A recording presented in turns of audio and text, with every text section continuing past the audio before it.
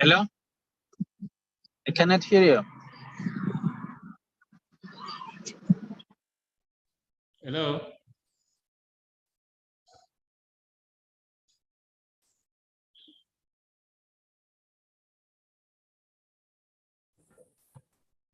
Hello. Hello.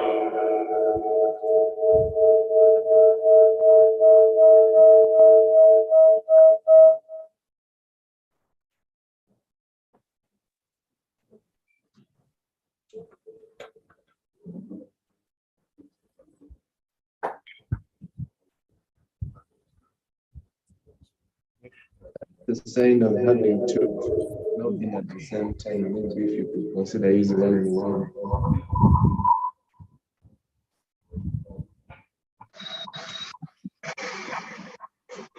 Hello?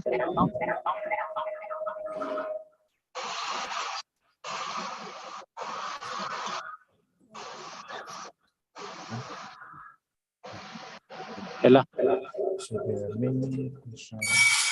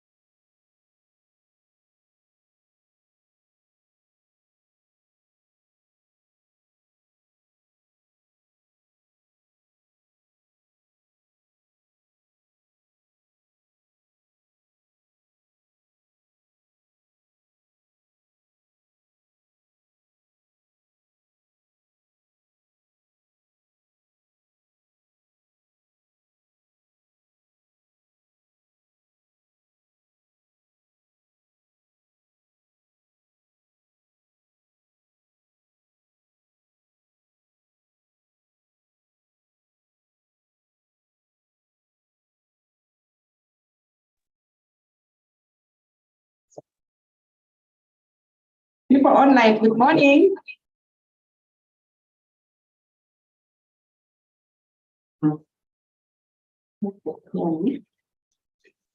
So today we are going to start our workshop, and I would like the people in this room to introduce themselves.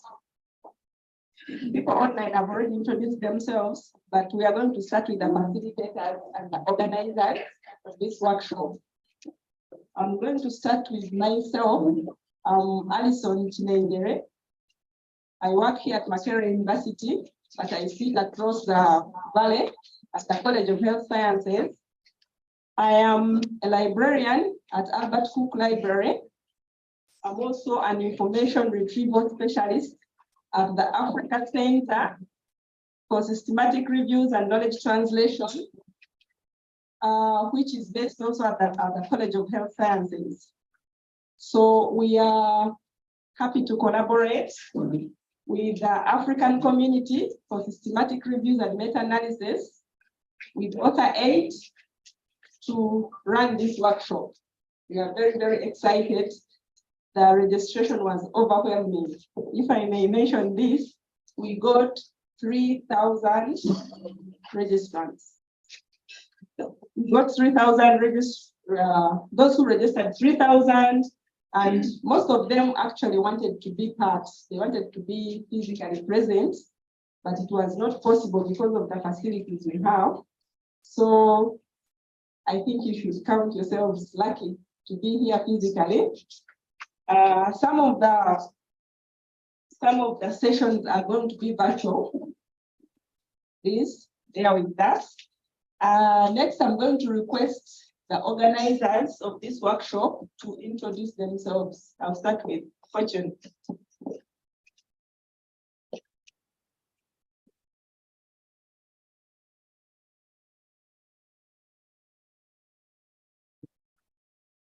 Hello, everybody. Good morning, good afternoon, good evening, depending on where you're joining us from. I am Fortune Effiong from the University of Calabar, Nigeria, and I'm bringing you greetings from Nigeria.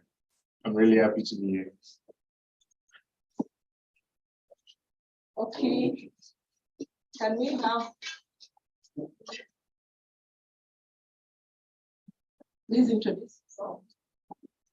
Greetings, everyone. I'm happy to be here with you. My name is Cindy Rosemary Kim. Let's enjoy ourselves. Thank you. So the other facilitators, we really apologize. They will be here, but we are also organizing another workshop at Entebbe. And well, it's not a workshop, it's called JASH, the JASH conference. That is the African Health Sciences conference that we have every year. So it is starting tomorrow and everyone is up and down. So the rest of the facilitators will be here later on or tomorrow. One of them is Dr. Ekwaro Obuku, who is going to take us through some of these sessions, and Dr. Moses Ochan. They should be coming later on during the day, but their sessions, I think, will be on either tomorrow or the following day. So the house rules. William, would you please tell us where to find the rules? Morning, everyone. So the washrooms are near where the lift is. You'll see James on the other side, and then the side. Thank you very much.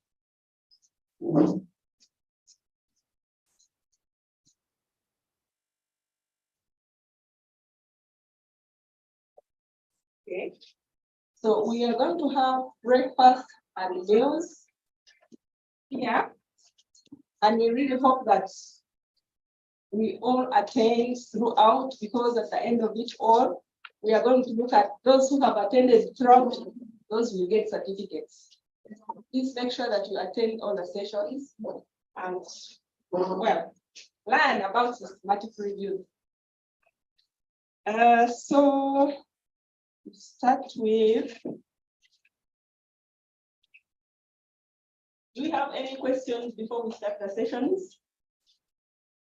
Any questions, clarifications?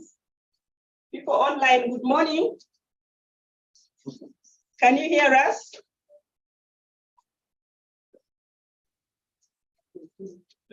There's no response. Okay, all right.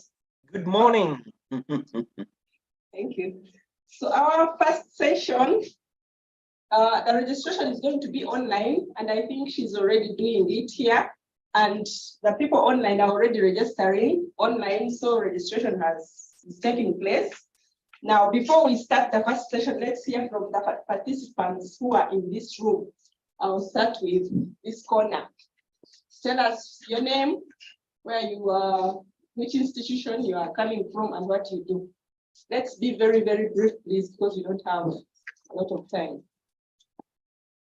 Colleagues, and those online, Francis Wokchonoka is my name. I work in the University Library at the Private Services.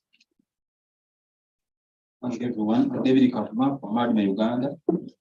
Work as a lecturer and I'm a student. Good morning, everybody. I'm David Akupo from Uganda Matters University, PhD students. Morning, everyone. I'm just from the online. I'm Abdul Hussein, a student here from the university. Hi everyone, my name is Tina from Guinea Conakry, but currently in Kenya, taking my master's course in disease modeling statistics. I'm Jima Barano, a Beninese, doing my PhD in mathematics, statistics option at Pan-African University, Institute for Basic Science, Technology and Innovation, Kenya. I am working on the modeling of infectious diseases using Markov processes on dynamic state space. Good morning, my name is Yeshua Sien. I am teaching and learning coordinator at People Health and University of Minnesota Global Health and Social Medicine Program. Yes, good morning, everyone. I'm Mobile Kodo from the Department of Population Studies, Makerere University. I work as a research fellow. Thank you. Good morning, everyone. I'm Brian Etiakorit from Makerere University School of Public Health, Cologne. Morning, everyone. My name is Joseph Atkwase. I work at Soweto University School of Health Sciences as a lecturer. Hello everyone, my name is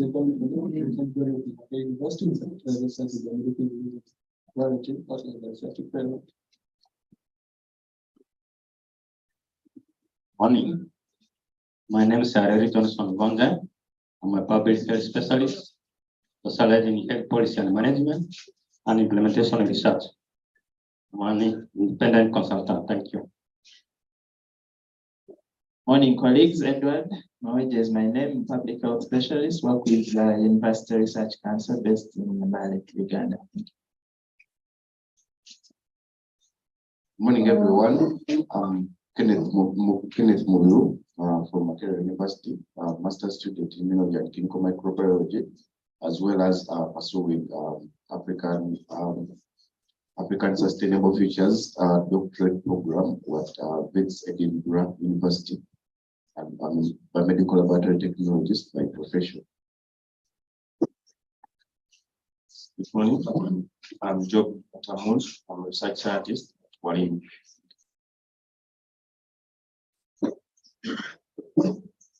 Good morning, everyone. I'm Salvi Asaurendile, student at Meta-Analyses University School of Public Health, Masters of Sciences Research. Glad to be with you all.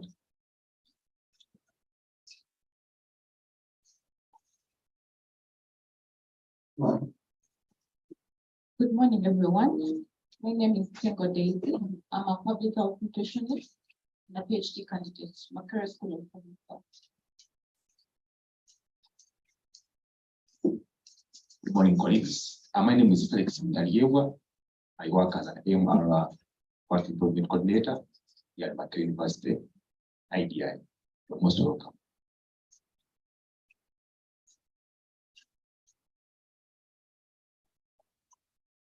Morning, everyone. I'm Adrian Nyamunze. I'm a medical student, medical Canadian, and I'm a student. I'm doing library information science, and my topic is libraries and systematic reviews. Thank you. Thank you. Oh.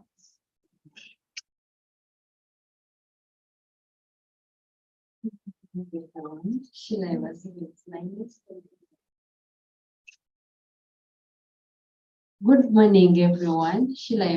is my name. I work with Wallin, and I'm a student at UMI in monitoring and evaluation.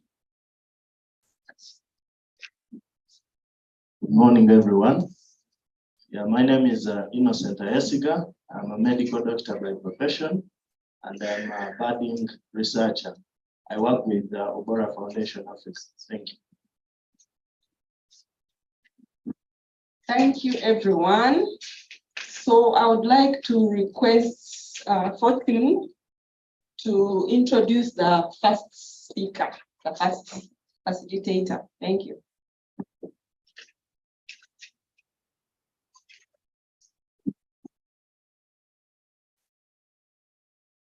Hello, everybody. So please, first, we want to be sure that you are in the Telegram platform, both on-site and virtual participants. Please, are you all in the Telegram platform? Because we have just shared the slides for the session, so we wanted you to have the slides while the session is going on. Okay. So for those on Zoom, we have shared the slides as well. There is a pre-workshop survey. We have shared it on Zoom. We're sharing it on the Telegram platform right now. So you have to take the survey before the first session, please.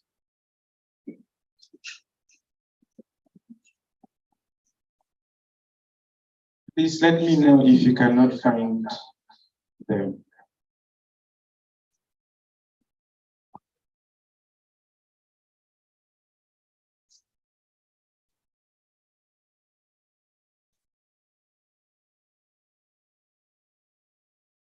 If you're in a WhatsApp community page, I will be sharing it as well. The pre-workshop, the pre-session survey.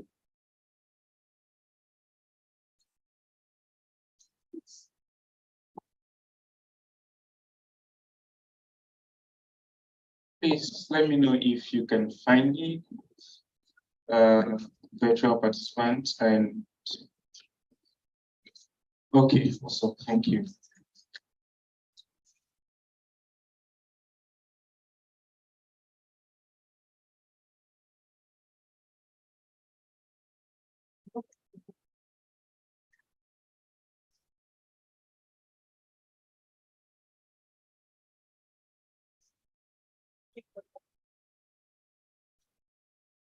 Welcome everybody once again. This, like Professor Listener has already introduced, the training is brought to you by the African Community for Systematic Reviews and Meta-Analyses, author HEAD, the Africa Center for Systematic Reviews and Knowledge Translation, and Cochrane Kenya. I'm really happy to be here. The training is divided into, the course is a certificate course. It's divided into 6 sessions or 6 modules. So we'll be taking 3 sessions per day.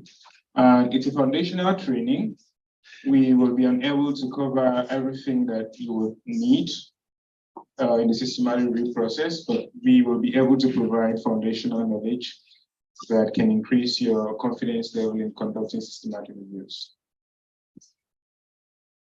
So for today, we have 3 sessions. And the first session is an introduction to research and research methods. Apologies, we have 2 sessions. First is introduction to research and research methods. And the second session is an introduction to evidence synthesis and systematic reviews. So the facilitator for the first session is Caris James from the Kenya Medical Research Institute, and from Cochrane, Kenya. Is already waiting for us to give him the go online, and we'll be starting in a few minutes. He'll be taking us to introduction to research and research methods, and after a session, there will be a 30 minutes question and answer. After the 30 minutes question and answer, we'll have a maximum of 10 minutes exercise, and the exercise will be virtual. So please note that the exercise is a criteria for obtaining your certificate. So it means if you are unable to complete the exercises for all the sessions, you may not be able to get the certificate for this course. All right. Please, do we have any questions online or in person? We are about to start the first session. So we have shared the pre-workshop quiz on the Telegram channel and on the YouTube and the Zoom chat box. We have also shared the training slides, the session slides.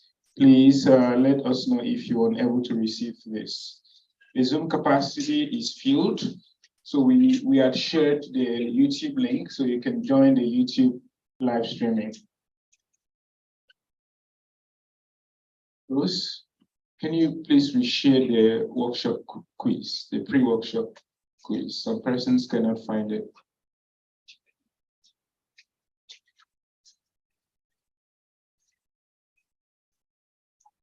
Or Felix, can you share? Okay. All right, so Dr. Caris, please, the floor is yours. Thank you very much. Oh, very good, very good. Testing. Fortune, how are you? Testing. Yes? Clearly? You're fine?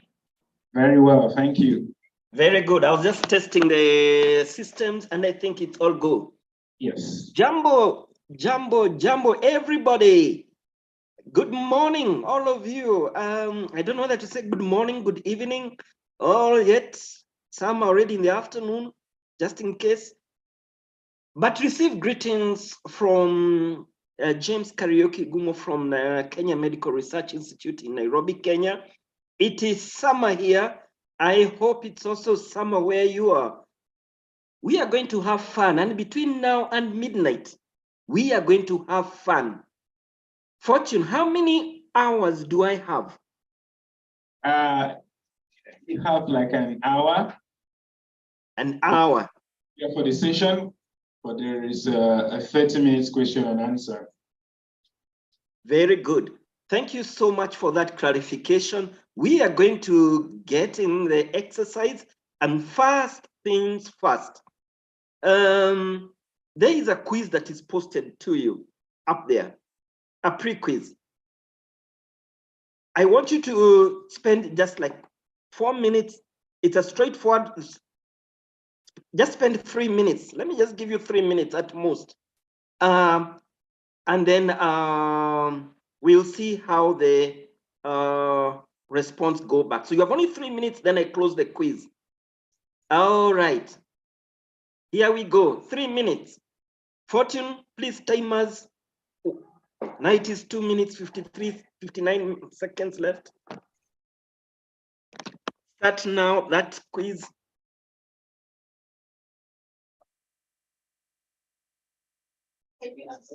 Not yet, they cannot access it. Not yet? Those in persons. Yeah.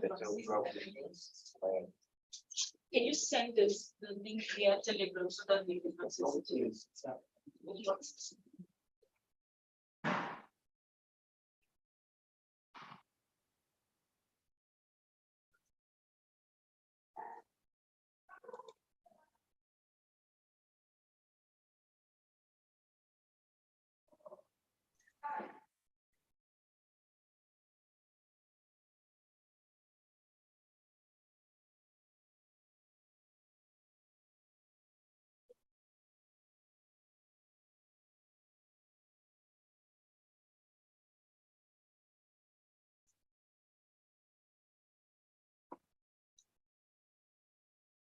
I keep them coming.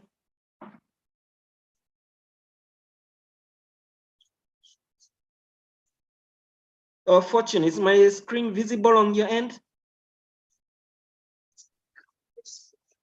Yes, please. You can see the voting, the voting that is going on online. Sorry, everybody. We will share the link and slides via email right now. We're sorry for the Telegram issue. Okay.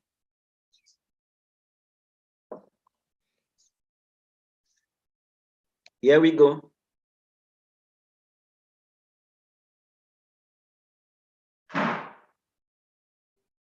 I had 2 minutes left.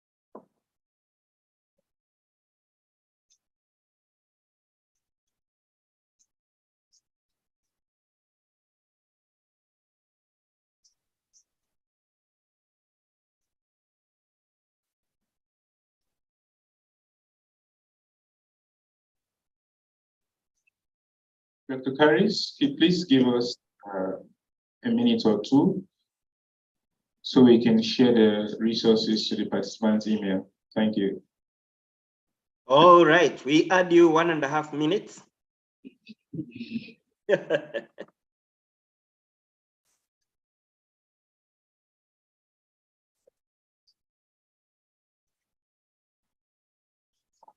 This is a welcome quiz. Just feel free. Let's just go on. A welcome quiz.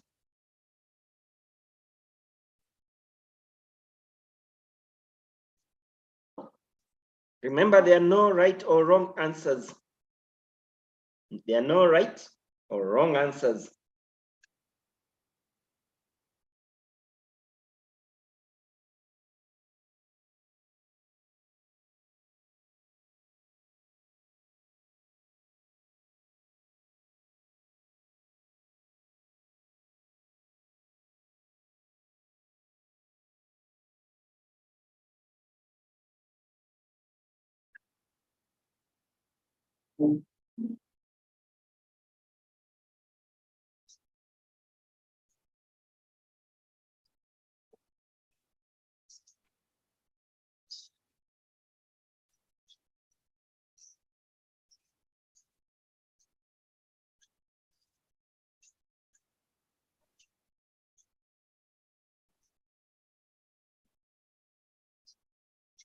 Here we go.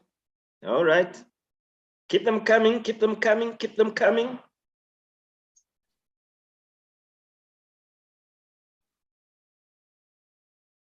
They are coming, they are coming.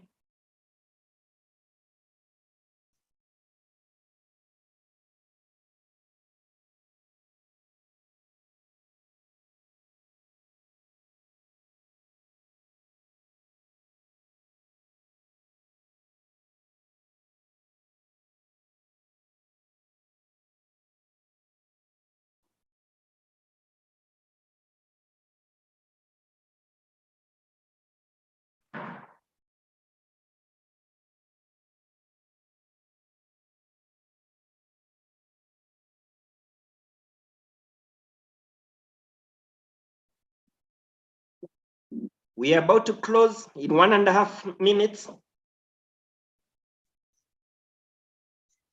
Closing.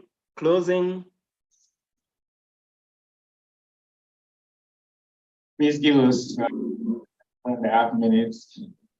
Okay.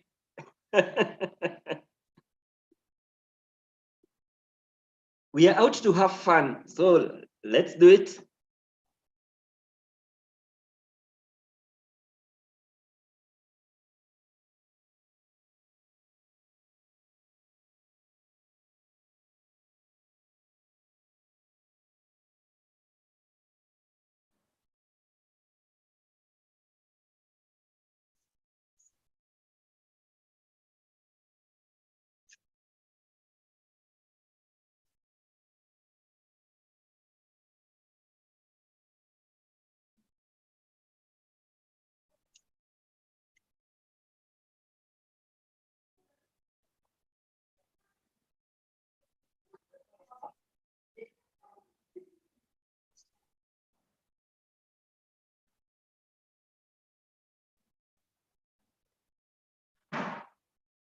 Hello, everybody.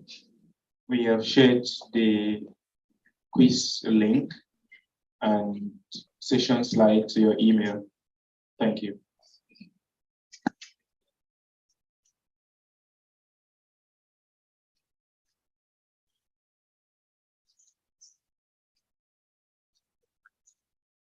We have shared the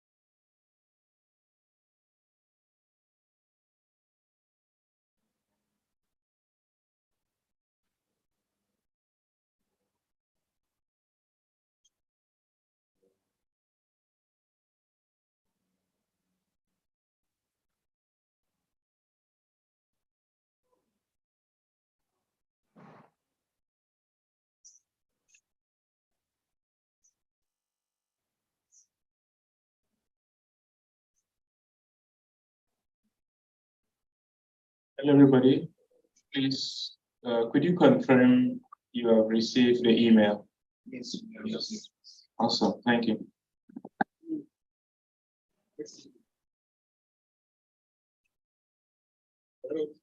I've not received.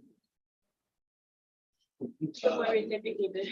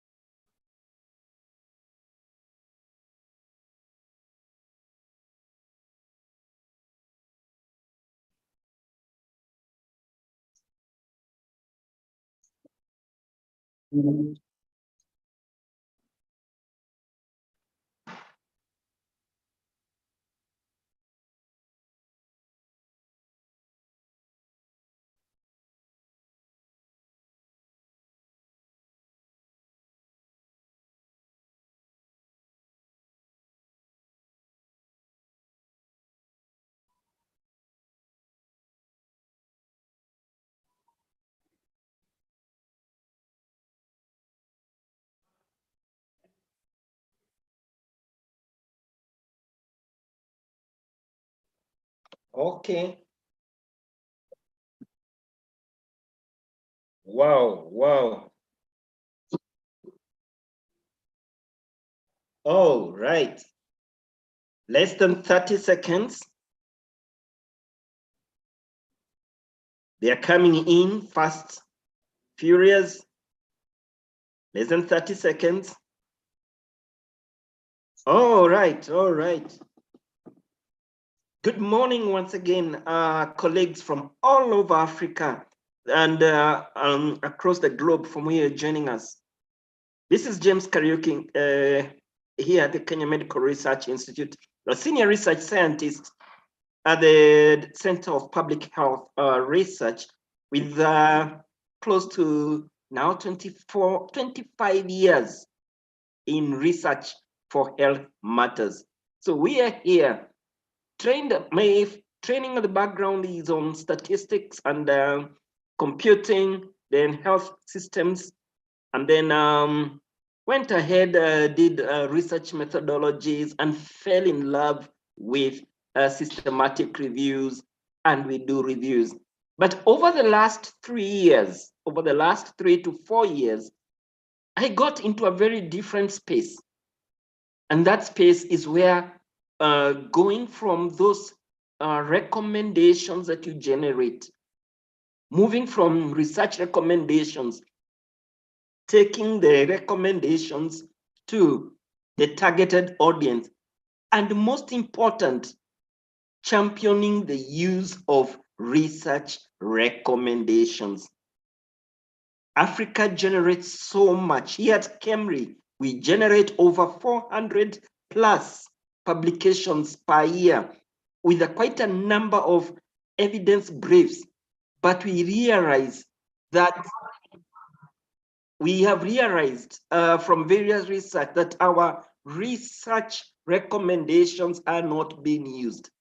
Whether they are single studies or multiple studies, the targeted users are not using the evidence to inform programming, to inform practice, to inform policy. And therefore, for the last 4 years, at the Knowledge Management Office that was established by the Board of Directors at the Kenya Medical Research Institute, we have been pushing, deliberately pushing for the use of for the use of evidence among targeted users. So that is a brief history. And behind me, behind this team at KEMRI, the Knowledge Management Office, we have a whole set of experts. We are led by Professor Orwa, Jennifer Orwa, our team lead, and there are many others, and some of them are already in this set. So this team also represents what we call Cochrane Kenya as part of the Cochrane reach in the eastern, we call it the Indian Ocean side, because there's Cochrane South Africa, Cochrane the Eastern Africa, that involves Kenya, Uganda, Tanzania, Ethiopia, Somali, all the way to the DRC, and then West Africa have theirs also.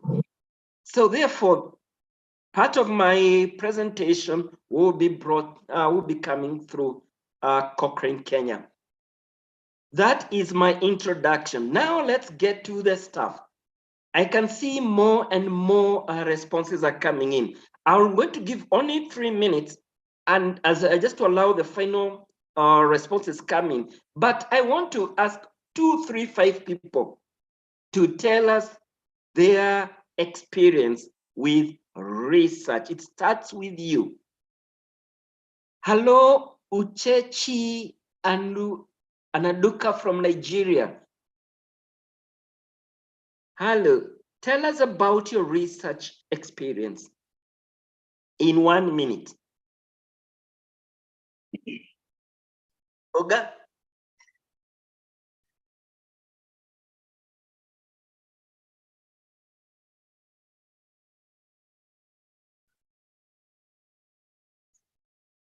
Okay, we can't hear you. Let me try somebody else.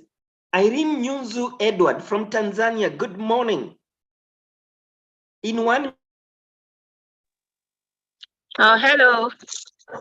Sorry, I couldn't unmute myself before. Can you hear me? Okay, I'm Uchechi Anadwaka. So my research experience spans a decade. I'm an economist by training, and so I do more of quantitative research. And my research interests are on maternal and child health and also child protection. So I've written several papers, but mostly using quantitative studies, secondary data, and also some primary research as well. Never done a systematic review before, but currently working on one, and that's my reason for joining this workshop. Thank you.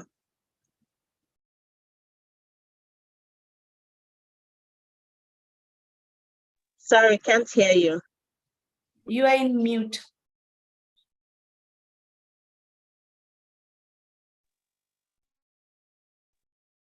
All right, can I hear from Eileen Nyunzu Edward from Tanzania? In 1 minute, what is your experience?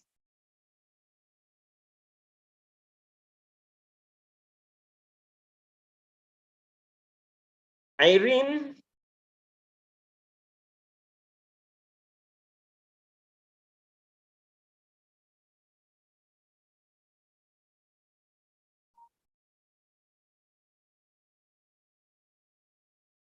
Okay, all right, let me go to the Sudan, Khartoum.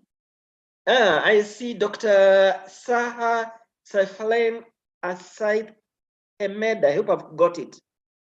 Lecturer on public health at the University of Khartoum. Good morning. Yes. Very good, Doc. Go ahead, Dr. Good morning, Doc.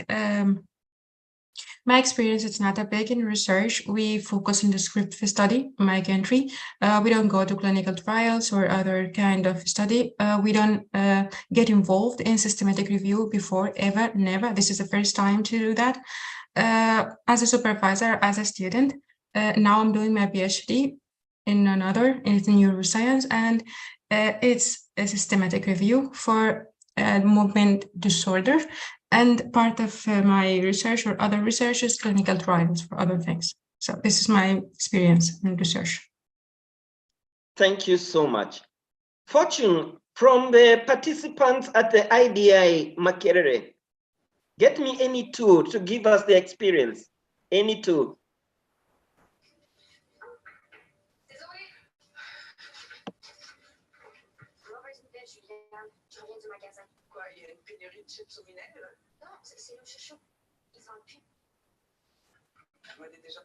Hello.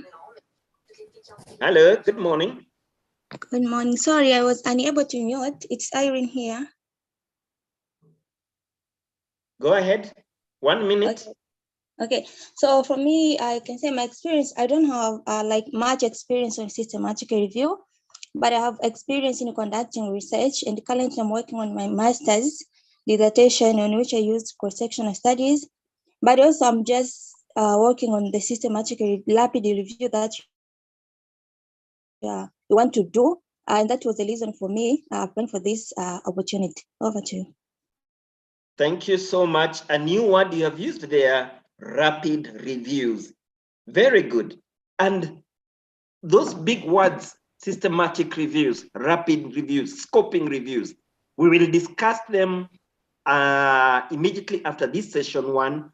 This session one is a foundation. Now, let me be fair to the people who are physically present. Fortune, pick any two and give them 30 seconds, each of them, to tell us their experience. Any two from IDI, physically present at the IDI room.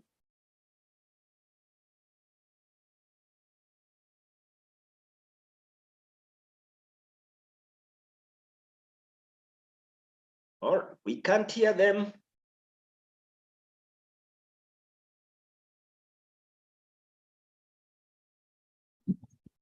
Is it okay?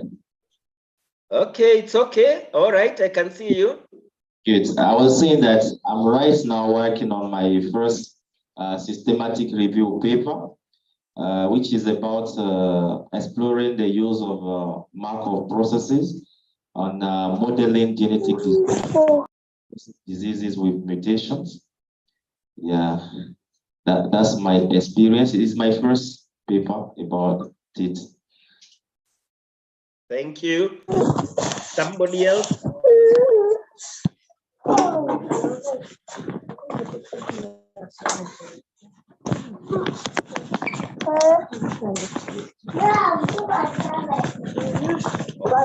right.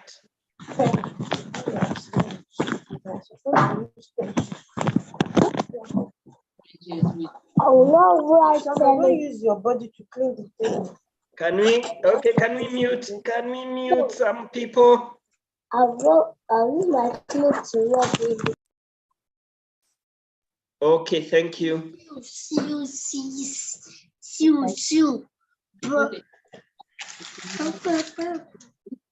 And my topic is systematic reviews and libraries. So, and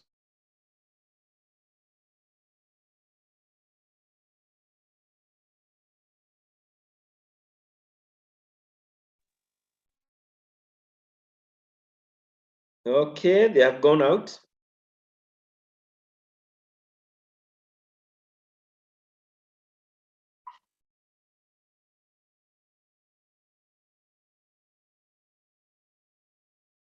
Okay, oh, very well.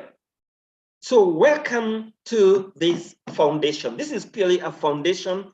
For this 1 hour, we are going to just lay foundation. It is real foundation for anybody who is undertaking postgraduate studies. So your master's and PhD, and probably in practice. I've seen in the registration form, there are people who are also in the private sector. So introduction to research and research methods for critical thinking. This is purely for critical thinking, and that is the angle that I'll come in from, critical thinking. Okay, before we go into the introductions, we have just done a quiz, a simple quiz just to engage us, to know where we are.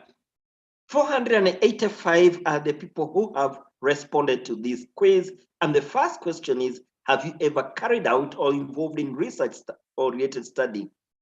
Well, you can see there is 86.4% have said yes. That means over a significant proportion of participants today have an engagement in conducting research. And that is interesting. But we cannot forget the 13.6% who have not undergone through this exercise. So I'm going to ask you to please bear with us as we step one step back to introduce what is research and research and what is research, and then I introduce you to critical thinking. All right, so please bear at the back of our mind if you're new to this. Now, here are the study designs for those that have been involved: cross-sectional, quantitative, qualitative, RCT, quanti, cross-section. Wow, RCT. That is interesting. Not applicable, retrospective, case studies, they are coming in. Experimental, cross-sectional, longitudinal. This is a whole mixture of study designs. And that tells me there is a good grasp of the types of research applied. And I'm more than happy to take note that mixed methods or quantitative and qualitative methods have been used by quite a number of students. We will talk about them. All right, phenomenological case studies, very interesting. They have been listed, there are quite a number there, but we'll come to them. Now, which of the following is not an important feature or item when conducting critical appraisal? The key word there is not. Which of the following is not an important feature?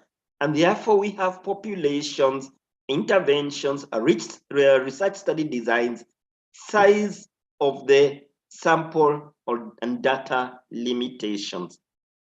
Wow.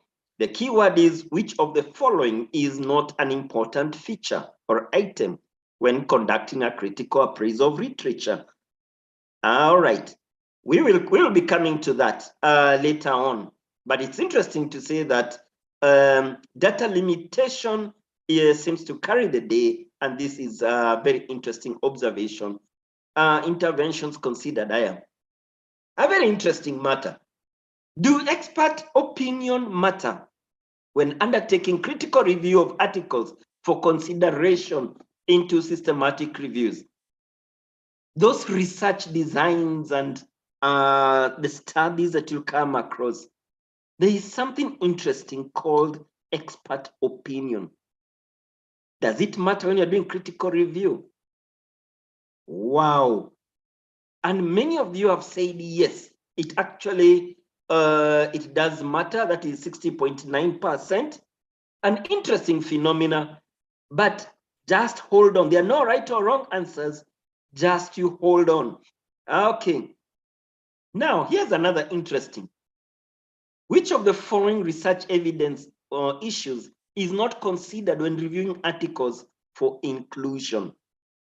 You have your researches, both primary and secondary, and then which of them is not considered when is not an issue to consider when reviewing articles for inclusion and exclusion? Systematic reviews, case studies, expert opinions, experimental designs, mixed method study designs. So expert opinions carry the day. It's not considered for inclusion when undertaking systematic review. So there they are, and 503 of us have responded. So this is an interesting survey, and it's actually set the pace for our introduction. So I'm going to my introduction, and for those who already have the slides, you can kindly join me. Okay, this one. All right.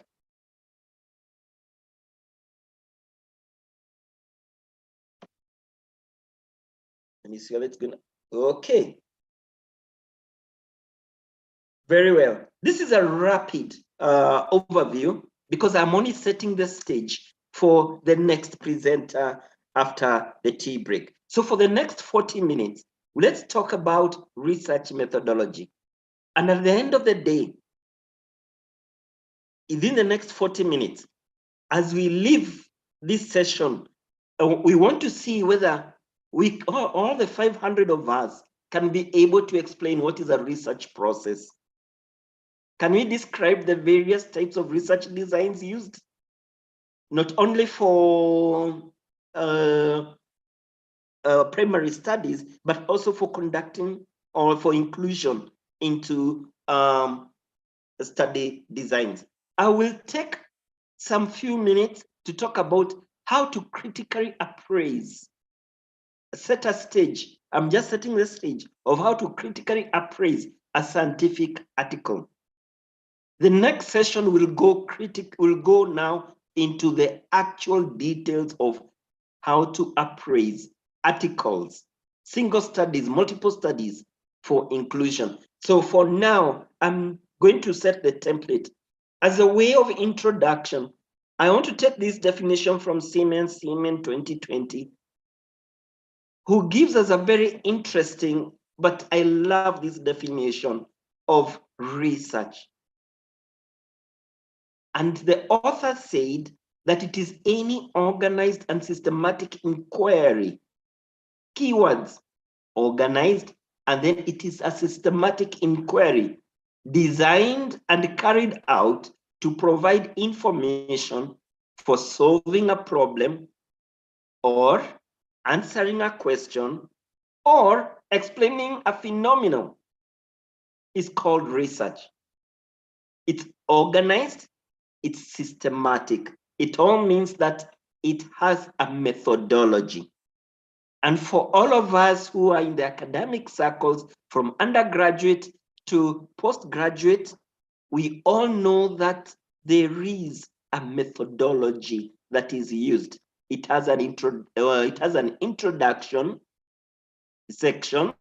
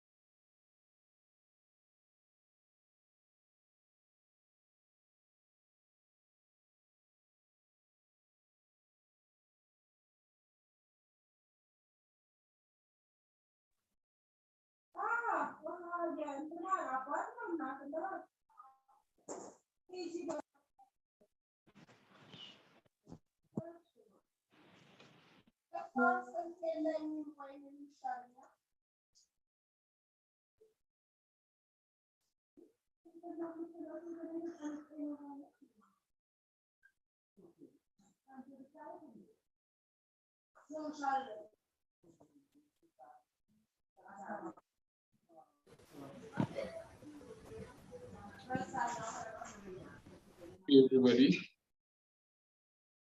can you hear me? Yeah. But no sound. Awesome. We are sorry. I think we have issues with Paris's network.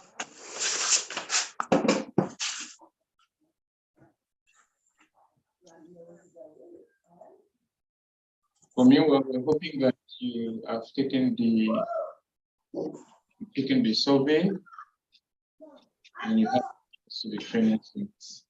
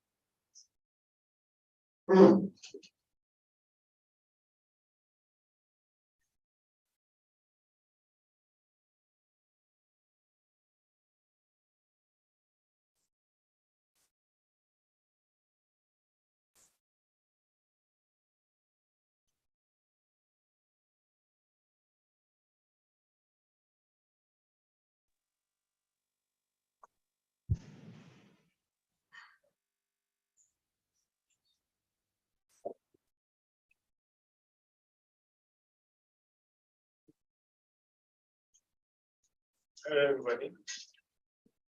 Hello, everybody. Hello. Yes, please, we have shared an attendance form for the virtual participants. Please do well to fill it while we're waiting for Caris to join us. Please note it's one of the criteria for getting the certificates. Thank you very much. So we'll give 2 minutes for that. Here we are.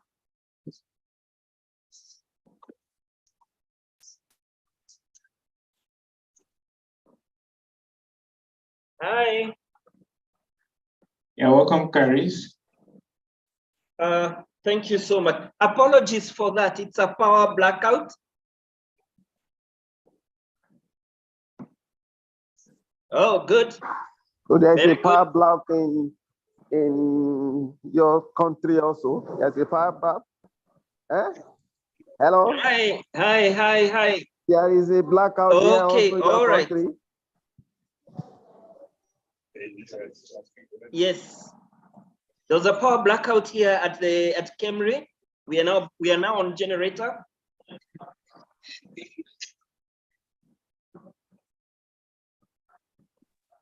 Africa, we held it. Hi. All right. Matthew. Hi, Matthew. Oh, let's get back to the session. Yes, I'm enjoying you. Greeting from South Africa.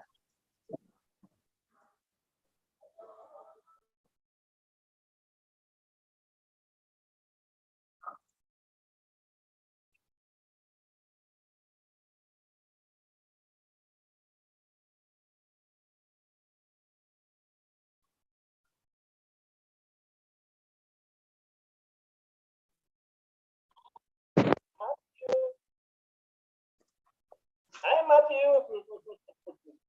Oh, let's get back to the session. Yes, Hi. I'm enjoying you from South Africa.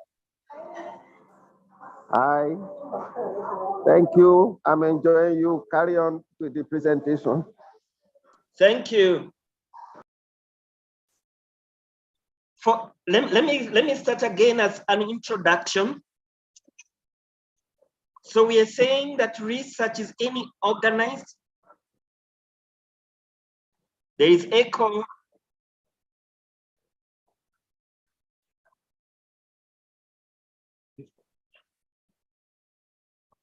Thank you, thank you.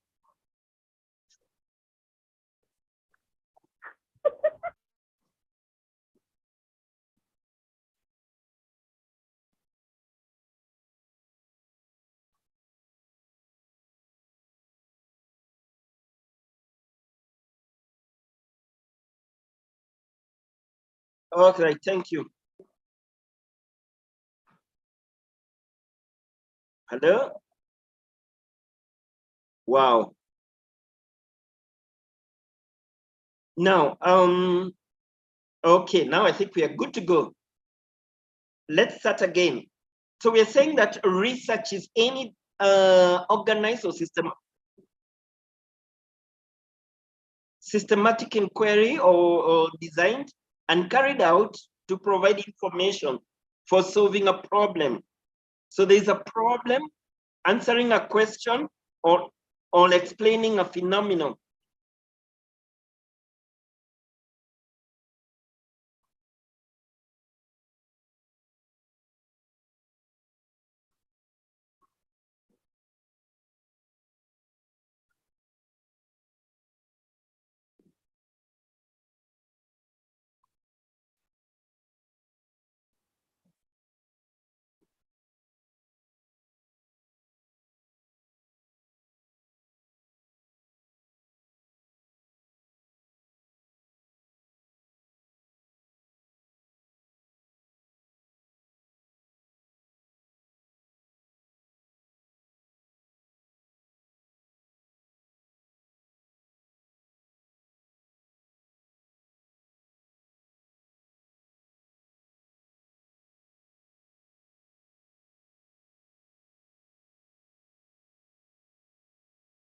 Let's start out this. Hello?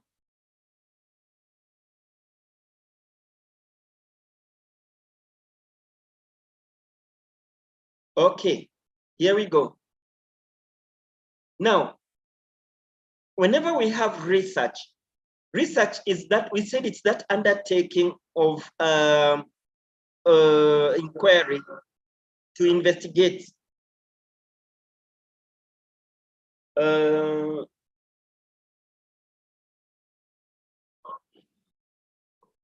now, oops, sorry, there's somebody on the background.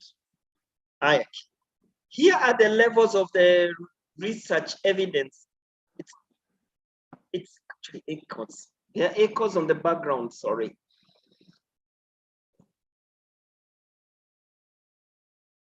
There are echoes on the background.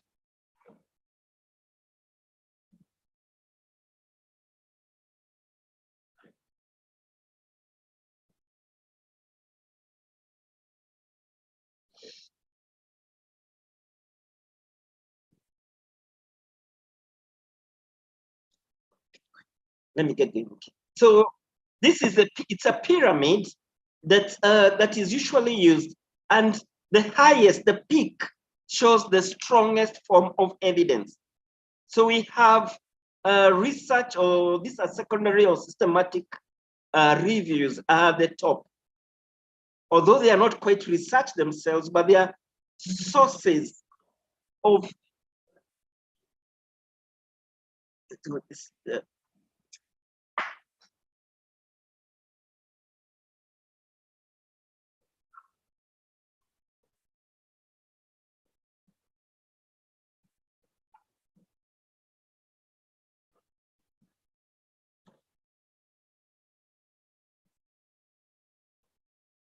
Hi, Caris, can you hear me? Hello, Caris, can you hear me? Yes, I can hear you. Yeah, your feedback is very clear, so you can continue, please. Okay. Sorry about that. I was hearing my echo on my side, but now it is gone. Very well. Thank you. Now, we have systematic reviews. Those are very powerful. They are right at the top. In the second session, you're going to learn why they are right at the peak. But below them, we have what we call randomized controlled trials. We have cohort, case studies, case series, and reports. And the triangle goes on all the way to the bottom. And then we have editorials and experts' opinion. The critical take-home message is this, is that the methodological differences create the strength of evidence. When you do systematic reviews, there is a lot of rigor. There is a lot of quality control checks. The statistical methodology are also very, very high, but they are the strongest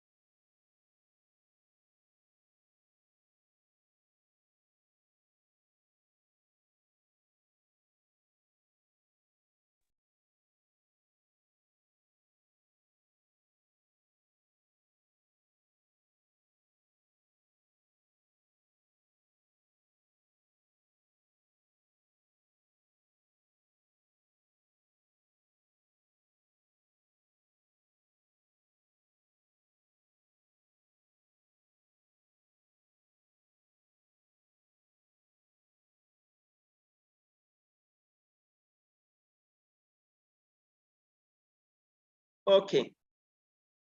I was saying that when you look at the levels of this research pyramid, I like pasting that on top of this. For those who have no, I would like to make it simplify for our first time. When you look at research, research can be categorized over time. You can do research studies over time. You can look at them from strategies, methodological, or appraisals. Now, right at the center is your data collection and data analysis. Ideally, at that point is where we have systematic reviews also coming in. Now, at the top of that should be longitudinal studies, which are time-based, and you can see where cross-sectional studies and longitudinal studies. But in the order of hierarchy, you will start with longitudinal studies. These have studies like RCTs, experimental studies. And this means that you are following, these studies were following their population into the future. And therefore you are able to control for parameters. A cross-section study is a time point study taken at a certain point. And therefore, the researcher has no control of certain events because they have already occurred. But when you follow patients longitudinally into the future, that's longitudinal studies, especially like clinical trials, you are able to control certain parameters. You can come to studies or researches that address strategies. And these ones are researches that are either classified as case studies, experimental studies, they are narratives, they could be secondary or archival research or grounded theory surveys.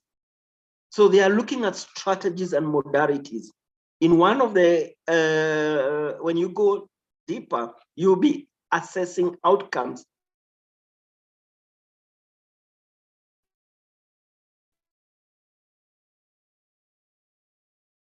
And some of the outcomes have to do with strategies. So are you doing, it was they are doing strategies. After that, there are other levels of research, the layers of research. You have mono-method quantitative, you have multi-method quantitative, mixed methods.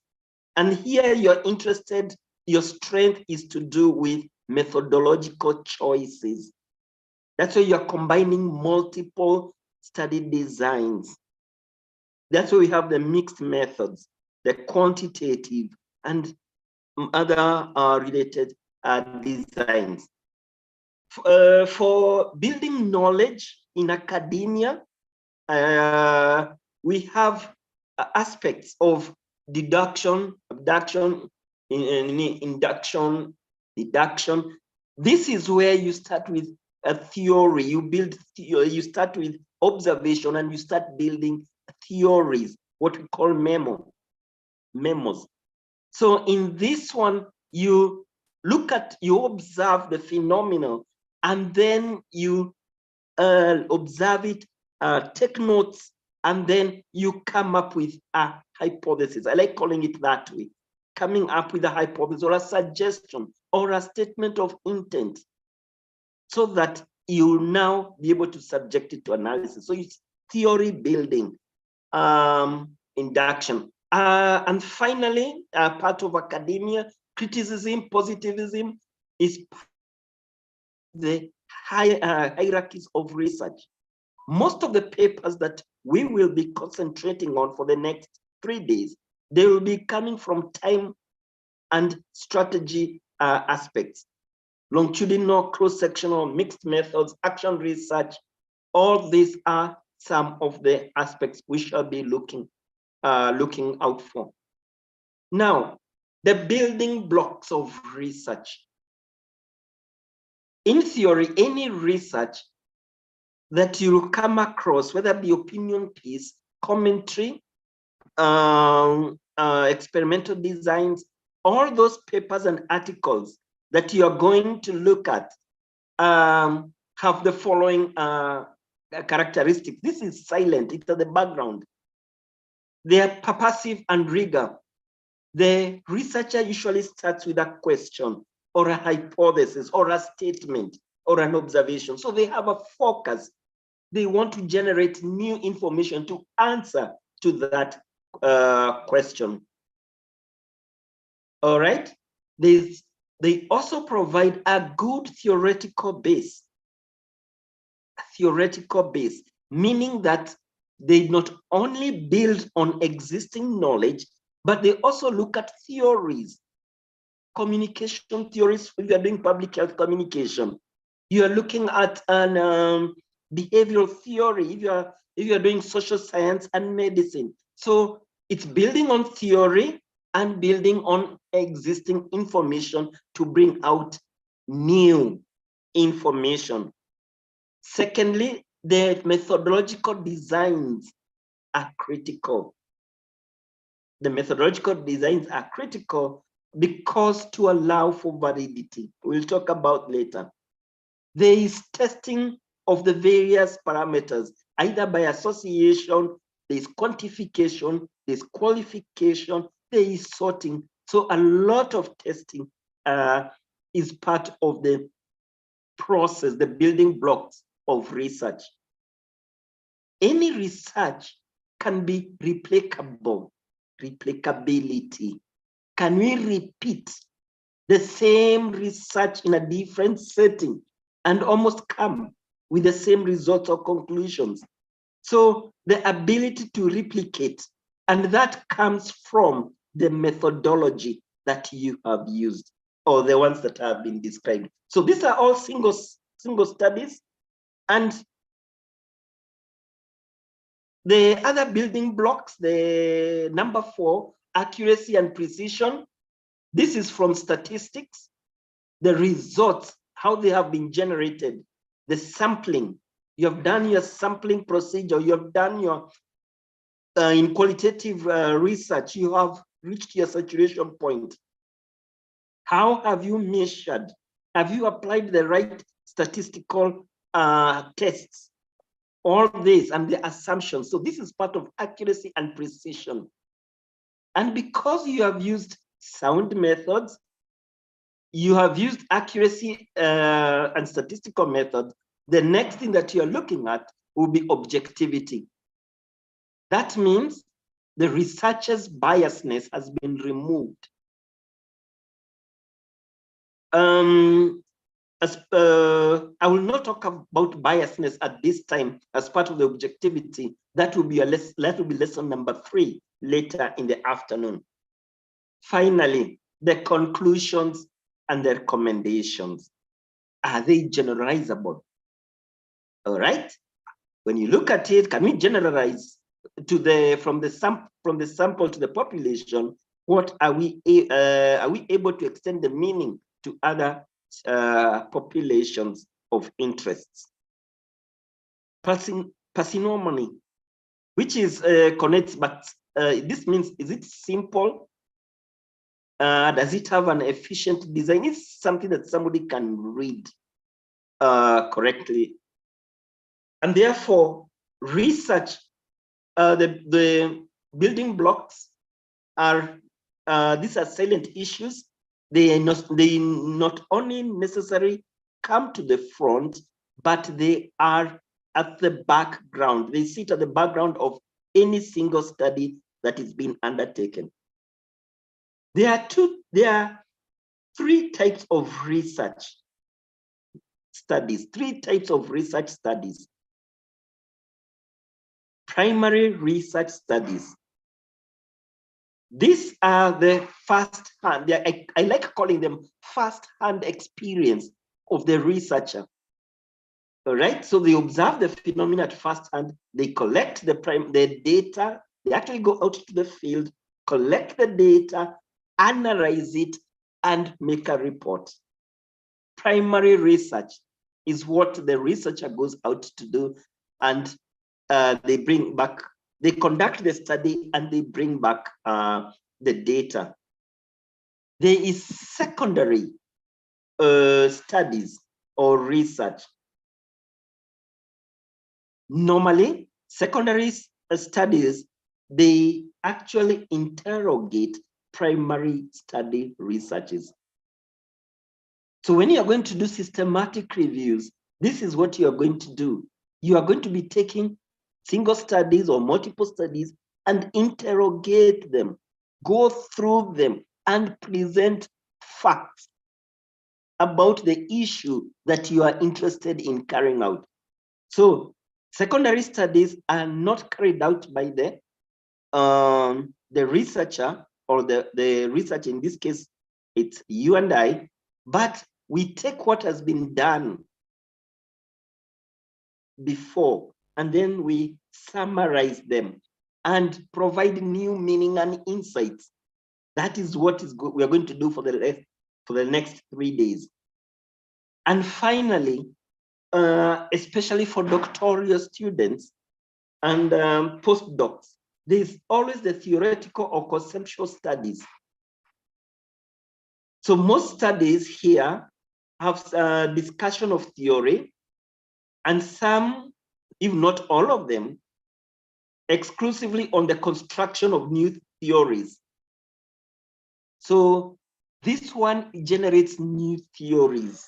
That is where the emphasis, construction of new theories, rather than generating or summarizing empirical data.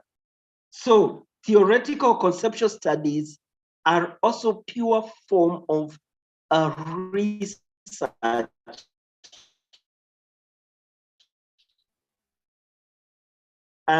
that bring out new theory and that it is because of their nature of construct. So for our discussion, we will zoom in on primary and secondary studies, but for our learning purpose, we also talk about conceptual studies. So building blocks or types of research. Whenever you take an article, whenever you take any research article, download it, look at it from introduction or from the abstract all the way to the end. During the research design stage, the authors of those articles, or what we call them investigators, study investigators or research investigators, had to think through these measurements of strength. Every researcher would like to be quoted, their work. Every researcher wants their work referenced somewhere. Every researcher wants to one day see their work being used by somebody. And therefore, for it to be seen, that research must have some form of strength. And when we talk about measures of strength, we normally have 3 levels. It is good to know that as the proposals that we generate, coupled with the study instruments, be they questionnaires, be they checklists, there are 3 things that we think about. From your hypothesis titled specific objectives, we will want to think through what we call internal validity. And we are saying is that this research that is being conducted by James, is it actually, does the study intervention, is it actually causing or reaching the desired outcome? Has it reported about the desired outcome? How confident are we that the observed changes are due to the intervention or the phenomenon under the observation? So it is testing that method, that questionnaire, the way you have structured that questionnaire, the questions in that questionnaire, are they really measuring what the investigators wanted to measure? All right. Sorry about that. There's also the ability to rule out competing explanation for observed changes. There's a levels of biasness. Are they able to rule it out? One of the most difficult things here is the issue of culture. different cultures, language, the way you phrase your language. There is the Pidgin English, there is the East African English, there is the American English, Australian English. Do some of those words mean what they actually mean? External validity. Is the study able to replicate or produce similar results in different settings? The emphasis of external validity has more to do with the methodology. And methodology includes your study design, your population, your geographical study setting. It also contains your sampling procedures, and it also contains your data management and so all this, if another independent research or investigator comes, are they able to reproduce that study and almost find similar results? Program fidelity. This has to do with ethics. Was the study implemented according to the standards or to ethics? And most of us are required to state the ethical consideration. But we are going to learn in the afternoon that when you take an article, you can actually ask additional, you can actually email the original author of that article for additional investigation, information, especially where vulnerable populations were used. Because you want to see how they were blinded, how they were controlled. So issues of ethics, issues of program or research fidelity is very important. It's a way of assuring us that the article that I have at hand actually answers the issues or the questions that I would like to proceed. Okay. I hope I'm still on that.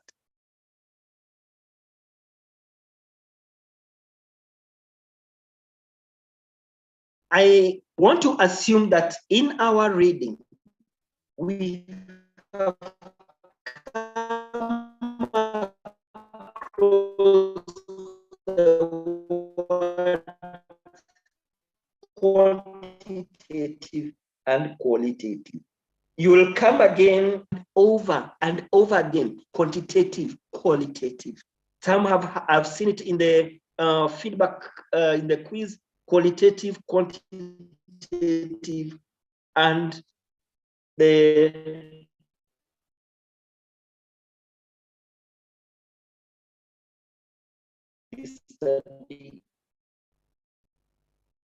okay.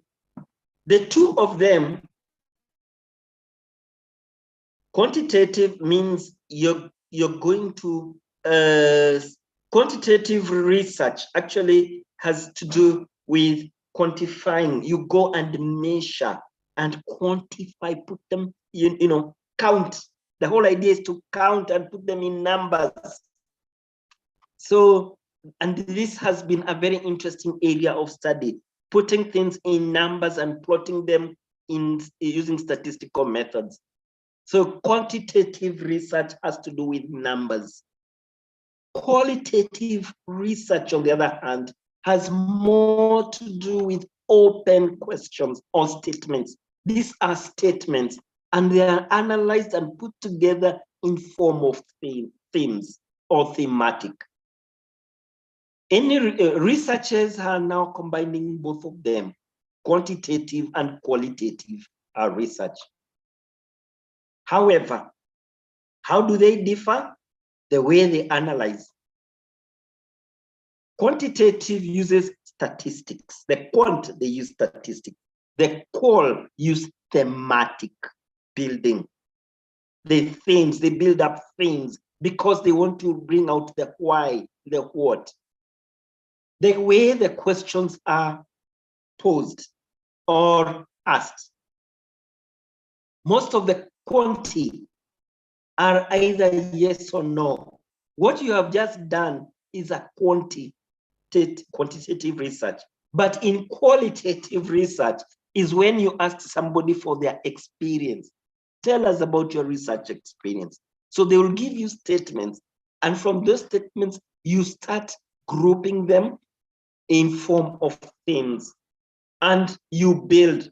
The farthest you can go is ranking. The farthest you can go is ranking. And then degree of flexibility. Qualitatives are more flexible, but they have only one issue, is that they cannot be replicated and get almost the similar findings over time. All right. Some you used to say that if you ask me that question in the morning, the answer I give you, if you come 2 days later, I'll probably have changed the answer. There's a lot of variations with the qualitative.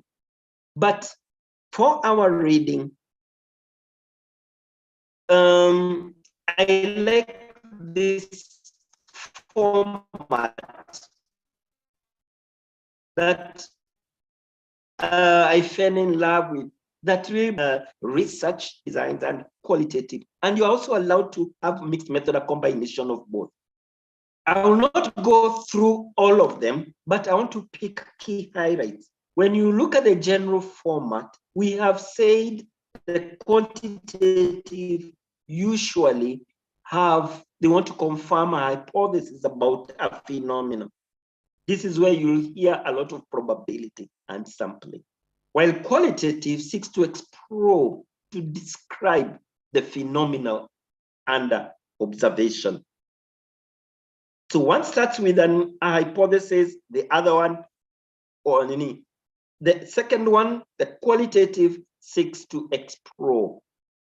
When it comes to analytics, because quantitatives are probabilistic-based statistics, they use probabilities, while the qualitative seeks to describe.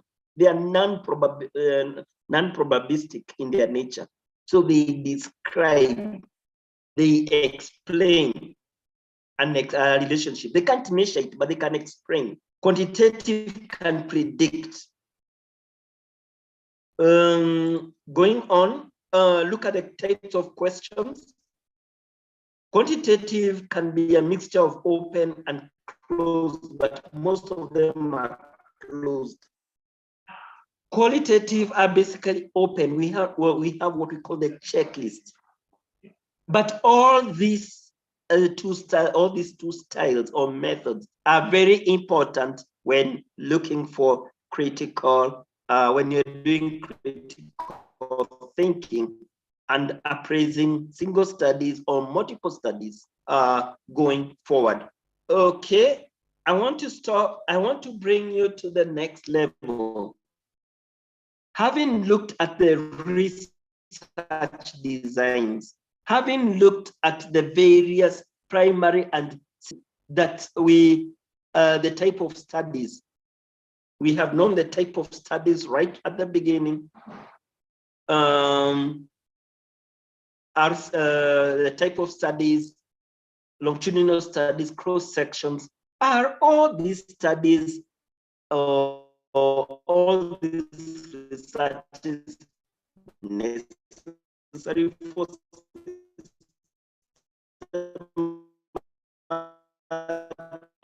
reviews? Are they necessary? In the next 5 minutes, I want to indulge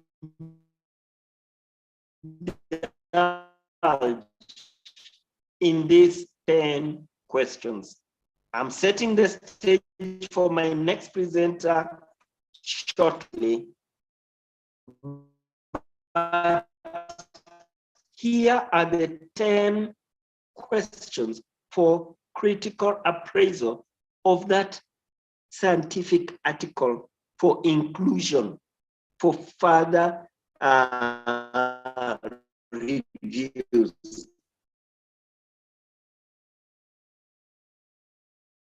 Question number 1.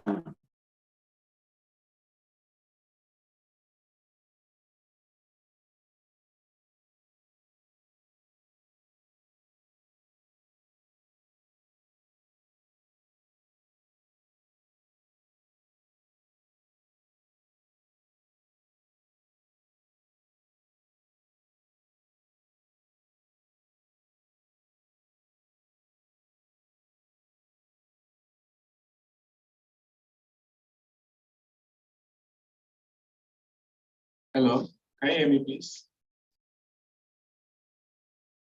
All right. Sorry, Carrie Sugana is having issues with his network. But meanwhile, please be sure to fill the attendance sheets. It's really important for certification. And for the YouTube viewers, we are sorry, we're not communicating with you. Please check the chat box. You would see all the information that you need. Thank you.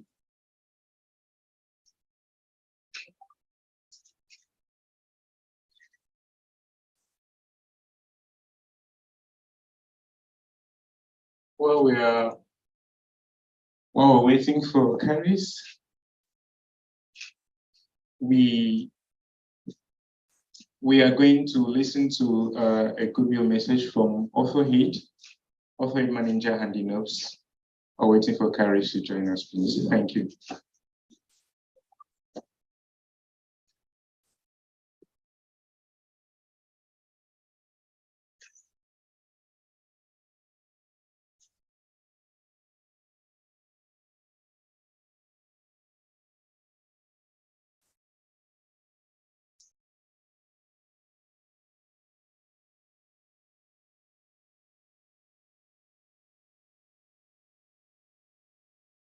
Hello. Can you see my screen?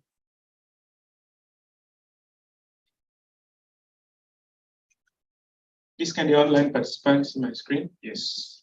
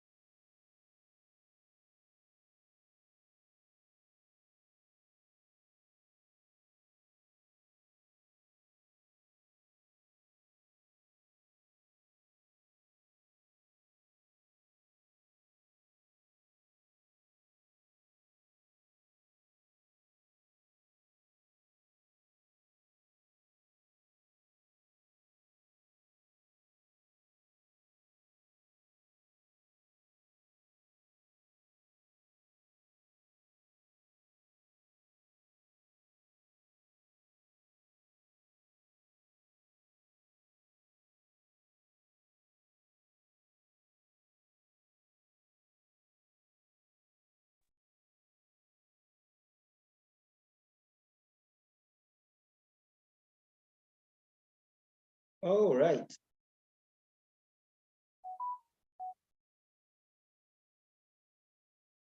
Here we go again. Let's finish the lesson. 5 more minutes and we are done. Here are your critical. Let me share. I'm sharing that slide.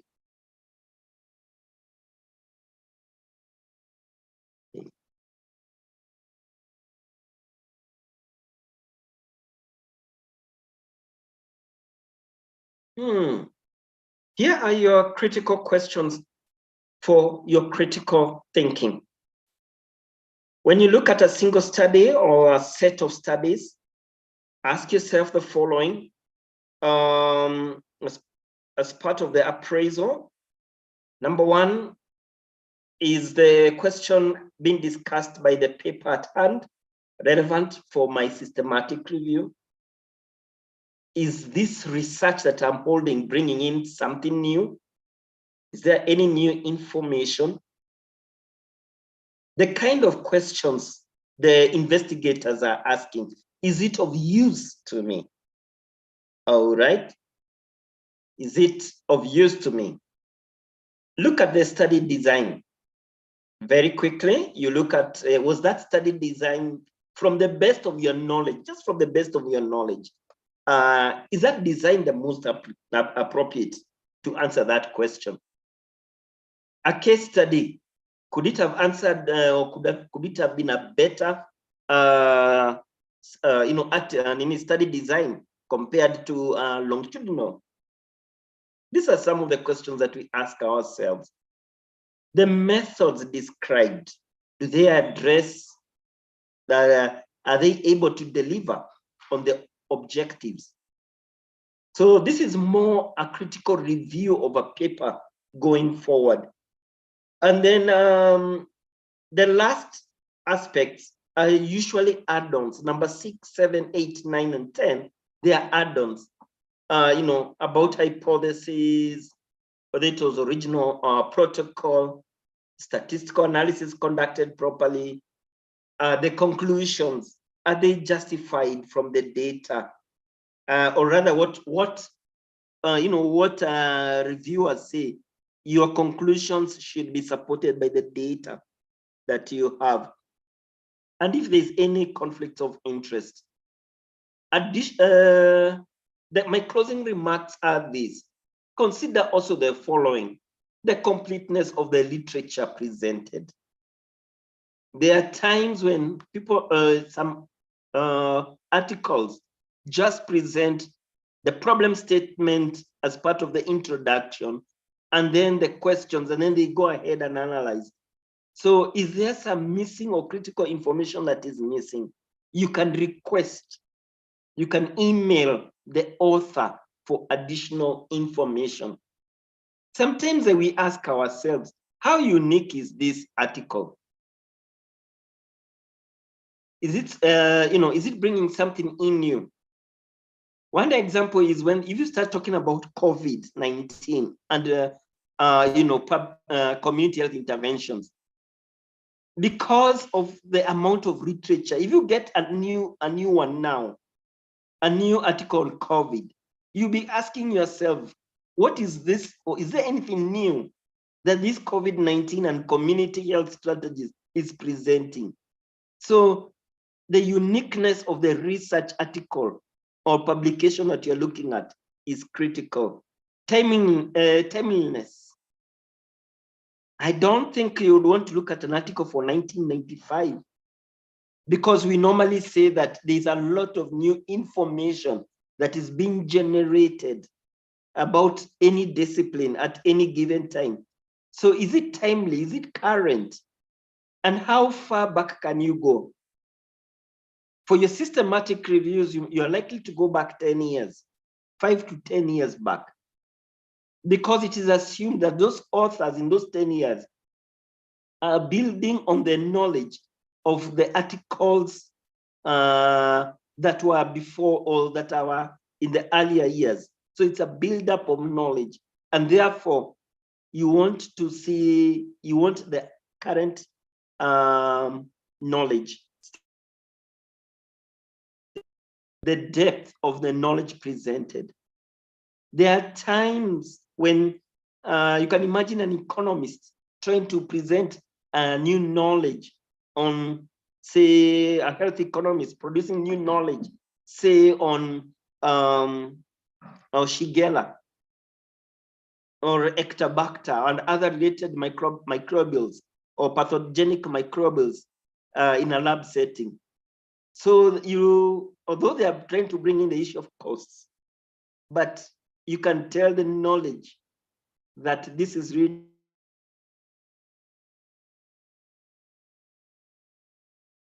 by the way, colleagues, that last point usually comes up when you be looking at literature that was published in peer-reviewed journal and literature published in they call them predator journals. I will leave to Professor Anderson to tell us about predator journals. All right, journals that you can publish overnight and your paper is published. So coverage of depth will be critical when you look at those. Allow me to end at this point, and I leave you on the screen for you to look at those 3 takeaway points. Research designs are an important component for any single or multiple study. Study designs are prone to preference of the investigators. And finally, there are other factors. When you look at a single research, there are other factors to look at, and they've been listed there for you. So let me stop here, and I want to give it back to my host to see whether we can have a quick 1 or 2 Q&A session. Asanteni-san, and apologies for the technology ups and downs. Thank you, and over to my host.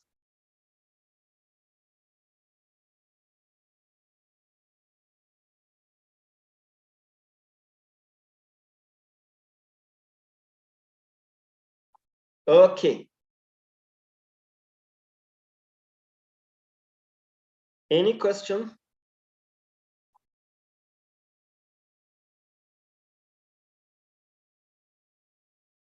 Sorry, I think I was muted when I was speaking away. Can you hear me? Yes, yes. Okay, awesome, thank you. So we have like 10 minutes for Q&A, and after that we'll be doing the exercise, and the exercise will be critiquing a research article. But before the exercise, I think Prof. Allison will go for tea break. Prof. Allison, before the exercise, we'll go for tea break first. Is it ready? Yes. Okay, thank you.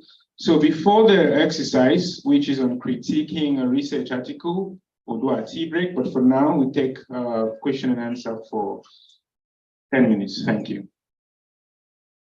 Anybody, virtual or physical participants?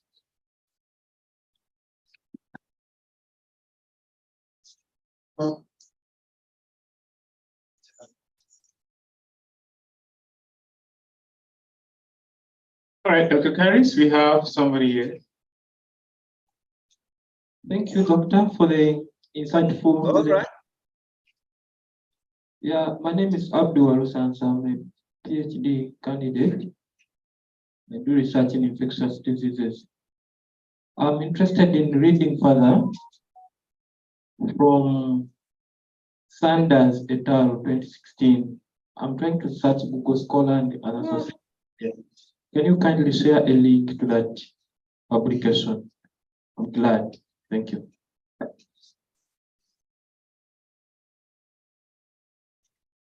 Hello.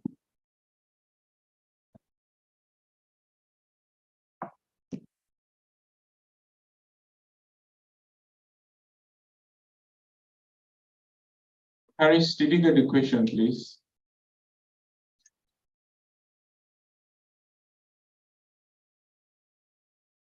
Please, those joining us virtually. Okay, we have one question. And the question is coming from Abel. Can you hear me, please, Caris? No, it's so unstable. Ah, okay. Somebody says, explain more on the web of design in your slide, and that's from Folashade. And another question says, how many types of study designs do we have in systematic reviews? Thank you. How many studies?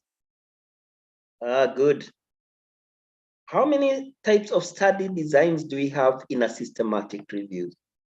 All right. Systematic reviews is a methodology of appraising researches. So look at it at the bigger point. It's for appraising research. And one of the entry levels is to look at the study designs. So all the study designs can be included. We can do a systematic review because these are review of publications, secondary review of very many papers.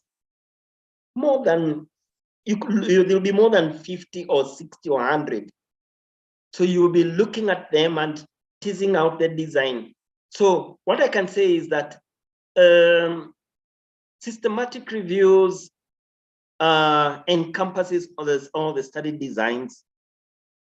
That's number one. They encompasses all the study designs. It depends on the question you're looking at and what you want to do. You can do a plain summary in which qualitative and quantitative study designs are included. You can do one on clinical studies in which the quantitative, and that is the cross-sectional part of the mixed method or RCTs are part of it. So we will talk about more of that when we go in the next session of systematic reviews. This was basically, this session which I've just conducted was just laying the foundation of what is research process. I want to leave it there because this technology, is there another one that I could answer to as I want to send a paper for you to critically to look at. Okay. Yes. I think we can just take one more question. Yes. Is that okay, please? Yes, go ahead. All right, thank you. This question is from Alan Okulo. And the person says, thank you so much. Must we necessarily have time period limits for papers to include in our systematic reviews? What if we include papers with no time limits from as far back as the first published paper, especially if no systematic review on the topic exists? Is this acceptable? Yeah. First and foremost, there are quite a number of reviews. They are not necessarily systematic. There could be some rapid reviews, but they are still part of the systematic review. And therefore, you'll always find that how back the time period basically depends on your subject matter. What are the question that you're looking at or the issue that you're looking at? Let me give you an example. If you're looking in cases to do with cancers, the types of cancer or coping mechanisms, there's a lot of studies on cancer. And therefore, probably you look in the last 3 to 4 years. If you are looking at the use of maternal placenta to be used for the reconstructive of the eye, the retina, and the use of that placenta, which by it is said it can be used for reconstructive. Ophthalmologists in the house will know about that. There is very, very thin literature about the use of placentas at harvested at birth, childbirth, and there are use in and the eye surgery to correct blindness. Now that one, you'll need to go back even probably in the year 1980s to see how organ, manipulation of organs to repair other parts of the body, including organ harvesting. So each study is so unique, and the time span will depend on the question you hand up at hand.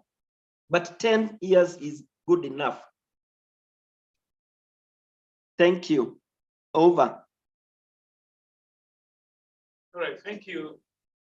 Thank you very much, Caris, and thank you, everybody. We'll take a 15 minutes break, but yes, we have acknowledged the questions in the chat box, especially concerning the registration link.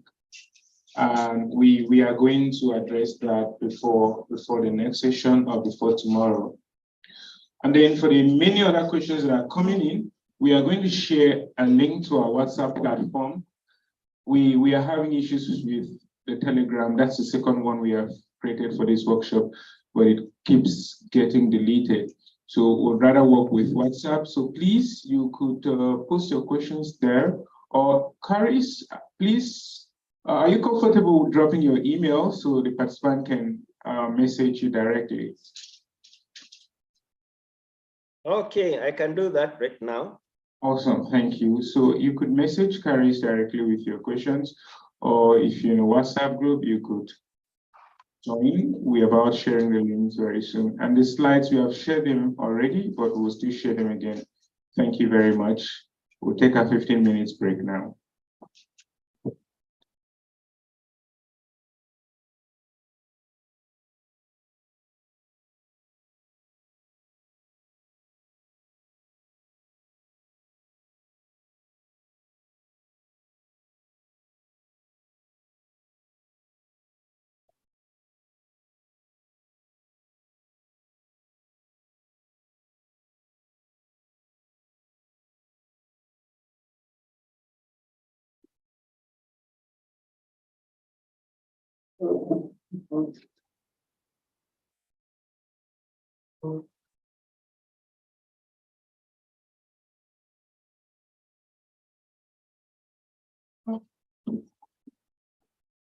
Sorry, we are reporting back in 15 minutes.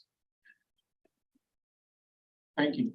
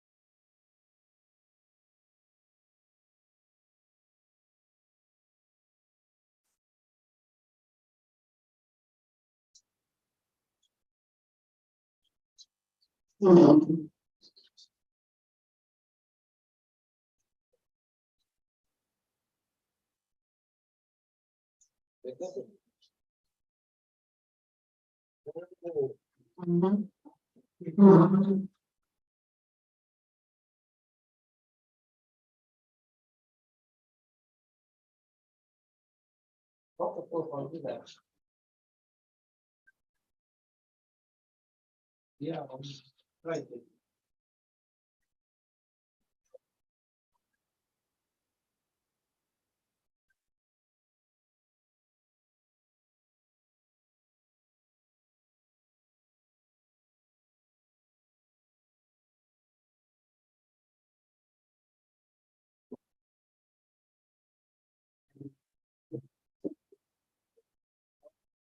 sense the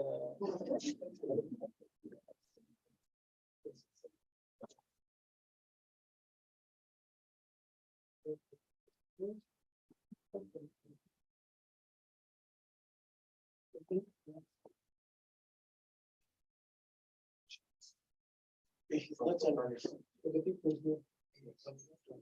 Like the people here.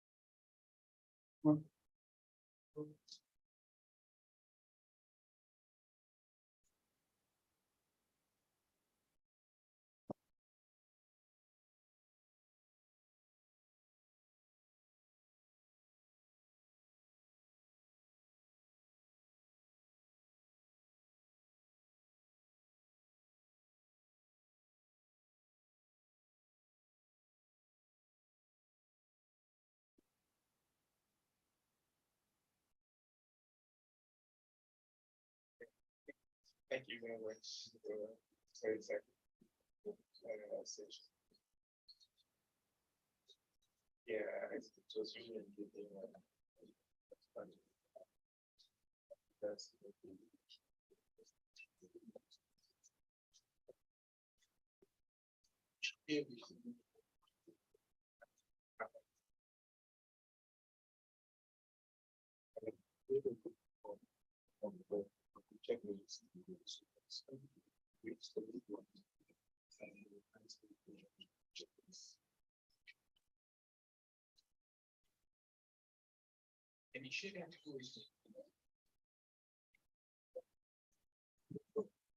Just any random article, just to test about their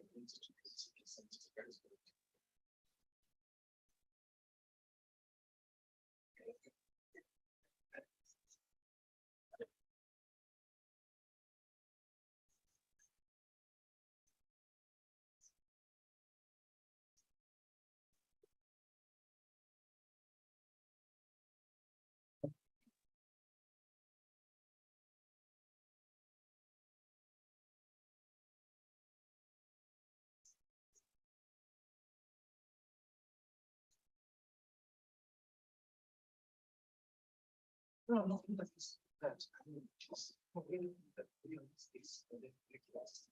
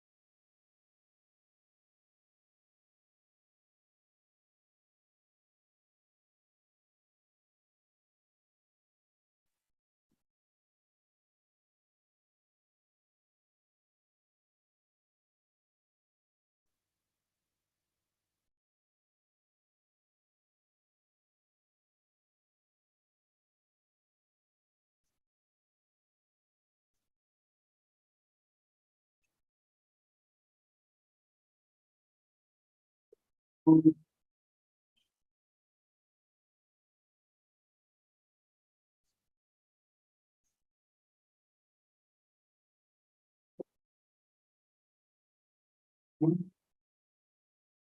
everybody. Please, we continue in 2 minutes.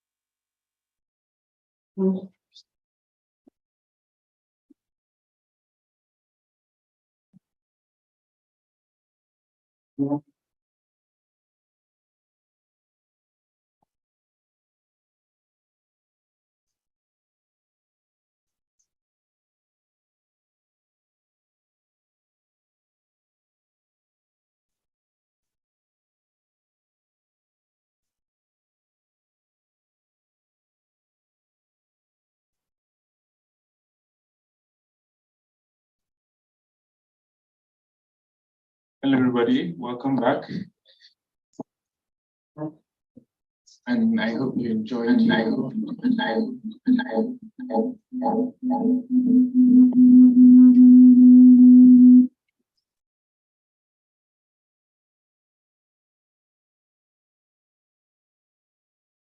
Right. We hope you enjoyed your tea break. So the next session will start by 12 p.m. Eastern African time. We're waiting for the exercise on critiquing a research article. We'll be sharing the article with you soon, and you have about 5 minutes to read through the article and 2 minutes to take the survey to critique the article. We'll provide a survey for you, and you will take the survey.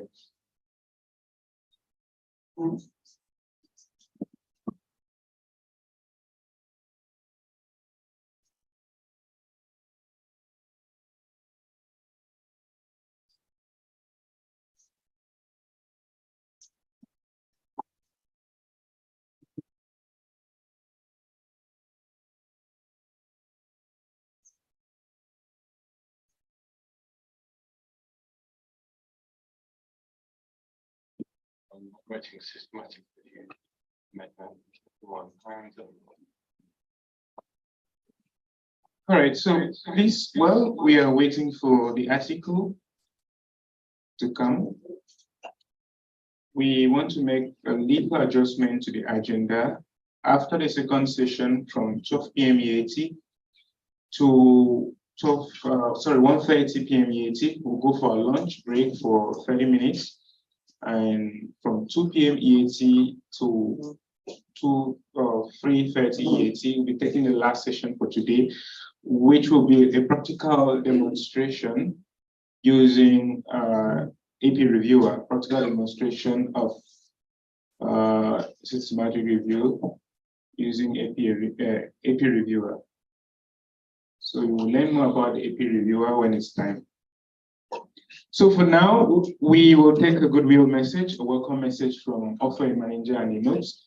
Like we told you, the training is supported and funded by AuthorAid. AuthorAid is a flagship initiative of the International Network for Advancing Science and Policy. And ACSRM as an organization is also supported by AuthorAid. So we have a welcome message and a goodwill message from AuthorAid Manager and the notes. So we'll listen to it. Thank you very much.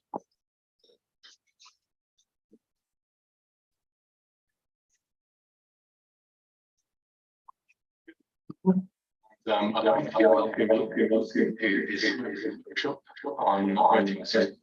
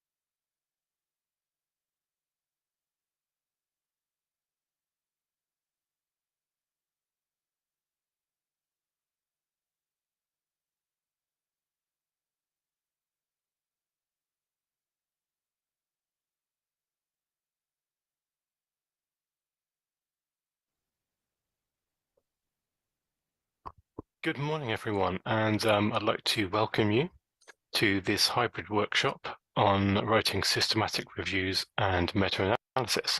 My name is Andy Nobes. I am the project manager of the AuthorAid project, and I'd like to welcome you to this workshop and also just record a quick welcome address as I can't make it in person today.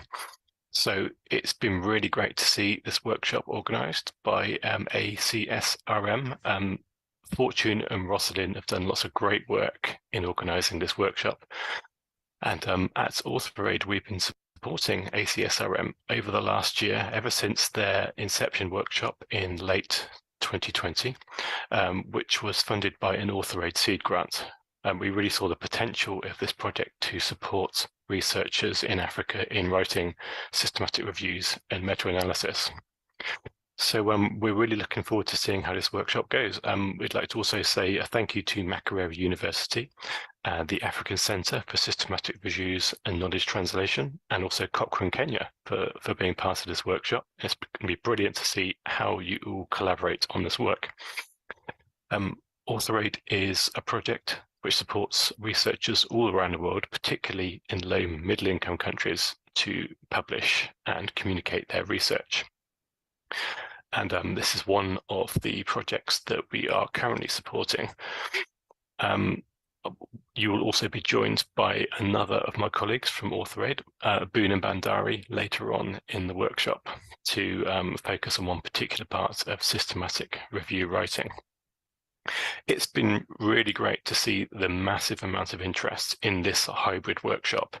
Absolutely incredible. I see that several thousand people have registered for the event, and maybe we need to look at other ways that we can support such huge interest in this topic. And again, we've seen such significant interest in the work that ACSRM have been doing this year in their other webinars and events. It just shows the importance of this topic. Writing systematic reviews and meta-analysis are such an important part of writing and documenting evidence and research. So we hope to continue supporting training on this type of topic on writing systematic reviews. The ACSRM project has gone from strength to strength, and it's going to be really great to see how you all collaborate and how this workshop goes.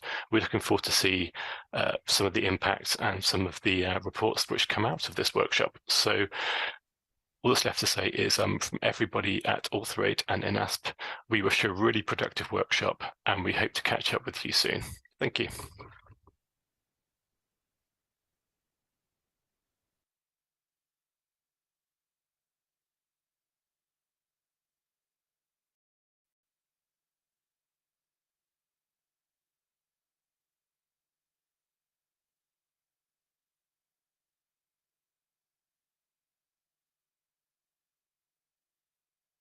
In 3 minutes, we have to reduce the time now. You have to critique in 3 minutes and answer the question in 1 minute. So we are sharing. You're sharing it on the Zoom call now. Please let us know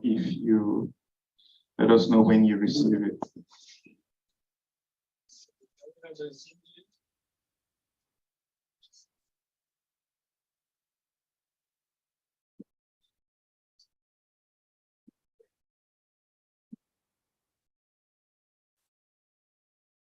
All right, so Roslyn?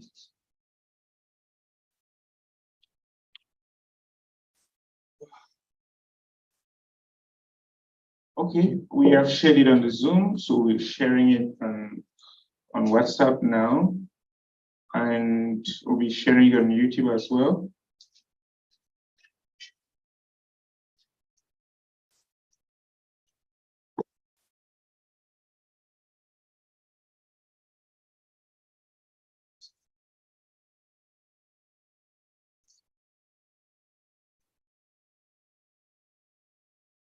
Okay. We've shared it on WhatsApp. Please confirm you've received it.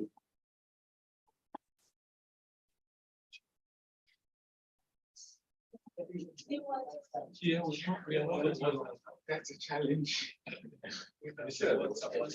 Yes. Has everybody here received our email newsletter? Yeah. New email. Awesome. Without WhatsApp link. Okay, we shared 3 email now.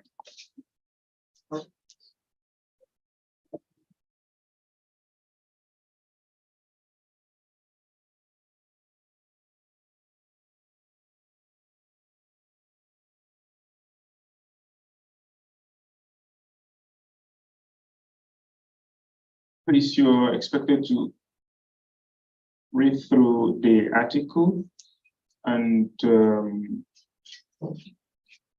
we are sharing the exercise with you as well.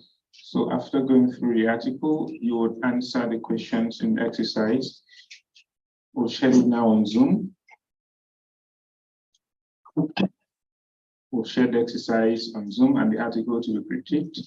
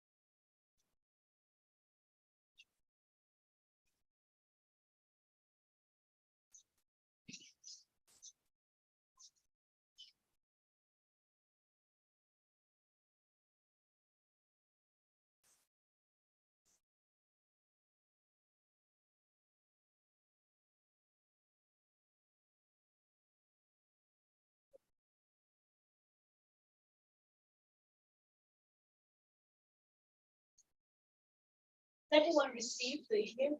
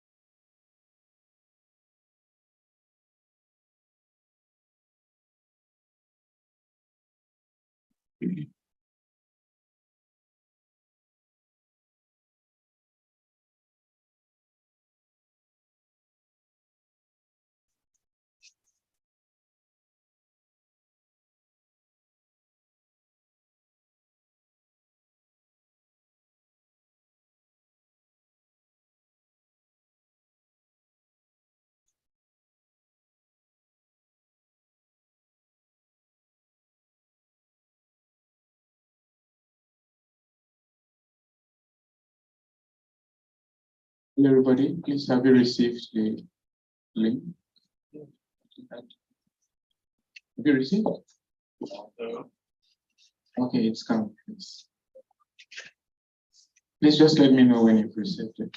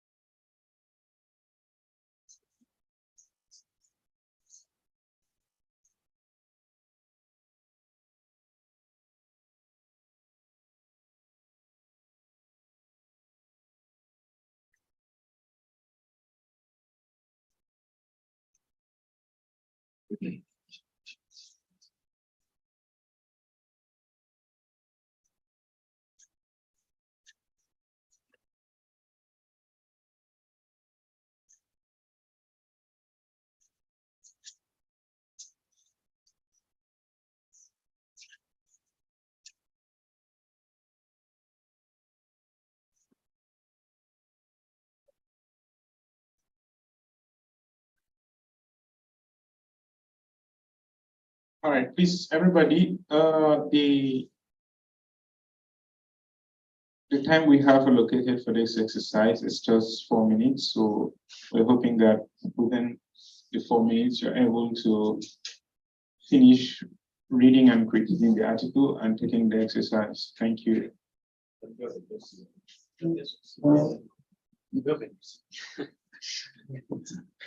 I'm sorry if you're just receiving it.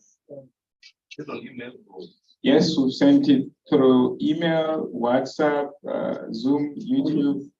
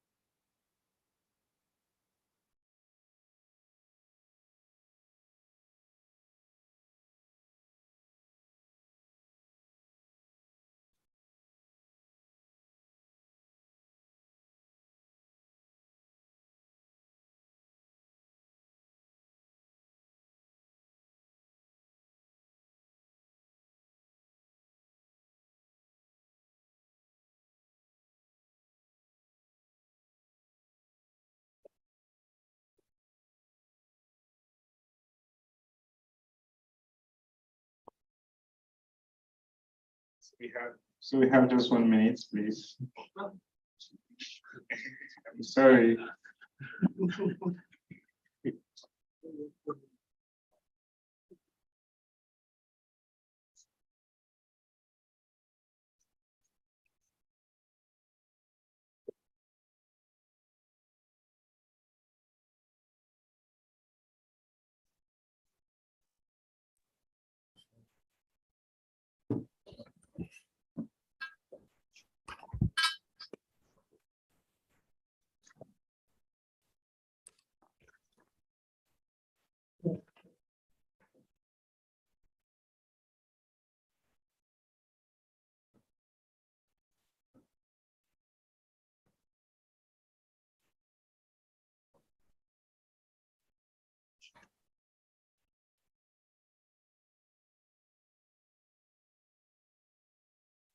Hello?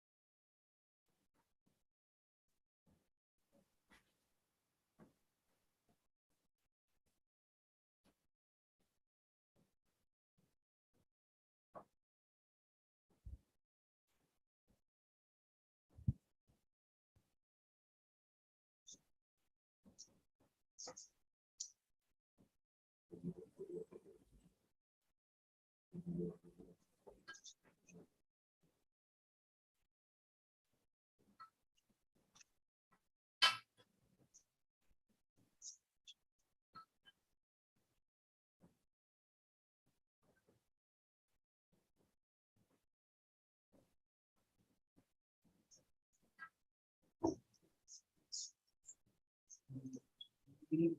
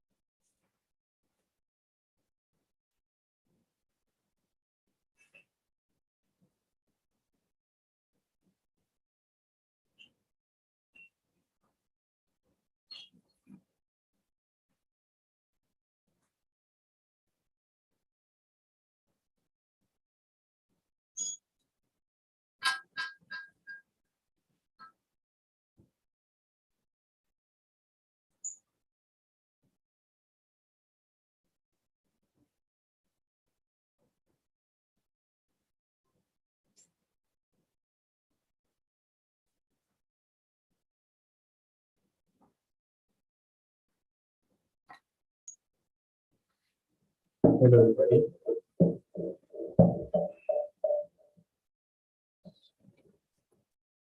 Hello.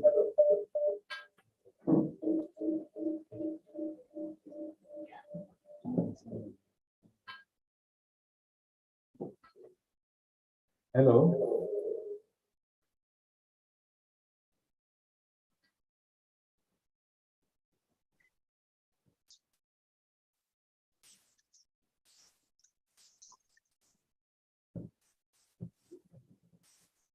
Hello. Hello, everybody. So we will be ending.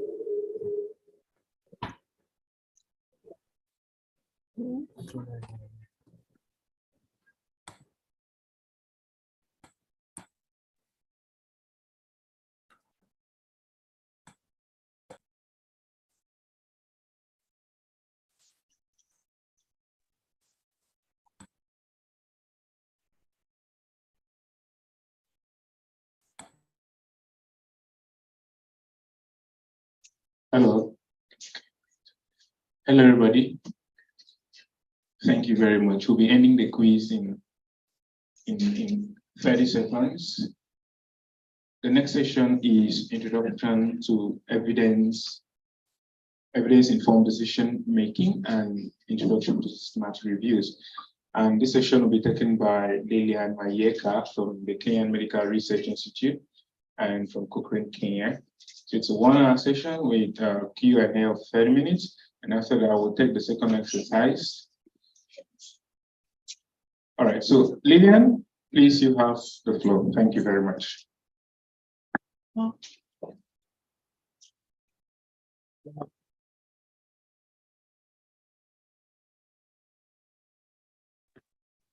Okay, thank you. I was trying to unmute myself. Good morning, good afternoon all. It's afternoon wherever I am, and good day to everyone else. As I've been introduced, my name is Lilian Mayeka from the Kenya Medical Research Institute. I'm a senior research scientist in the Knowledge Management Department, and I'm also a member of the Cochrane Kenya. I serve as a coordinator in the Cochrane Kenya program. Thank you. Thank you very much for inviting me to this workshop and considering me for this session. And I'll take you through the introduction to evidence-informed decision-making and systematic reviews. I didn't have any pre-workshop quiz, but I think you'll have some. Okay. You'll have some questions after the session. Thank you. You'll be given some questions just to answer after the session. Thank you.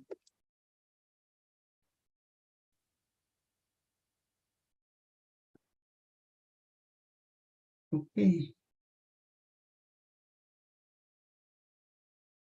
Okay, allow me just to start with just understanding what evidence is. I know most of us have used this word in different forums, in different sessions. We've heard about evidence in the courts and in the scientific field, but what is it really? It is anything that is used to determine or demonstrate the truth of an assertion. And we can also talk of anything that suggests serving as proof of existence of something. That is what we refer to as evidence. But now, what is scientific evidence? We've talked of evidence in research. We talked of evidence-informed decision-making, but what is this scientific evidence? Sorry, let me just put down this. Okay, thank you. When you talk of scientific evidence, we refer to evidence that supports or counters scientific theory or hypothesis. And this is generated either through laboratory research, laboratory experiments, or even through phenomenal observations and other type of research that you conduct out there, qualitative studies. We're able to collect evidences from various people or various outcomes. For instance, if you conduct a qualitative study, you'll be able to collect information from individuals either by word of mouth or through writing. And when you collect that and put them together, you'll be able to generate some evidence for that particular study. And now, what is evidence-informed practice? Because evidence, scientific evidence normally leads to evidence-informed practice. And even before I talk about evidence-informed practice, there are two things. We have evidence-informed practice and evidence-based practice, and these two have been used interchangeably. But this doesn't mean that they are one and the same. They have some differences. Whereas the evidence-based practice refers to using the best available evidence for decision-making. evidence-informed decision-making is the integration of research, just as the diagram is showing here. There is the integration of research evidence alongside practitioners who have knowledge and skills. You know, when they bring in their knowledge and skills, and the researcher brings in the evidence and the people's experience, the social experience from other people. When all these three are integrated, we talk of evidence-informed practice. Whereas, as I've said, evidence-based is just based on the evidence that is the best available evidence. There's nothing in it that emphasizes on any outcomes or something based on other experiences. And you'll find that evidence-based, it's like an evolution from evidence-based. Evidence-informed is like an evolution from evidence-based practice.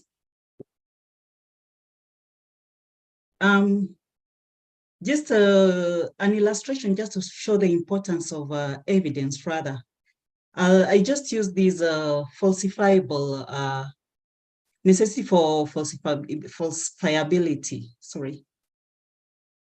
Necessity for falsifiability suggests that, for instance, when you look at swans, all swans are white. When you're told that all swans are white, what do you think?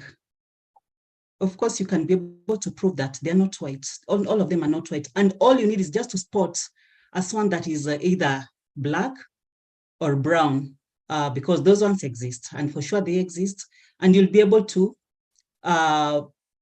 give the counteract to the statement. What about all bachelors are unmarried? What do you think about this statement? Is it false or true? Can you prove it? Does it need any proof? Number one, bachelors is when you talk of unmarried and bachelor, it's relatable. So you don't need any proof, because once someone is a bachelor, definitely it means that person is unmarried. So those are just two examples on how evidence can be necessary in some instances.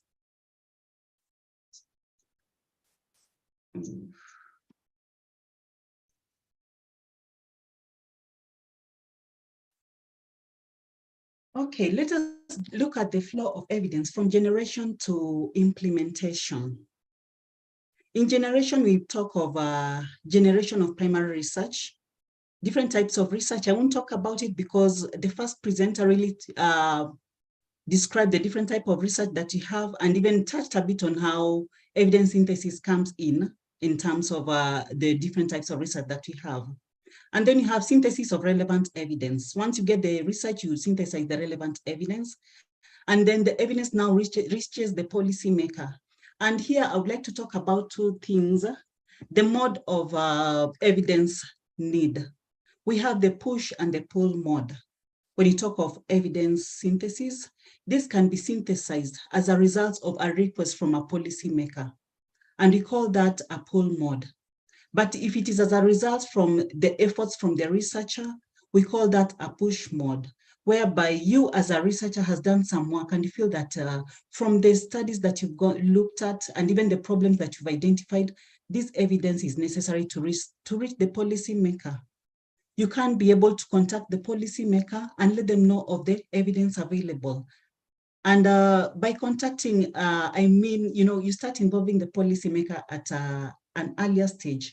Don't wait to get the evidence and then now bring in the policymaker. It might not work easily. As we'll see later, it's not a linear process. Once it reaches the policymaker values the evidence and uses it in decision making. And this policymaker or the policymakers will implement the large-scale change that was as a result of the synthesized evidence that was generated from the primary research. And in as much as it looks like a very easy and linear process, the whole process is not linear. As we will see later on, it is a process that has got a lot of things going on based on the type of ecosystem that evidence is in. I'll just describe a bit the evidence ecosystem. And there are three main elements in the evidence ecosystem. We have the evidence generation, evidence synthesis, and evidence translation. As I had mentioned earlier, it is not a linear process, and there are many factors that affect evidence implementation. We have the regulatory aspects, we have the politics, which normally takes like 70% of the whole thing. We have the culture and practices of a particular community or a particular country. We have the economy. Is it something sustainable? Is it something that can be managed? Is the change of any economic benefits? And then you also have the social aspects that affect the evidence base.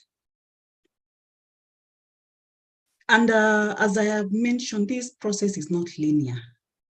This is, I just pulled this from a presentation I'd given earlier on policy making. And this is how it looks like. We have the agenda setting, decision making, policy formulation, policy implementation, evaluation and monitoring. So our evidence aspects will touch on agenda setting and decision making on those two. But by the time the whole change is implemented, this is what it looks like, because you have many players in the evidence ecosystem space. We have the cabinet, the parliament, the ministries, the private sector, the civil society and the donors, and many other people. You have the church, they also affect decisions that are made. Those decisions affect them, so they have a say on that. So there's a lot of back and forth when we are working towards maybe making a particular change as a result of a particular evidence. I hope we are together up to this stage. May I just see a thumbs up if you're together?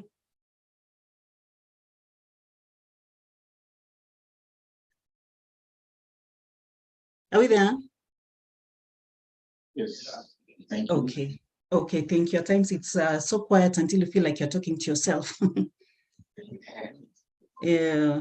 Okay, so I've just demonstrated on how the evidence ecosystem looks like, on how the back and forth will make the whole thing look like. And you'll find that in most, especially in low and middle income countries, you'll find that some of even the policies that have been maybe formulated or informed by particular evidences don't get to be implemented because of this type of cycles. The cycles go on, and you find that it's almost like 6 or 7 years down the line and nothing has been done because there's no agreement at some point, or there's a lot of crisscrossing in the decisions.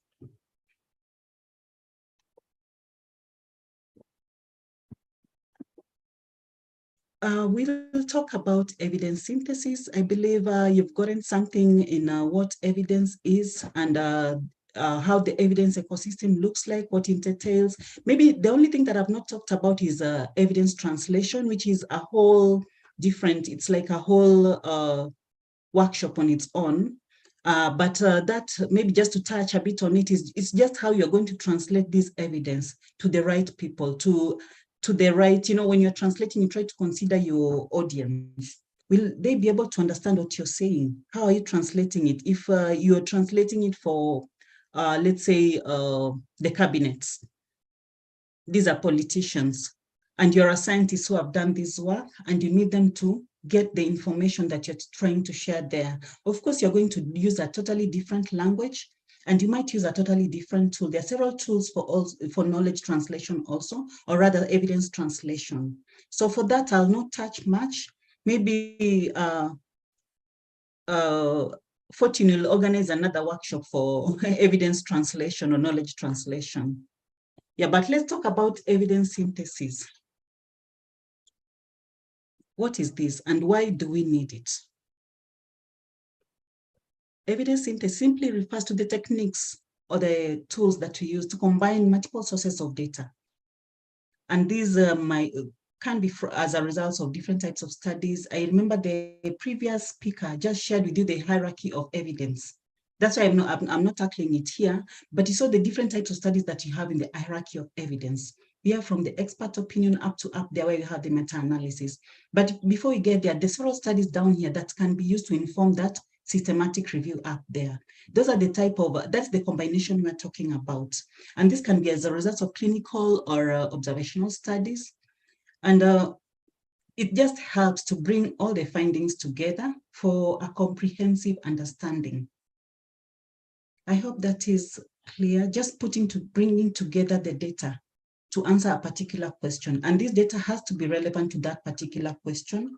And even the search, as we'll see there's a way you conduct your search to be able to get the relevant data for that particular question.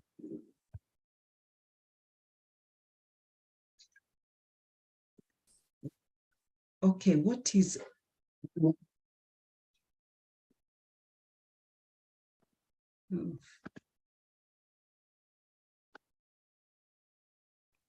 Sorry for that. Why is evidence synthesis important? It helps it to make sense of the research. You'll find that when you're conducting synthesis, it's you first of all develop a question, and that particular question, you'll find that you get different answers from different studies, and therefore trying to make sense of that research. When trying to cope with the information overload that you experience currently, you can't imagine how much, maybe let me just talk about my institution, the Kenya Medical Research Institute. We have about, I can say 2,000 researchers, and these researchers are busy conducting research and churning out publications. And by the time you think of it, by the end of the year, we have about even, let's say, 2,000 publications. You'll find that there's information overload out there. And for you to make sense of this information, we have to do something called evidence synthesis. You have to bring together the literature that is out there. So for us to be able to manage this information overload, evidence synthesis might be the best tool to use. And then through evidence synthesis, we can also justify future research, because as you conduct the synthesis, you read a lot of publications, you read a lot of papers, and this also enables you to identify gaps. In as much as you're trying to fill a gap, you'll still be able to identify a particular gap as you move along with your synthesis. Therefore, evidence synthesis can be useful for that, and also to facilitate access to relevant research.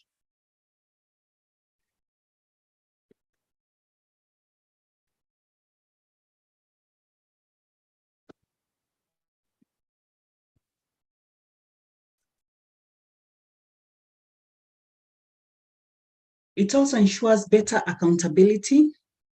And if at all you're conducting a review in clinical trials, it will enable you to be able to find effective treatments, alternatives. And when you talk of synthesis, what do we mean? Or okay, we defined what it is, but how do we do it? We conduct it through reviews. And there are several types of reviews. Reviews are summaries of synthesis, or synthesis of results, conclusion of other studies. But there are several types of reviews. We have narrative reviews, we have scoping reviews, we have systematic reviews, and rapid reviews. And these reviews differ methodologically in rigor, and some are rigorous, some are not, some are just summaries, simply written, some take years, a year plus to conclude, some can take a week or 30 days to finish up. So they are different in many ways. I'll go through one by one, and I'll start with the narrative review. A narrative review is it's a simple type of review. It's just a summary of evidence on a given topic. And in most cases, you find that it's done by one person or two, very few people, probably an expert in that field. And it involves very few methods, just collecting and interpreting information and coming up with your write-up. But remember, anything that you're writing, any evidence you're trying to generate should be trustworthy. So it needs to be not authentic, but it needs to be clear. And even you need to cite your references clearly to show that you got this information from a particular reference. So what are some of the problems in narrative reviews compared to those other reviews? you find that in most cases, you're doing it maybe as an expert, one person, or maybe two with your mentor or with your mentee or something. And it's bound to bias, personal biases, publication biases, because there's no track of what you're looking. It's not like these others where you have to develop a clear search strategy of the type of research you want to look at. This one, you just use any publication that can give you that information, and that's prone to publication bias. And then we have language bias, but not so much. And then in most cases, it tackles small sample sizes. So you'll find that a narrative review is a bit a narrow type of review, and might not give much information compared to the other reviews. We have scoping reviews. These are type of syntheses where you use systematic iterative approach to identify and synthesize existing body of evidences. And the main reason why you conduct it is just to map the body of literature on a particular topic. And you'll find that this type of reviews are normally conducted as a pre-project literature review. Let me not say literature review, it might confuse you, think that it's the literature review you normally conduct. No, but it's like a before you conduct your you've identified your topic, you need to understand which type of evidence is available. Yeah, that's when you conduct a scoping review. And the most important thing to note is that this type of review, you also need to make it a bit rigorous. It's almost close to systematic reviews, but there are some steps of systematic reviews that are not in this. And these reviews are based when a body of literature has not yet been comprehensively reviewed. They're basically used to clarify working definitions and conceptual boundaries of a topic or a field. And then you can also use it to identify literature gaps, because remember, you're doing it as a pre-project review.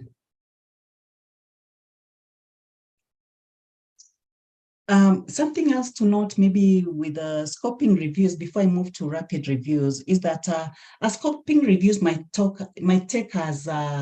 be conducted just like a systematic review. It might take the same time as a systematic review or even more, because scoping reviews, you normally try to search your evidences from a wider. It's like you're being thrown into the sea. Definitely, you'll need to look at more publication, even more than the ones you'll use when conducting a systematic review. You need to have a source and search strategy, though not elaborate as that of a systematic review, as you'll see later.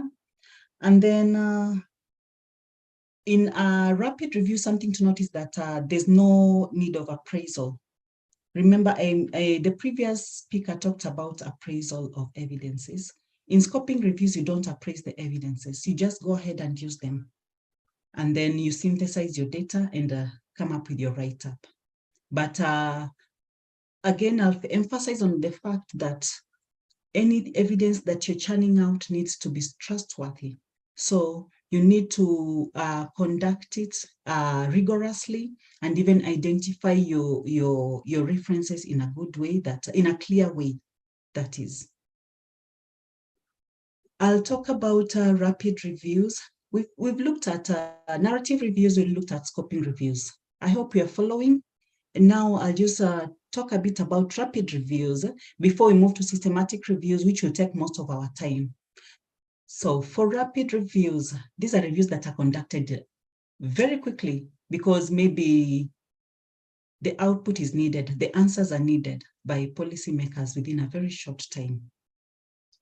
The process is accelerated by not conducting some other sections of a systematic review. It's just like a systematic review, but it normally takes, say, 25 to 30 days, and your rapid review is ready, and you share it with the relevant individual or department that needs it. And you'll find that rapid reviews mostly are needed as a result. Okay, use the pull method, whereby the policymaker or the question is posed to the researcher, now the researcher needs to go sit down and try to come up with relevant evidences to that question that can be used to tackle that problem.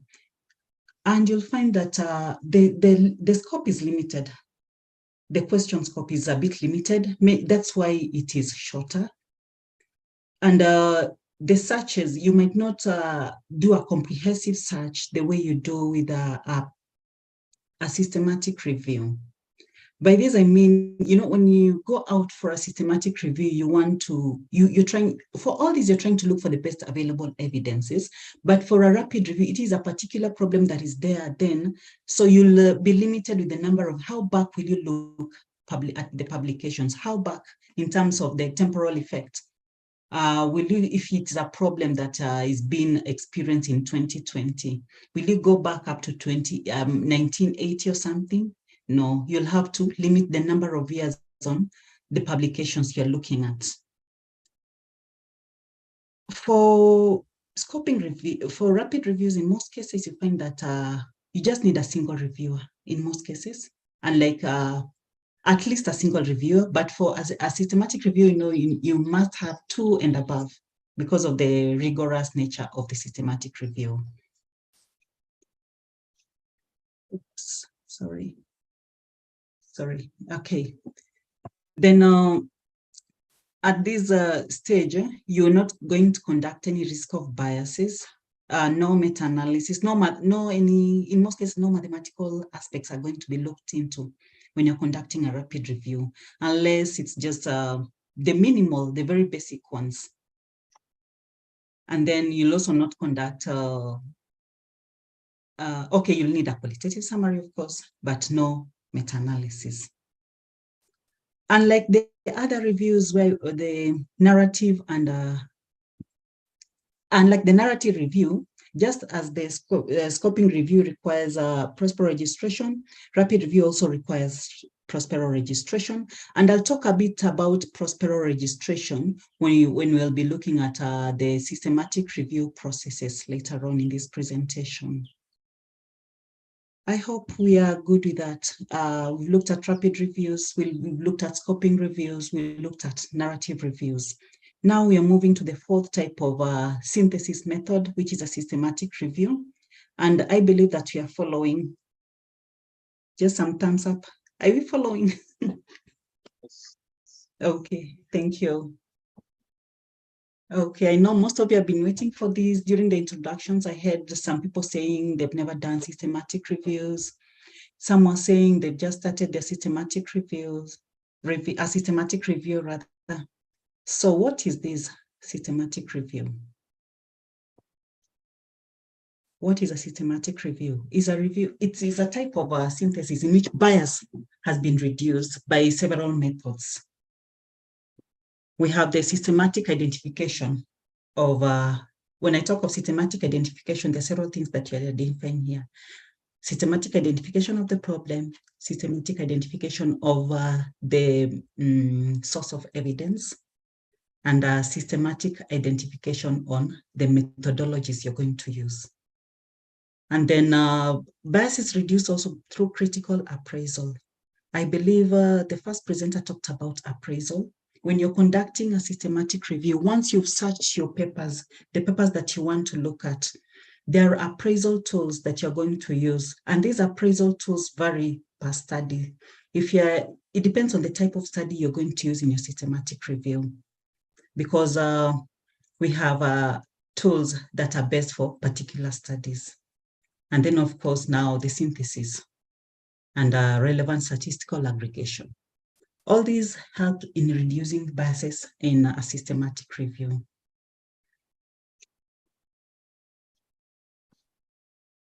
What are the main elements of a systematic review? Unlike the other reviews, apart from a rapid review, which also needs a protocol, I didn't mention that, but for a rapid review, you can develop a protocol also. The other reviews don't need a protocol, but for a systematic review, you need a pre-specified protocol. And I hope I included that in this presentation, and the steps on how the protocol is prepared. I think I did. We'll look at it later. It's quite rigorous also, just preparing that protocol, being very clear with what you want to do and how you're going to do in each and every step of that review.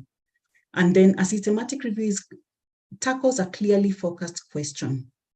We'll also look at, maybe at the end of this, I didn't include it here, but at the end of it, after the question and answer session, or just before, I'll just take you through a bit through on a focused, how to focus your research question.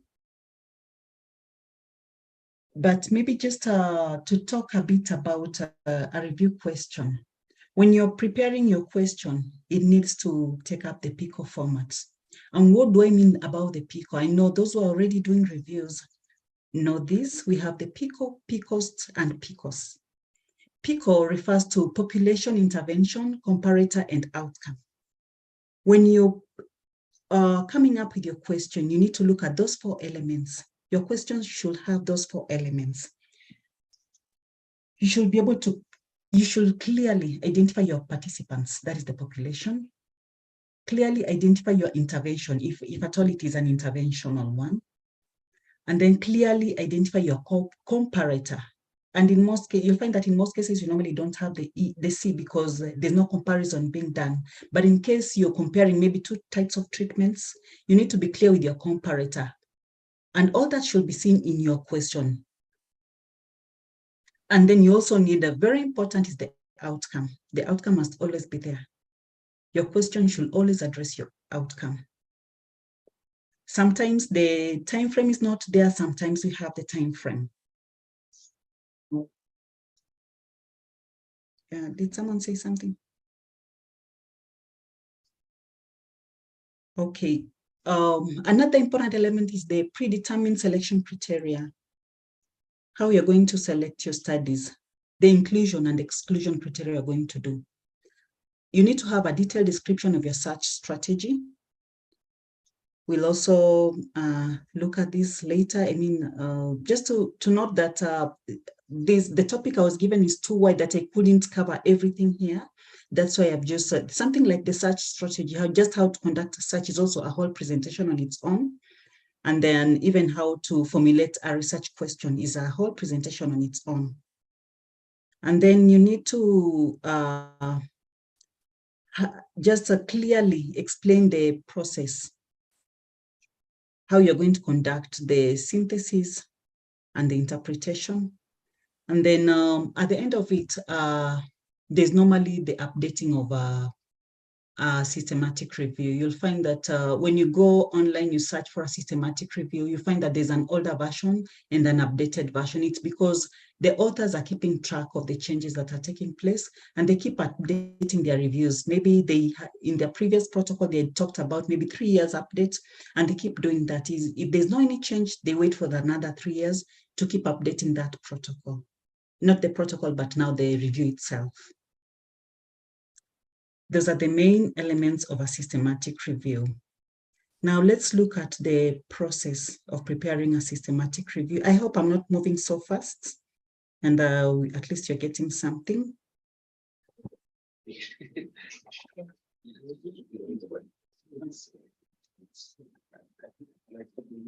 Lillian, can you hear me, please?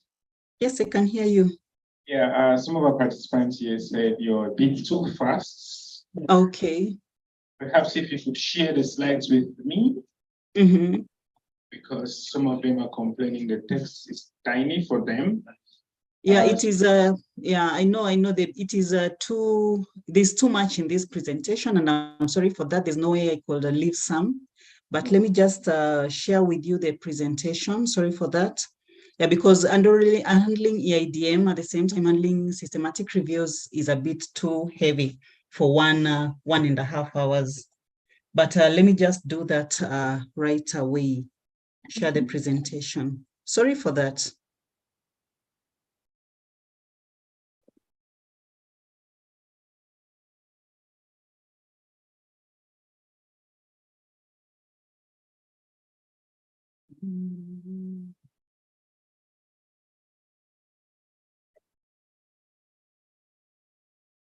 Just give me like a minute to do that. All right, no trouble.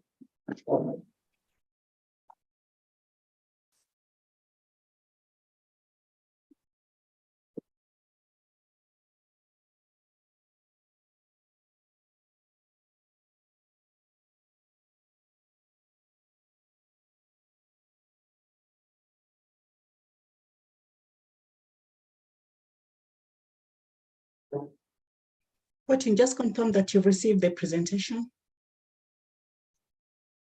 before I continue.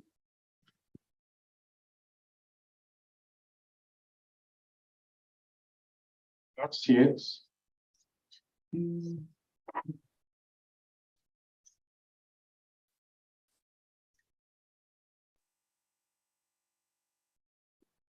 Yes, please. Okay. Thank you. Okay. Okay. So be Once sharing. again, apologies for putting so much information in this presentation. I didn't find an easier way of doing it.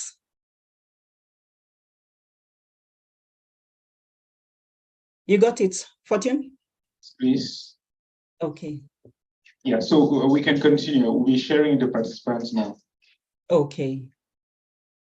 Okay, just a recap as we continue, we've looked at, okay, as we continue, we've looked at 3 different types of reviews: narrative reviews, scoping reviews, and rapid reviews. But the 3, I've just looked at them superficially because I just wanted to bring out the difference between the 4. But now we'll try to be a bit in-depth on systematic reviews. I talked about narrative reviews, which are just like summaries of some literature. We talked about scoping reviews. It is an in-depth type of review, but slightly less rigorous than the systematic review. But we also still use some of the methodologies of the systematic review. For instance, the search. We use quite a number of publications, or we try to look for quite a number of evidences to input in our scoping review, because remember, you're just trying to find out what type of evidence is there in this particular question. That is for a scoping review. And then we have the rapid reviews, which are normally done to answer they are actually hastened to answer particular questions that need answers very quickly, and they take about 25 to 30 days. Up to there, I hope we are clear. And now I want to look at systematic reviews. We've looked at the different elements of a systematic reviews. We've seen that you need a protocol. You need to develop your protocol. By protocol, I mean the plan on how you're going to conduct your systematic review from start to the end. And by that, I mean from the time you develop your question to the time you're going to publish your work. What are these steps you're going to find? Something that I didn't mention is that, remember, that protocol can be published. Same to a scoping review, protocol can be published also. You can, maybe if you're doing a systematic review and you already have your protocol ready, that can be your publication number 1. If you're a student and trying to push these things, that can be your publication number 1, and it is acceptable. Once you've registered with Prospero, you can go ahead and submit it for publication in relevant journals. We've also looked at questions, how to come up with a question briefly. Another element is the predetermined selection criteria. Which studies are going to include? How are you going to include and exclude your studies? Explanation of types of evidences included and excluded. That's what I mean. And then critical examination of quality of included studies. And that's where the appraisal comes in. And we use different tools in appraising different studies. And this is just a way of also trying to reduce the biases. Remember, we said systematic reviews are those reviews where bias has been reduced completely to the minimum. And most importantly, for all these reviews, any evidence that you get out there needs to be transparent. Just clearly state your process of synthesizing and make it as transparent as possible. And for systematic review, you keep updating them. Those are the key elements for systematic reviews. So we'll delve into how to prepare a systematic review. And it requires 3 main components. You need to identify your review question. You need to come up with your review protocol. Remember, you cannot move into a systematic review without a protocol. And what you register in Prospero is actually the protocol. And once you register, you can only move on to systematic review stage once you have that Prospero number. We'll talk a bit about it later. Yeah, it's another whole presentation again. And then you also need a review team. Remember, there are some reviews that you need one or two, but for systematic reviews, you need quite a team. And as the author or as the project owner, you need to identify the relevant people. You don't just put people for the sake of it. Identify the roles and be sure that the people you're putting into the project are able to do that. Number one, you need someone to help support with the search. In most cases, most people run to the librarians, but you also have other specialists who can also support with conducting the search, because that is the most important person also. Okay, everyone is important, but remember, garbage in, garbage out. If you get someone who can't get you the right evidences to add into your systematic reviews, you might get it wrong completely. So be very sure of your search person. You need, if possible, if you move to meta-analysis, which I think will be tackled tomorrow, you need someone who understands the different methods used and a good data manager also. And you also need now the other scientists or whichever field you are in, the people who can collect the information and do a proper write-up. And before the systematic review starts, you need to sit down with your team and clearly ensure everyone has understood the protocol and assign everyone's responsibility. And I've assigned each and every person his or her responsibility. As we talked about the protocol, it is used continuously because in each and every stage of your review, you keep consulting with your protocol. And in cases whereby you might have to change something, you might need to communicate also to Prospero. If it's a major change that you've done in your protocol, you need to communicate to them and let them know that you've made some changes here and there with regards to the protocol, and that will affect the processes that you have. The review question should be clear, well-defined, appropriate, manageable, and relevant to the outcomes.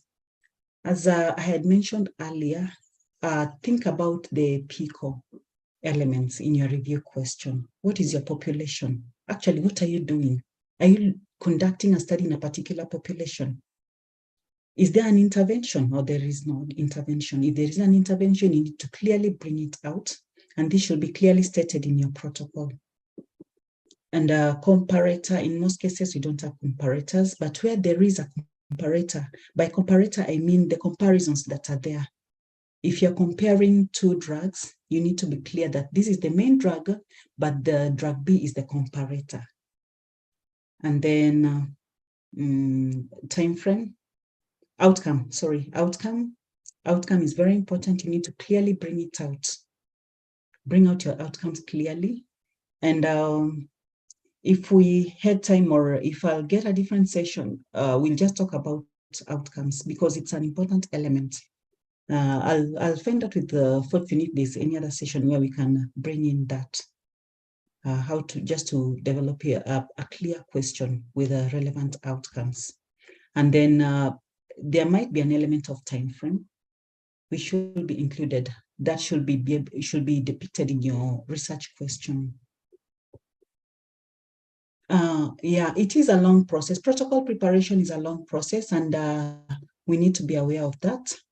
And the team helps in to minimize biases because we have different responsibilities, and we keep checking with each other as a team. I hope up to that, it's okay. Clearly bring out the aim of the review protocol. These, I think I'll share with Fortune just a template, a systematic review template for all these sections. And in where we have the aim of the review protocol, it's the section where you need to describe the current evidence that is there. From that, we normally identify the gaps from those evidences that you have already. Identify that gap clearly, and then now specify the method and answers you're going to use. That is the aim of that protocol. Why this review? The answer should come there and should be clear, and just clearly bring out the included and excluded studies. If you're going to include clinical trials only, be clear with that. If you're going to include all type of studies, be clear with that. If you're going to, it depends with what you're doing. And then be very comprehensive, give comprehensive information on how exactly each stage is going to be conducted. Clearly identify your outcomes. We have the primary and the secondary outcomes. These need to be clear. Are we together up to there? Yes, please. Okay. Thank you. And then I talked about registering this systematic review into Prospero. Prospero. I don't know how many people have used this platform before. I think 1 or 2 people say that they're already working on their systematic reviews. And I know there should be more because we have quite a number of people online. I couldn't check the introductions and what they're doing. But I know some people have interacted with Prospero, some have not. But this is how the landing page looks like. You have to register with Prospero. It's an easy process. You don't need to pay any money. You register with Prospero, and then you'll have an account with them. And anytime you have your review ready, you log in. But remember, before you settle on your topic, Prospero comes in very handy because we have so many all the reviews, rightly done reviews have been registered with Prospero. So you need to go to Prospero and search and be sure that your review has not been conducted by someone else to avoid duplication of work. That's another important importance of Prospero registration and Prospero platform. It helps you to identify if there's any other review close to you or a similar review that is ongoing or that has been done. Is there any question? I keep hearing there's someone talking. Any clarity? Yeah. Yes, Leah, I think we will take questions at the end of your session. Okay. Okay. I just had someone saying something. Okay. Thank you for the clarification. Okay, so for this platform, you search for the ongoing reviews or the registered reviews just to avoid duplication. Because when you're conducting a review that has already been conducted, you might find it hard to publish that review.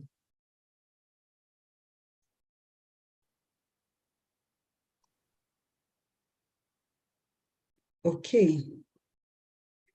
When you talk of a review question, we talked of the 4 components, the PICO, the 4 common components, but remember we have the S and T. We have the T, the time frame.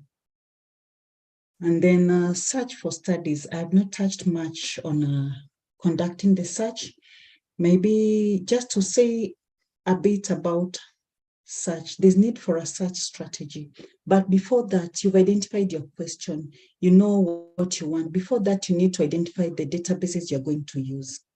Remember, publications are not only in PubMed or Embase. We have many other types of platforms, databases. You not only use peer-reviewed journals, but you can also use non-peer-reviewed if they are relevant, or even just media announcements or something, or newspaper issues that are coming. I remember during COVID, nothing much has, by the time COVID was coming, we didn't have quite a number of studies on that. So you'll find that a lot of gray literature was being used. You'll find that most researchers were using studies that had similar experiences. We didn't have the specific ones on COVID-19, but still you could access data or some bit of evidence just to inform some of the things that you need to. And then there's need to search for more than one database. And just examples of these databases include PubMed. We have the Cochrane Central Register for controlled trials. We have Medline, Embase, Lilac, Google Scholar. We can also use conference proceedings. And then we also have some databases that are specific to particular to particular elements. For instance, you can have some specific HIV databases that you can look at if you're looking at maybe a question on HIV issues surrounding HIV. You can have specific on respiratory infections. We have databases specific to that. And people in that field, if you're in that field, definitely you know about them. I might not be knowing them, but they're there. You can check depending on what you're doing. We also have the meta-register of control trials.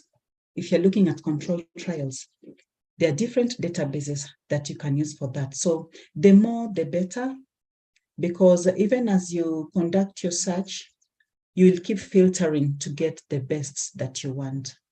And how do we do this filtering? We do it through a process called a screening of studies.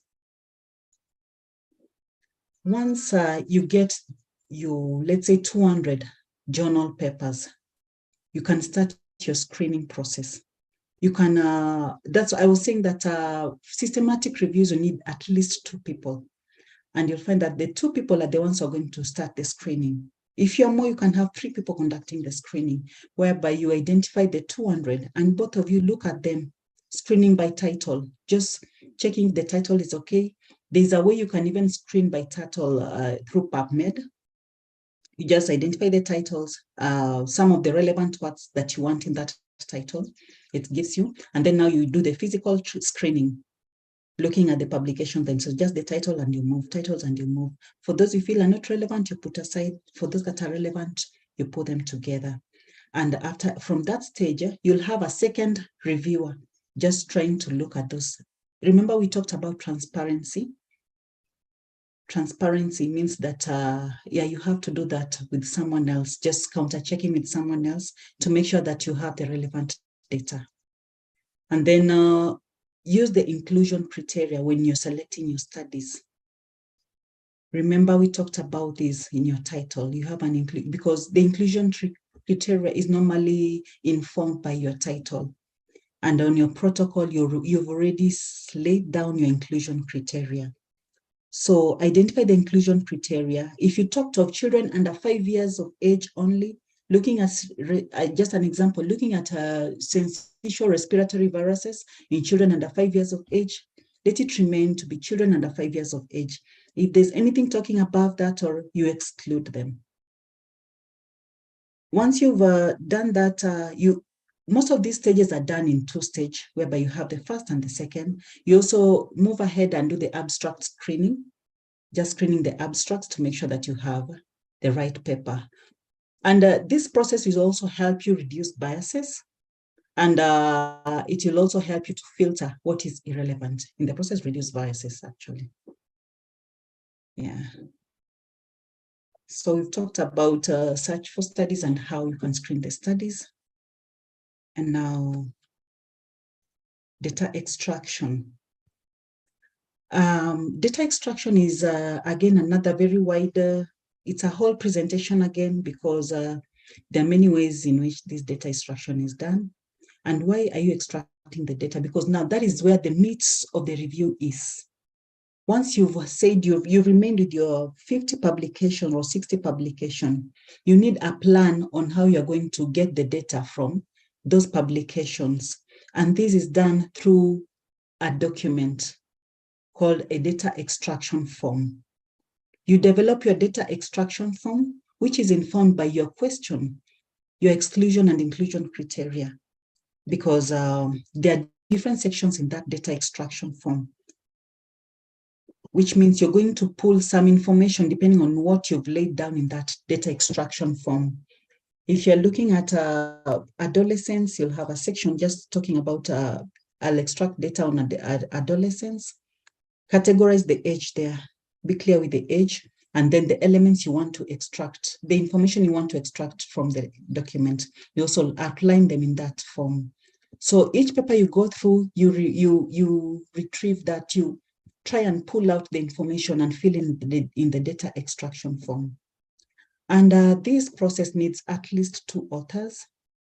3 is the best, because the 3rd author is normally to tie break. In case there are cases whereby you don't agree in terms of maybe the elements you're including or something, even preparation of the extraction form. The third author will be like the tiebreaker, will help you in making that decision. And then you need to be very systematic. And when you talk of the tiebreaker, we just mean the disagreement solver is the third author. Once you've extracted your data, it is also another rigorous process, depending on the type of question you're handling. And yeah, I wish we had time, we could have really discussed that in depth, but that was not the plan for this. For this, I was just told to do the introduction. So I'm just sharing the elements, the main elements of a systematic review. And then we also have the data analysis and synthesis section. These two sections are very important in a systematic review, extraction and synthesis. You need to have your analysis plan set. Remember, we talked about you keep consulting your protocol. So you go back to your protocol and see how the plan was like. Sit down with your team. This is what you've extracted. How do you want us to, how are we going to do it? You allocate each person the sections they want. If you want someone else to do the background section, if you want someone else to extract maybe the interventions that have been used before, if you're looking at an interventional study, before you delve into the gap identifier. If you want someone else to talk about the, just depends on how you're going to agree as a team. The data, yeah, once the data is collected now, you move to the next stage on the writing. This was clearly defined in the protocol, and you need to use that specific procedure as you had stated. In case of any changes, as you said, if you want to change some elements, kindly just refer to your protocol and maybe just notify Prospero, because remember you have a Prospero number that gave you an okay to go ahead with the publication, with the writing. So you need to keep updating changes in case they are there. And then for data analysis, there are several softwares that you also use, but I believe this has a section. Fortune, if I'm not wrong, we have someone who will talk about meta-analysis. Do we? Yes, please. Yes, so I won't talk much about it, but those are just some of the softwares. You have the Redman and okay, Stata not so much, but okay, Redman and others. I use Meta-Analysts, used to be there. And then also identify all these tabs. I think the data part, I don't want to preempt much, but this will be discussed, I think, tomorrow, if I'm not wrong. Where we have issues on heterogeneity, all that will be described tomorrow. And then the grade analysis, how it is conducted. So once you've done your data analysis, the next thing to do is the report writing. Report writing. Still refer to your systematic review protocol. Who is handling what? As you do your report, it might not be important to mention, but it's always important to know who is the lead author and who is the first author. Because when it comes to report writing, that's where we normally have also a bit of contention. We need to know who is leading this process and who is the bearer of the, who is the bearer of the idea. That should be the first author, and who is guiding everyone else, who is the lead. Yeah, you need to come up with that structure, and then also just do your report systematically as defined in the protocol. And with that, unless there's anything else, I think that is how a systematic review is conducted. And I hope you've gotten some basics, just basics on evidence-informed decision-making and systematic reviews. As I told you, this is like a one-week training, but giving me like 2 hours, yeah, just made me rush through everything. But 1 week could have been good for this particular one, evidence-informed decision-making 2 days, and maybe systematic reviews 3 days. Yeah, thank you. Thank you so much. And now maybe we'll move to the next session. Thank you very much, Lillian. So we take, yes, you can clap, please. Thank you very much, Lillian. We take questions for 10 minutes.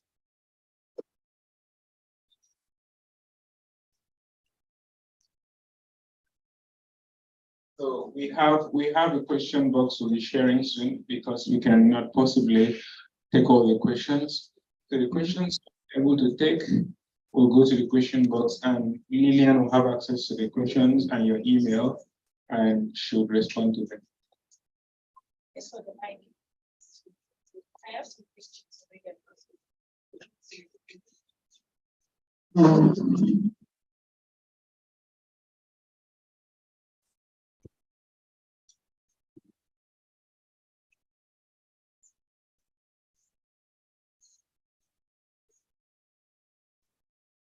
Okay, I think we are going to take questions and then we can provide, Lillian can possibly respond to them at once. Or how do we go about it, Lillian? I would prefer one by one rather than having all of them and then answering. I prefer answering if it's asked, and maybe I don't know how many we can be able to tackle with time. Okay, so I'm going to read the questions from our virtual participants. The first question goes deep, that the participants did not hear about the mesh terms. Can you please talk about the mesh?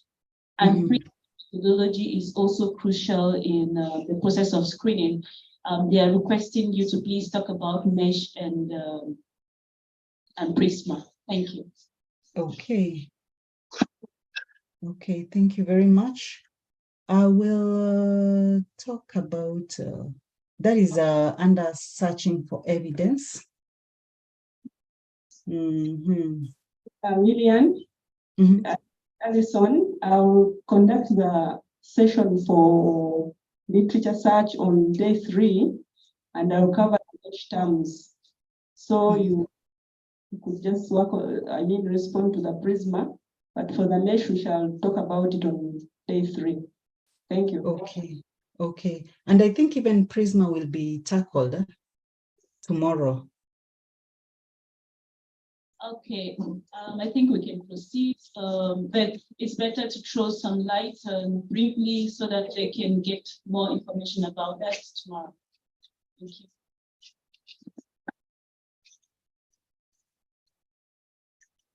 Yes? Can you hear me? Yes, I can hear you. I was saying Prisma will be tackled tomorrow also, if I'm not wrong.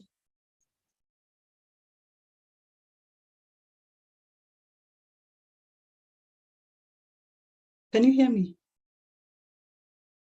Yes, please. Yes, please.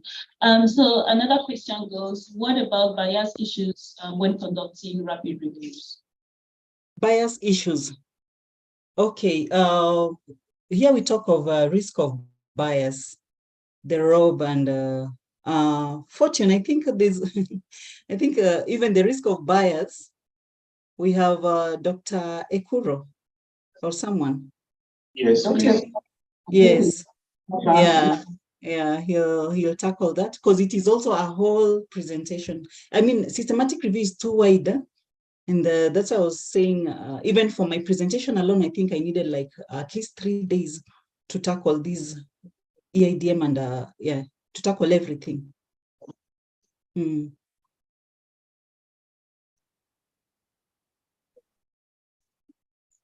other methodological issues? And okay, the fourth question, does the number of years of articles being reviewed matter? In some cases, yes. In some, no. Because as I had mentioned, it also depends on the topic. There are some topics that you have overload of information that you might not need to go back to 1990 papers. We have papers being churned out like every day on that particular area. So for such, you might not need to go back. But if it is a new element that is coming into the ecosystem, you might have to go way back. For instance, I just gave an example of COVID. When we were doing a rapid review during COVID, when COVID had just come, we had to go back to other outbreaks that had happened earlier, both flu-like and all the other outbreaks that could just give us information on how to manage COVID-19. So that depends on the type of question that you're answering. But as any researcher says, the more the current, the better. Okay, thank you. I think we will take questions from in person. How many questions? I can see. Online people also have some questions. I think we can collect the questions from online people using the form. How many questions can we take here? I think we can take 2. I think there are just 2 hands raised. We can take 2 and then 2 online, and I think that works. Thank you so much. The first question is, you say that there shouldn't be any restriction on the language. What if I'm not multilingual? What should I do there?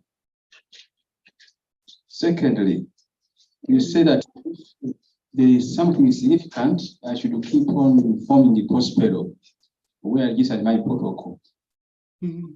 Some examples of what you consider to be significant that I should keep the hospital updated. Thank you. Okay. Okay, let me start with the second question on Prospero registration. It's just like the way you conduct the other studies, our normal ethical review bodies. Whenever we have, we can be able to tell the significant changes and minimal changes. Significant changes are changes that affect the conduct, how you're going to conduct major processes. Maybe like if you change issues to do with the age, you had talked of under 5 years, but now you want to look at the whole population. You know, that's a significant change. Maybe you had talked of, which other example can I give? Yeah, you had talked of a particular, let's say you had talked of RSV, but now you want to change the whole thing to look at including influenza viruses. RSV is respiratory syncytial virus, but now you want to include more diseases into your study. That is a major change, and it's like a major, you need to update your protocol also.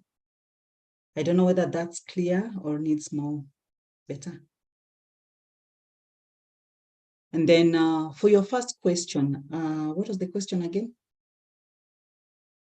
The issue is that there should not be any restriction on the language. Oh, language restriction. Yeah, when you're searching language restriction now, of course you will not have any restriction when you're searching for those studies, but now when you'll be screening, you'll be able to say if you need it or not. If it's not part of it's not your background, you have to do away with it because you have other that you understand.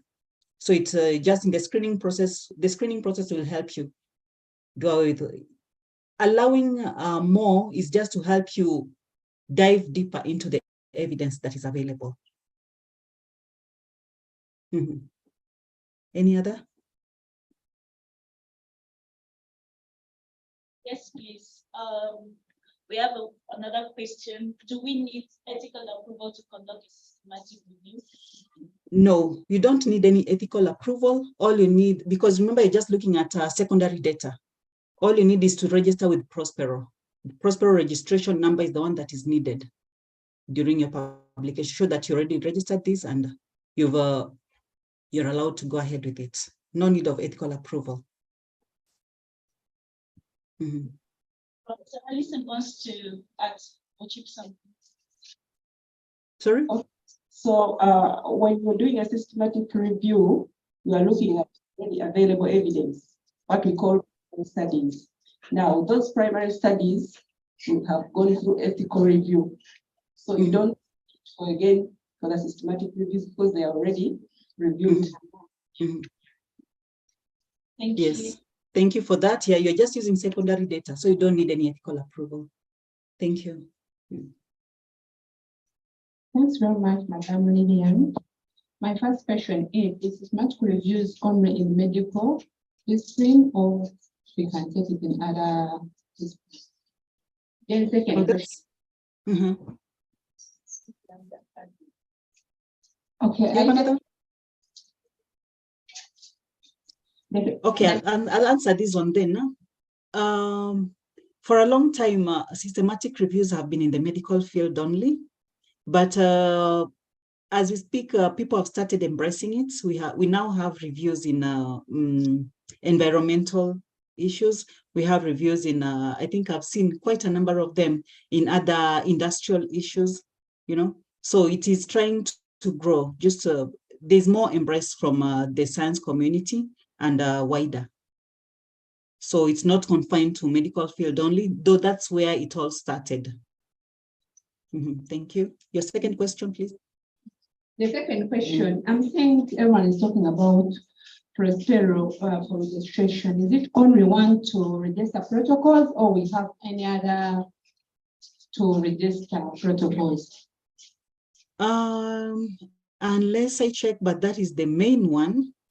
Their protocol, the Cochrane reviews are now not registered in Prospero, just to clear that. If you're conducting a Cochrane review, you register through Cochrane, the Cochrane body. So I know those two, we have the Prospero and Cochrane, depending on the type. And you remember, if it is not if it is an un-Cochrane review, you can't register it in Cochrane. You have to register it on Prospero. Okay. Thank you. I think we should take two hands virtually. Then we can contact. The first hand I can see is Adekule. Can you unmute yourself and ask a question?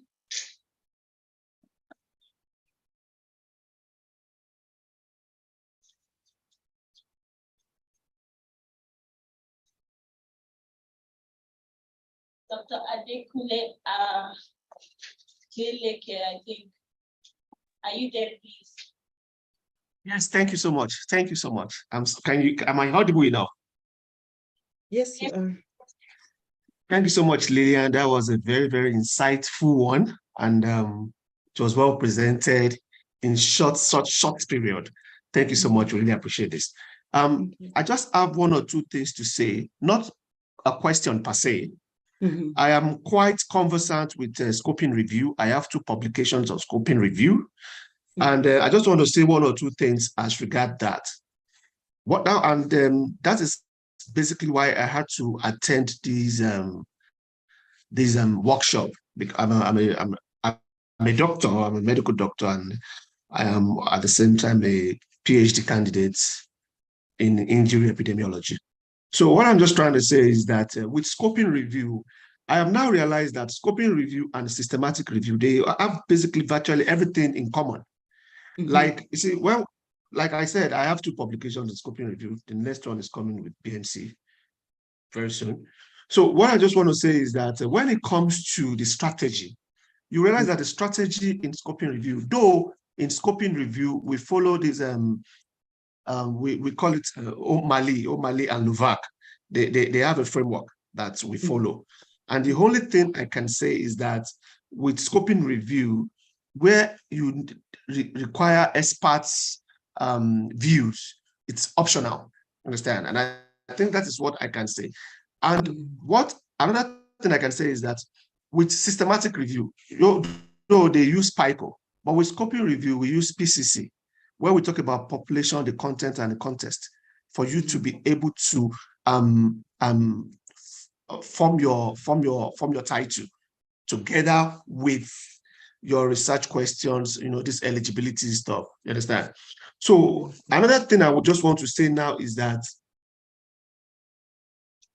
with scoping review, I just want to state this, you can as well publish the protocol, because I published my own protocol with a Q1 journal. So I'm just saying that you can publish your protocol with scoping review, and at the same time, besides Prospero, I heard one of the participants asking that question. Besides Prospero, another am I going to put it now? Should I say registration platform? Another place where you can have your protocol registered is what we call OSF, is Open Science Framework. I don't know if you're conversant with that. Yes, So, yes. Yes, it's so new, and that's what we can use. I'm just saying this because of the question the other person asked.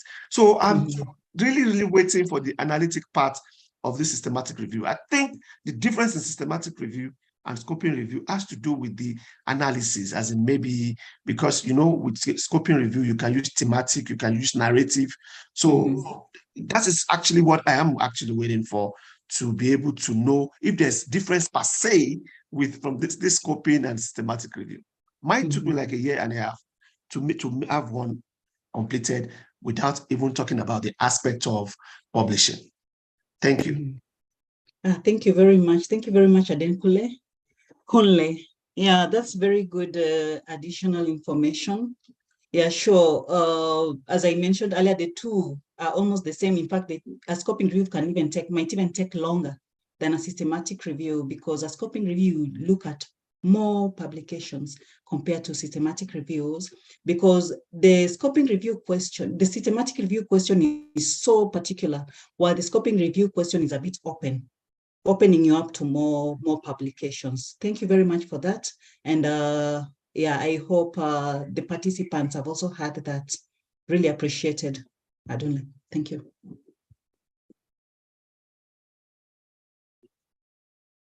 Do you have more questions or time's up for questions? Alien, virtually, can you hear us? Alien, are you there?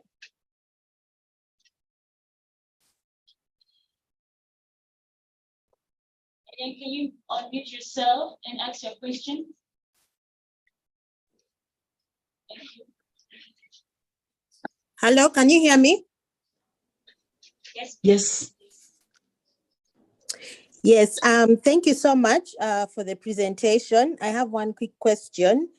You mentioned that if we have changes to the protocol, we should constantly update Prospero.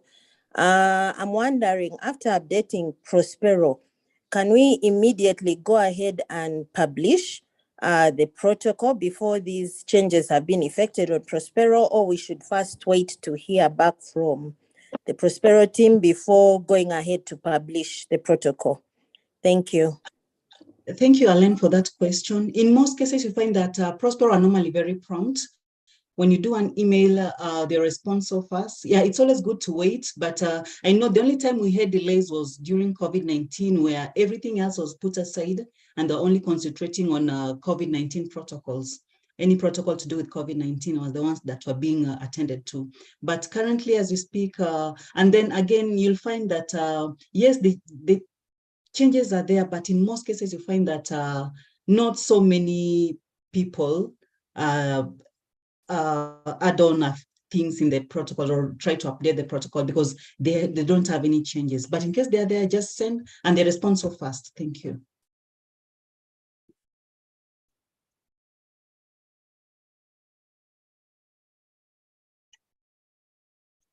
I hope that's clear, Alan.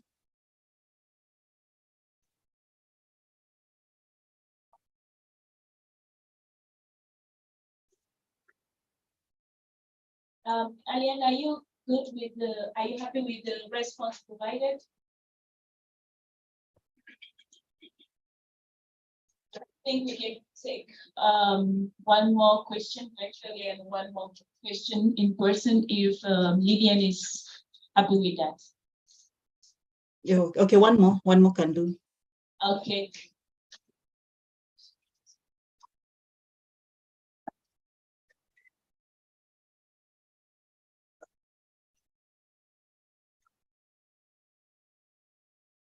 Hello, thank you, Lillian. I'd like to ask, is it feasible to answer a question using both systematic review and qualitatively? Just ask your question again, sorry. I have a research question and I would like to answer it using both qualitative and systematic review. Is that feasible? Oh, okay. When you talk of qualitative, it means a type. It can be a qualitative review, qualitative systematic review, where you're just looking at qualitative aspects. No, okay. A systematic review as well as having interviews. Sorry? Doing interviews with individuals as well as using systematic review. So is that feasible? You know, when you're doing interviews, that's like a primary research. You're getting, that's not secondary data. That now will be a primary study. So it means it is a study on its own, and then you have your systematic review on its own. Because if you're conducting interviews, that's a qualitative study, as you say, but it is a primary study. You're getting primary data from your participants. And that is now a different type of, we can say it is on its own, unless I don't know how you want to combine it, but yeah, systematic reviews are just secondary, not primary. Is that, sorry? Like, I have a question, but I want data from both angles. I need the systematic review answers as well as yes. You can go ahead and you'll publish the qualitative separately as a journal paper. And you'll also publish your systematic review separately as a systematic review paper using the systematic review methodologies, while for the qualitative, you use your primary studies methodologies. I don't know if I'm clear or if there's anyone else who can elaborate further. Yes, let me add on what you have, how you have responded. Yeah, there is what we call a meta-synthesis. You can do a meta-synthesis. That would be, if you want to do it qualitatively, you can do that. But there is no way you're going to systematic review, because if you look at the definition of a systematic review, we are looking at already available evidence. That means that you don't need those other studies that are already available, have already collected the data and published the evidence. You know, that's what we look at. In systematic reviews, we look at secondary evidence, not primary evidence. I hope it helps. Thank you. Thank you for the response.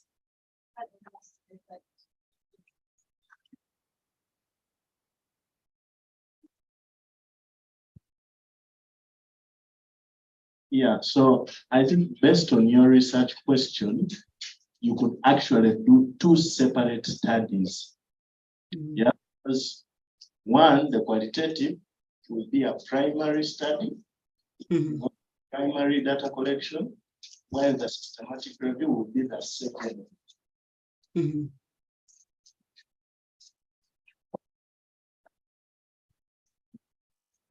Thank you both. In the simplest terms, how then would you differentiate systematic review from ordinary literature review and document review, since some literature and some documents have also been informed by some studies? Okay, thank you for that question.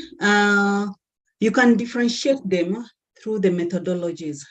Remember, I took you through the systematic review methodologies, which are very rigorous. There's the issue element of risk, and we'll see more of this tomorrow when we're talking about data management and how to reduce biases, the ROB1 and ROB2, risk of bias analysis that will be done. Those are some of the methodologies that will differentiate the ordinary literature review and a systematic review. It's just based on the methodologies. Thank you.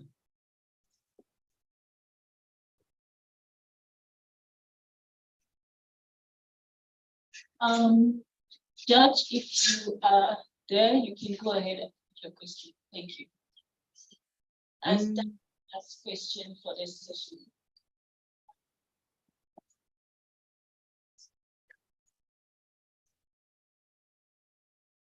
Judge, are you there? Can you hear us?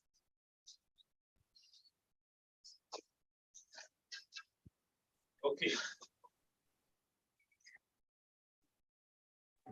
Yes, hello. Can you hear me? Yes. Thank you so much for the wonderful presentation and session.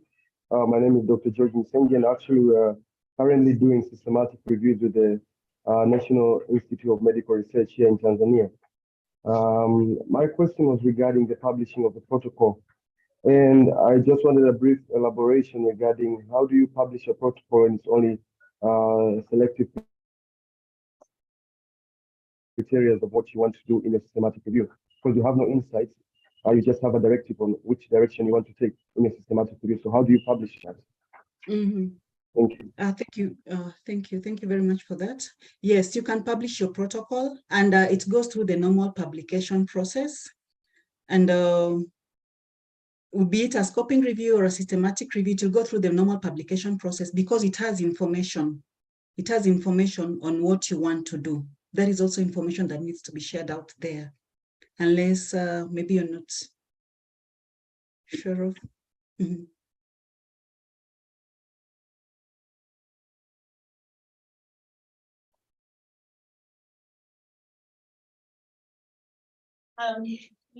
Lillian, please, we haven't taken questions from those in the YouTube. And one question is there a limited number of articles to be included in a scoping review? No, there's no limited. It depends with how you want to answer your question, but there's normally no limited number. Same to scoping reviews and systematic. Same to scoping reviews, just as systematic reviews. All right, thank you. I think that will be the end of question and answer session. All right, thank you very much, Lillian. Please, before we go to the lunch break, I would like to add something on the systematic review and scoping review differences. Is that okay, please? Okay, thank you. So there are like three main differences, and you've mentioned one already, which is the scope. Usually the scope of the systematic review is smaller. The review question is very direct. So one other difference is quality. If you look at the stages of the scoping review, we are not interested in the quality of included articles, and we are not interested in the quality of the databases we are considering. There is nothing like risks of bias assessment or quality assessment for scoping reviews. But then when we look at systematic reviews, we are really, really interested in the quality of articles that we are including. So if a scoping review can map a question like what is the evidence for food system strategies amidst COVID-19, something like that. I'm just thinking of a random topic. That is how a scoping review question might potentially look like. And it essentially maps all the evidence. It looks at all the strategies, everything that has been published around food system resilience or food system strategies amidst COVID-19. So a scoping review can look like that. It's just to map evidence, what has been done, quality or not, just tell us what is available. But then a systematic review, sometimes it follows a scoping review. It goes ahead, it can go ahead to answer a question of which of these strategies is more effective. So after looking at the strategies that are available, we now ask ourselves through a systematic review, which of these strategies is effective.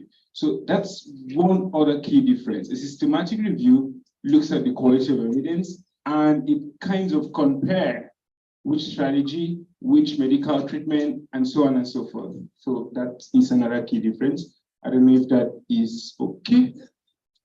Pious. I mean, the virtual and in-person participants. Is that okay, please? Thank you very much. All right, Lillian, thank you very much. Do you have final words for us? Yeah, thank you very much. I think it has been a good session and I've liked the interaction. And I would encourage that we keep having such training, keep attending systematic and basically EIDM trainings, which are very informative. And that's where actually the medical world and science as a whole is moving towards. Thank you very much. Thank you. Okay, something small. After a session, after lunch, I'm going to share review decision tree, where you can look through all the various review types, and you choose one which is right for you. I'll share that with you. I can't find it now, but by after lunch, I'll share with everybody. Thank you. Okay, Lillian, I'm also anticipating your checklist so we can share with the participants. In addition, we have the question box. I've shared it via YouTube, WhatsApp, and email. So please, you can add the questions that are not being responded to, and we will see how to react to it. Thank you. Thank you. All right, please, we have also shared the quizzes through the channels, and please remember it is a very important criteria for certification. And if you don't get up to a benchmark score, it might be impossible to get a certificate. Thank you very much. And we go into our lunch break for the next few minutes. Thank you very much. Thank you, bye. As we welcome our in-person participants for lunch, I would like to request our virtual participants to also grab something wherever they are. And thank you for joining us and staying with us up to this moment. Thank you. Lillian, thank you. Thank you and goodbye.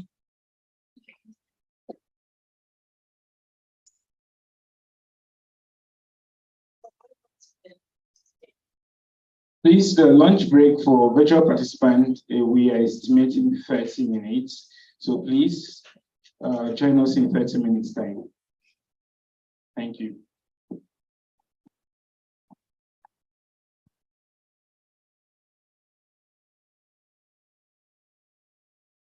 Lillian, please, if you're okay, you could share your email to the participants, please. Okay, doing that.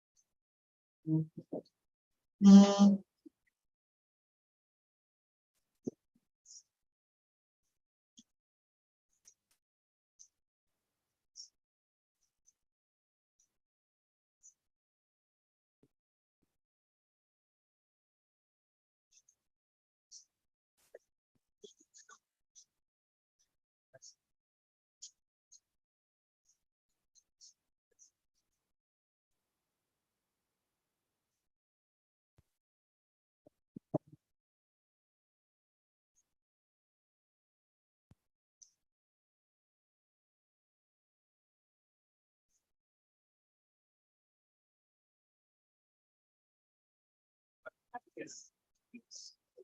All right.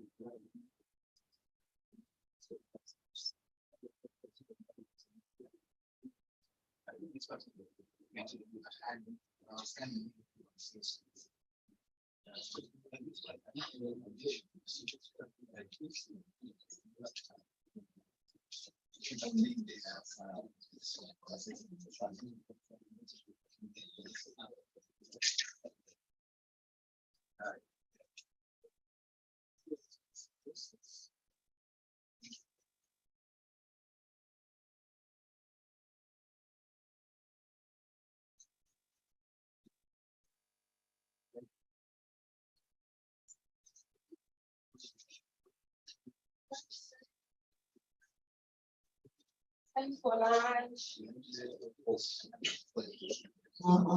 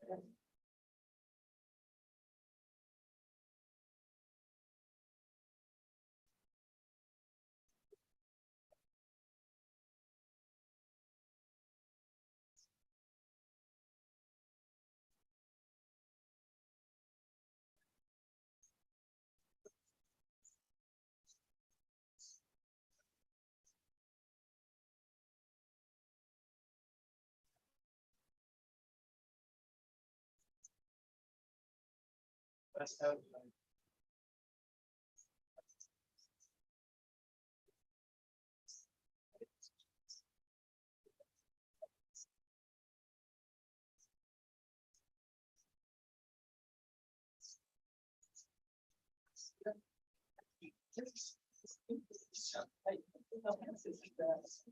everybody. Session 3 is on practical demonstration of AP Reviewer, and facilitator is Robert Apunyo. So just stay tuned. He will be joining us in a few minutes. We'll be sharing some files with you through email. And we're hoping that you have a good internet connection, because you may be required to set up the application within 10 minutes before the start of the session. Thank you. Okay, we are having questions here. The lunch break is for 30 minutes. I think we've spent up to 5 minutes already.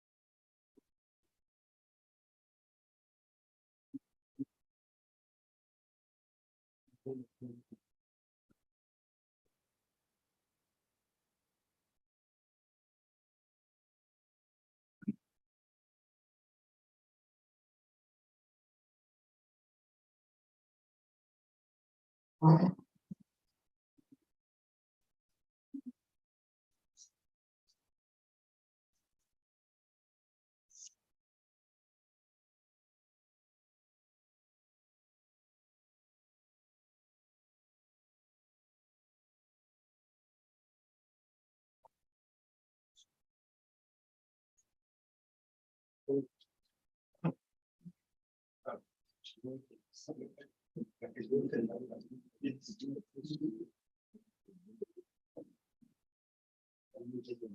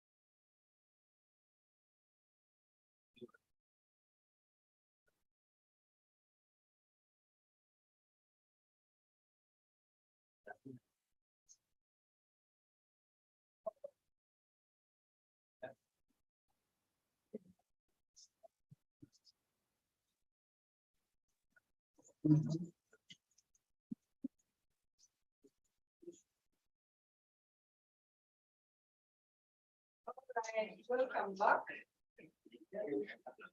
So we are going to the next session. It's going to be facilitated by Mr. Robert Aquino from the Africa Center, and he's going to share with us a discussion of how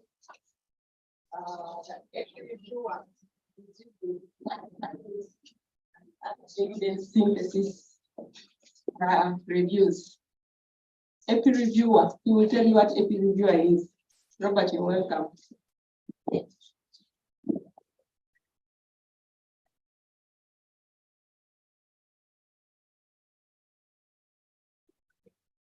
Thank you, Professor Anson. Good afternoon, ladies and gentlemen. I hope we can have another active afternoon discussion. So, I will just request that give you some attention. File was this is an important component of being conducting systematic reviews or evidence synthesis. Okay. Maybe if I pose the question, I should have given the so also you kindly give me a quick summary of what has happened so that I know how we can proceed. Okay, so we had two sessions today this morning, and the first one was an introduction to research and research methods.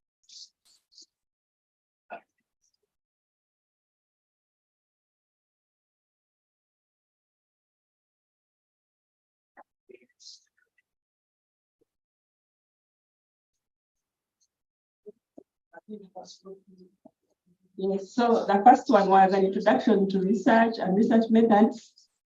And the second session was introduction to evidence synthesis and systematic reviews. So we looked at the various types of reviews, and this was facilitated by the Cochrane Kenya team. And we had a number of questions and answers, which took us up to lunchtime. That's what we had in the morning.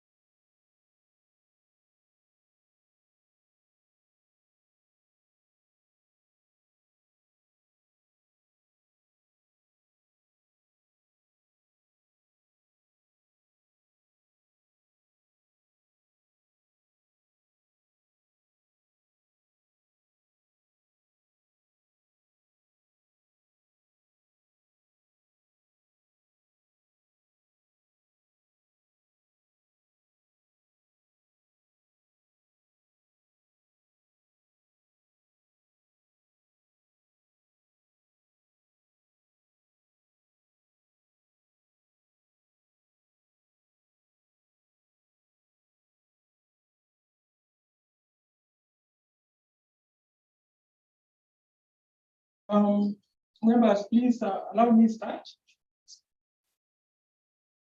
Okay, so I think it was Dr. Chan who really must have put a lot of systematic reviews. So now, to conduct systematic reviews or evidence synthesis in general, sometimes you are dealing with so many studies that you can't manage. For example, in Word or Excel, you end up getting confused.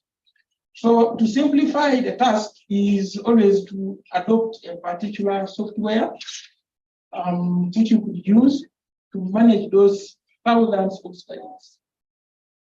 You could be dealing with maybe, let's say, 2,000 studies, right? And so how do you want to handle those studies in a practical way without getting confused? Such that, for example, if you have been working on a systematic review for the last 1 year, and you are attending a meeting, and then you are asked to present, to tell the people, you should be able to generate reports record time. And so that's why we use, one of the reasons why we use the softwares.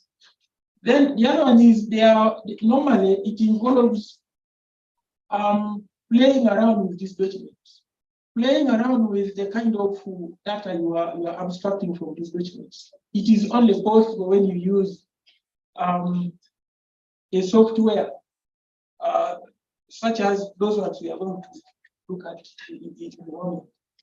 So that is really the gist of this presentation, such that when you continue with the other components of this training, you should really be aware that these documents can be managed in a certain way in the various steps that will be talked about in the next presentations.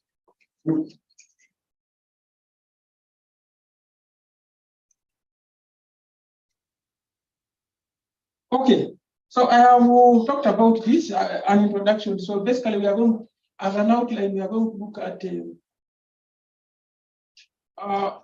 different systematic review softwares. For this one, I would like just to create awareness. Then we shall just focus on one of them. I hope, Fortune, have you please share the link with members? Yes, because you need to open up accounts, and then you can actually practice in a meaningful way.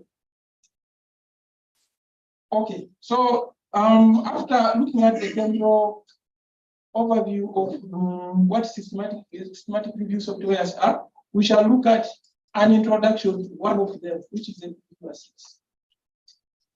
Then the other important thing I will attempt to show you how to go about it, sort of a practical session.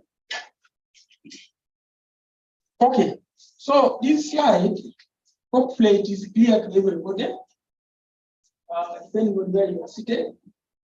We have several softwares that you use. IT, would you please manage that screen that keeps popping up? You could keep with that and keep taking it out. So there are several. A previewer web is one of them, and we have provided you with a link there how you can get to it. So, and I'm told already this presentation has been shared, I think in the last 2 or 3 minutes. That's what we are doing here. We are trying to forward it to you. So you should be able to go to that site via that. Then we have JBI, summary. That's another one. We have the RevMan, which is called, it's actually a review manager, not referencing manager. That should be, please, IT, keep taking off this. It doesn't appear here. Moving it. Yeah, so that is review manager, not reference. It is review. I beg your pardon on that. It's down here. This is a review manager, not referencing. So one important thing to highlight in some of, then there is Ryan. Ryan is another one. You already get those websites. So IT, you help us here. There is something which keeps popping up, covering some, like this one. Please keep it off. So one important thing to note in this particular slide is that each of these softwares has got an advantage and disadvantage. And you can see in terms of the cost, the first one is £55 monthly. This JBI Mari is 100 USD annually. And then this, the review manager apparently also now attracts some price, which is $99 annually. But when you get in there, you should be able to find this information because it's part of logging in and the registration system. So these are some of the softwares which are really good. However, there are also free ones, which Dr. Alson perhaps in the next presentations can talk about because she's one of the key people who normally interacts with some of those softwares. So these are the main ones. If one was conducting a systematic review, especially where you have funding, you would definitely subscribe to one of those. Okay, so just a while ago, we shared a link with you on how to get to this website, a previewer 6 software for conducting systematic reviews or for evidence synthesis.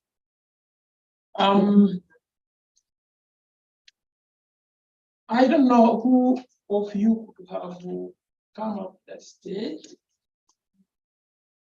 Has anybody, someone registered, be able to register?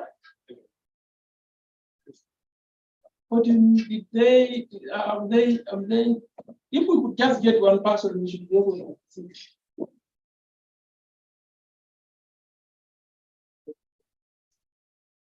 Yeah, so first deal with the other formal registration, then it will bring you to that level there.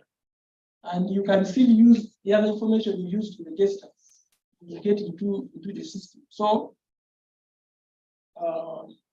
just one person should be able to say that is sufficient.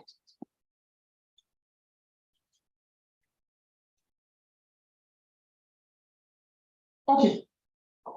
because really we are at that level where we are supposed to be. I'm supposed to be showing you how to go about using this software, because that is where I practice research. Otherwise, we could spend a lot of time talking about how it was developed, all that language. That's not of our interest. We just need to be good users of these softwares.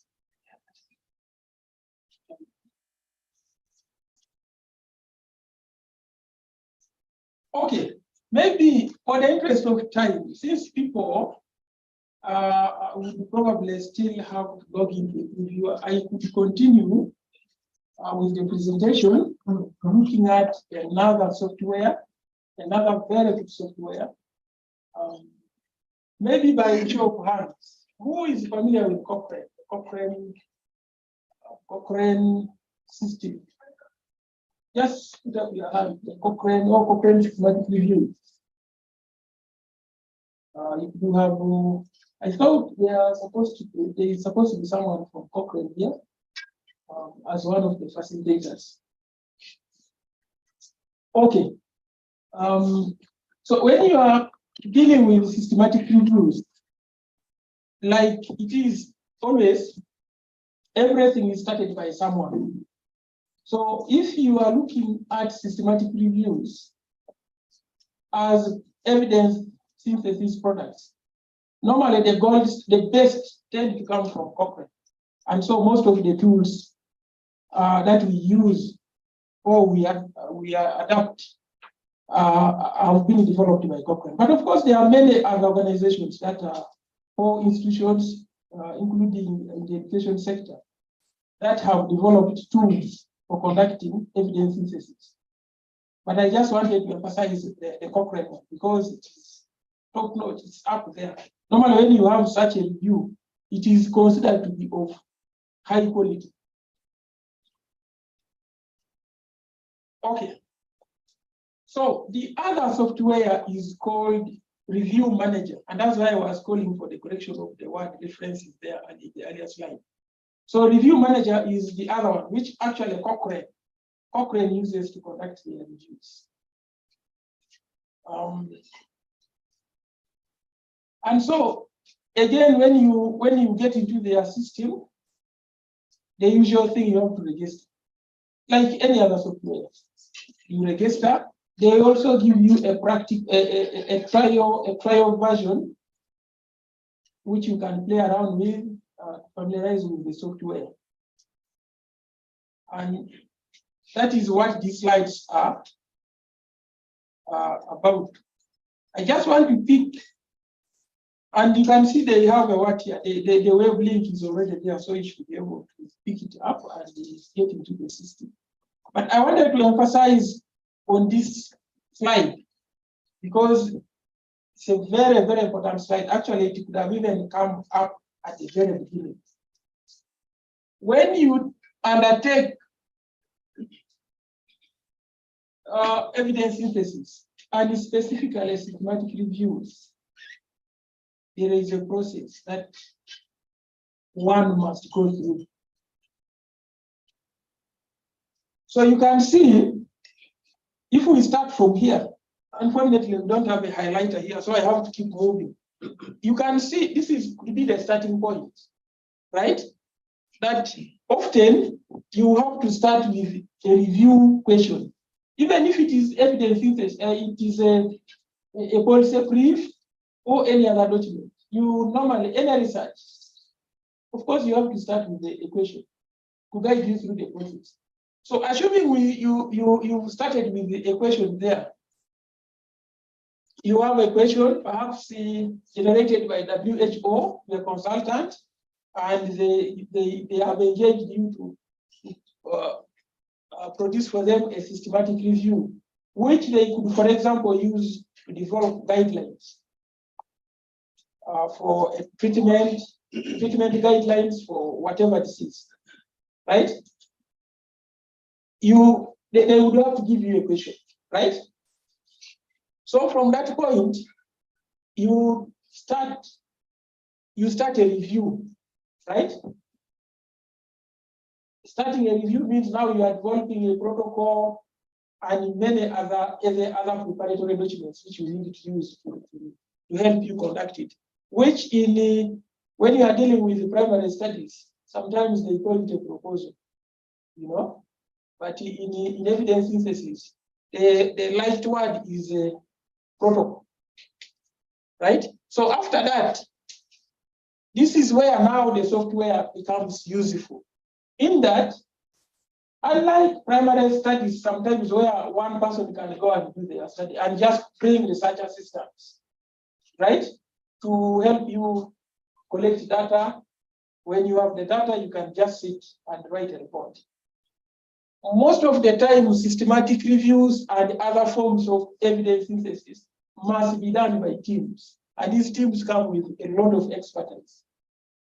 And that's why we have all the speakers or facilitators in this workshop have been, at least those I know, have been involved in conducting evidence synthesis. So each one of them has expertise.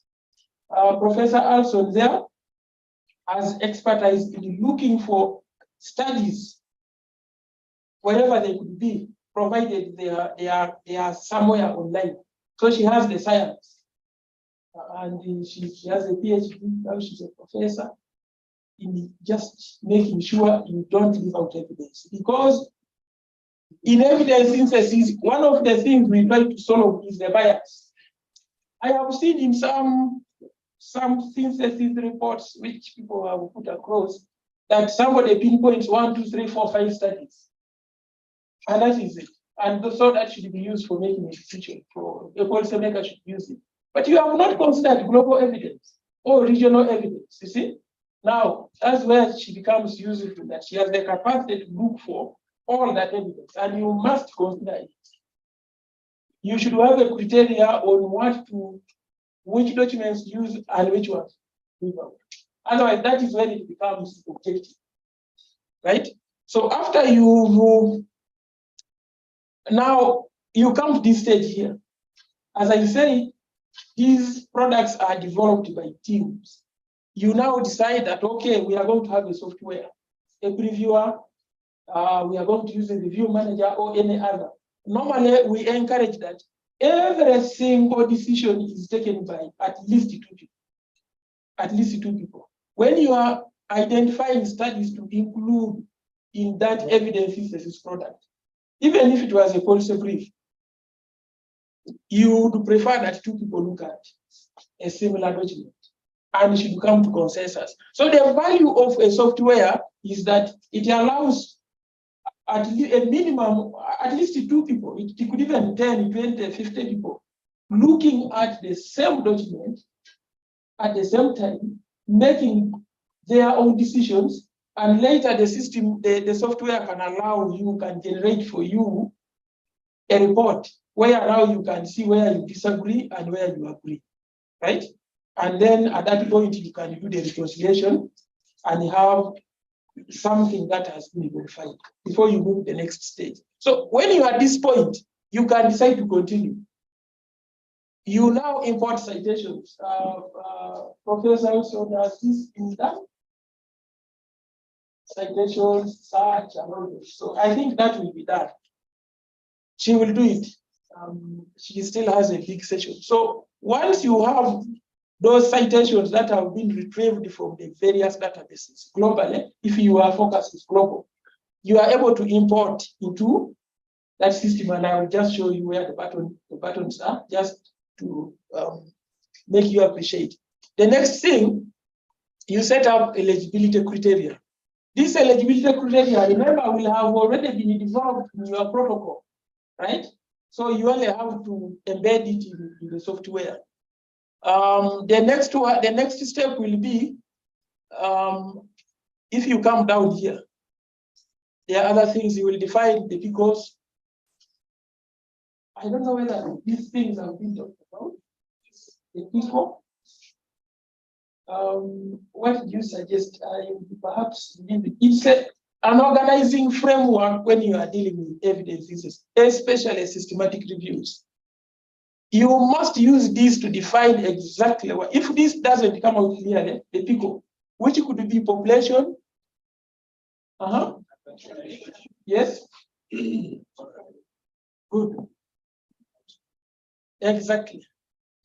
Then sometimes it has a, okay, the S could be design, study design. And again, this can change depending on the field where someone is coming from. It could be PCOS as well. But the components, the things in there within. So you have to define the population. If it is Uganda, it must be here. Sub-Saharan Africa, it has to be here, clear. And if which population are you dealing with? Is it children? Is it youth? Is it what? So anyway, this will come. So you have set up eligibility criteria. You now import a study. You can import the study that for this particular software, the review manager. You can import, you can code it there yourself, you can abstract it, manage studies there, pick out the information you want to use. And then you can generate a meta-analysis and write the article. So briefly, that is what a software helps you to do. And so this is a very good slide. I think next time I should move it up. It should come. And so you can come back to this point. While all this is being, there must be a monitoring system to make sure everything is going on well, right? So actually, after assigning people work to start the project, you immediately start monitoring and supporting people, right? Like now, let's take an assumption that we have decided to team up and conduct a systematic review. Definitely a more experienced person will have to support the rest of the team until they are comfortable. So that's why you see these arrows come back. You continue to evaluate what people are doing, meetings. I think I mentioned something like reconciling the disagreements will always be coming up in the process because you are reading a document, the other Fortune is also reading it, and then there are certain things you may pick which another person may want. So you evaluate, and when you evaluate, you update. Maybe the codes you are using are not very clear. So you have evaluated, maybe you are doing a pilot, and so you update, and then that is fed back at this stage. When you have evaluated, you may still come back to the question because it may not be clear. However, you have started coding a few studies. You go back and refine that question before you proceed. Yeah, and so there is a link there. The web link is there. You can go in there and learn a little more about it. Okay, members, permit me go back to this screen here. I could just identify a few people who have been able to come to this level. Yes, one person there. 2, 3, 4, 5. So, please feel free to go facilitators because this is an interactive. There is no teacher here. We are just trying to show you give you a transferable skill. One which by midnight you might be a guru. Yeah, so I just need to disengage from this screen. Go back to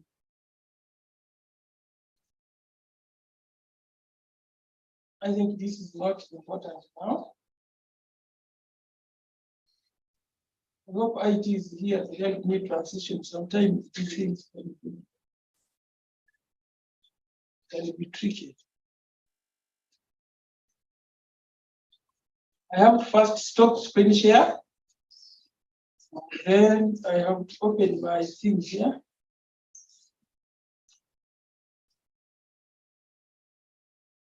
Okay, so very important.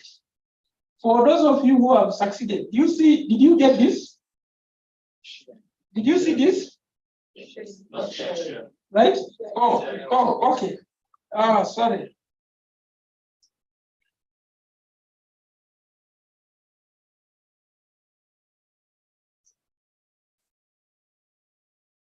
Okay. Did you see this screen when you are trying to log in? Maybe I need to just see exactly what people have there. Because that red screen there, that message is so frustrating. You can never open it. Yeah, so you are just one step to this. Very good. Okay, that is good. Unfortunately, for me now it is. I can still show this, but may not stay there for a long time because my password is already set to there. Who else has yes? Can I have a look at yours, sir?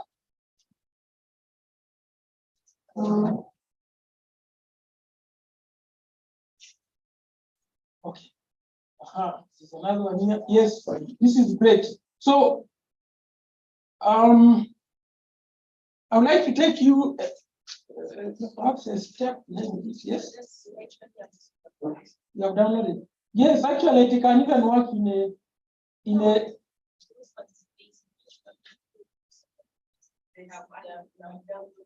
Okay, great. Thank you. So, this screen will always come, this message here, when you try to log in. So all you have to do is keep closing it until you get to this page here, which most of you have reached, right? So now all I have to do is to log in, right? Yes, now this is a very important screen. Already in there you have a sample review. It is written, yes.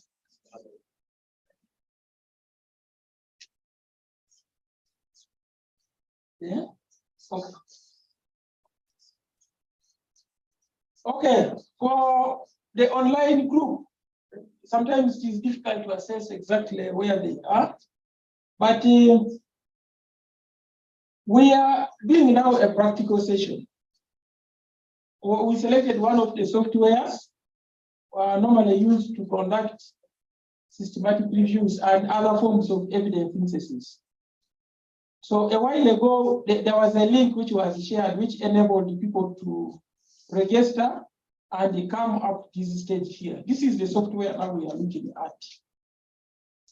So I don't know how we can assess and find out how many people on the online group could have managed to reach this level, because that is very important. At least one or two people should be able to encourage us to proceed. So can someone please monitor? Perhaps you put in the chat. Yeah, about more than 5 that have already raised their hands.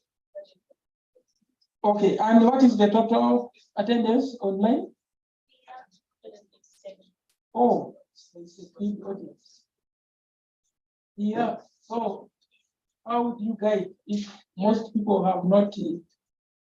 Can members online, can you keep putting in the comments in there so that we try as much as possible to pick them up and guide you accordingly? Okay, I think let's proceed.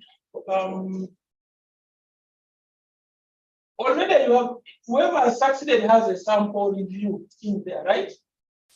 And it has the studies which they gave you can practice. So they're asking, how do they log in? How do they log in?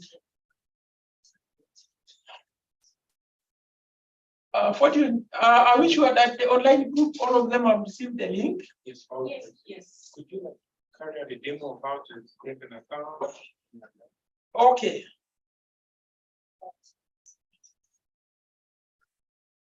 Let me do just that. Let's not leave the online group. Hi.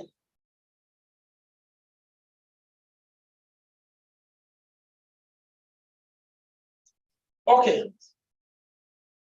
using the link which was distributed by Fortune, if you tried that link, you would come to this page, online group, and even members in the room here. You should be able to come. This is a page you use to create an account, right? You would say, create an account just down here where you see my cursor rotating, right? You create an account here. The process for creating an account is quite, they ask for basic information, right? Just fill in this screen, right? So after you filled in it, you will confirm. And when that is done, for the first time, it takes you to a login. What you will see login somewhere. Now, in my case, I will come back using this.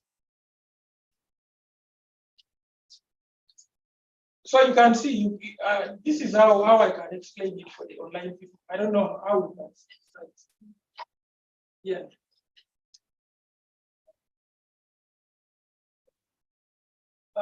Please continue monitoring. I don't know whether the explanation is sufficient. Okay, so let me log in now. I have created my account.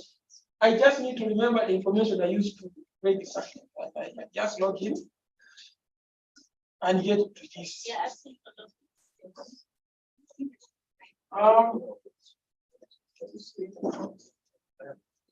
Okay. Can we guide them first identify the link which was sent to the yeah. That is the most important. Let them confirm that they have the link because that is the gateway to.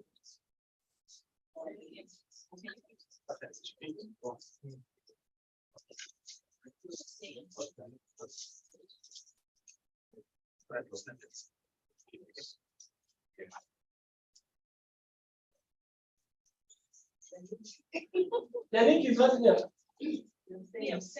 Okay, so really that is a gateway.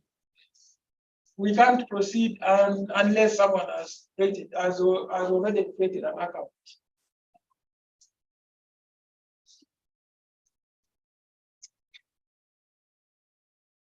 Yeah, sorry, we are going back and forth, but people need, I think, understand how they can log into this, especially the online group. Please continue monitoring. Yes, please. When you feel a sufficient number has created accounts, we should be able to continue.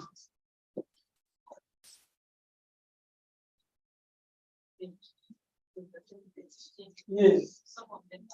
Okay, so I think we have got a good number of people who have reached this page.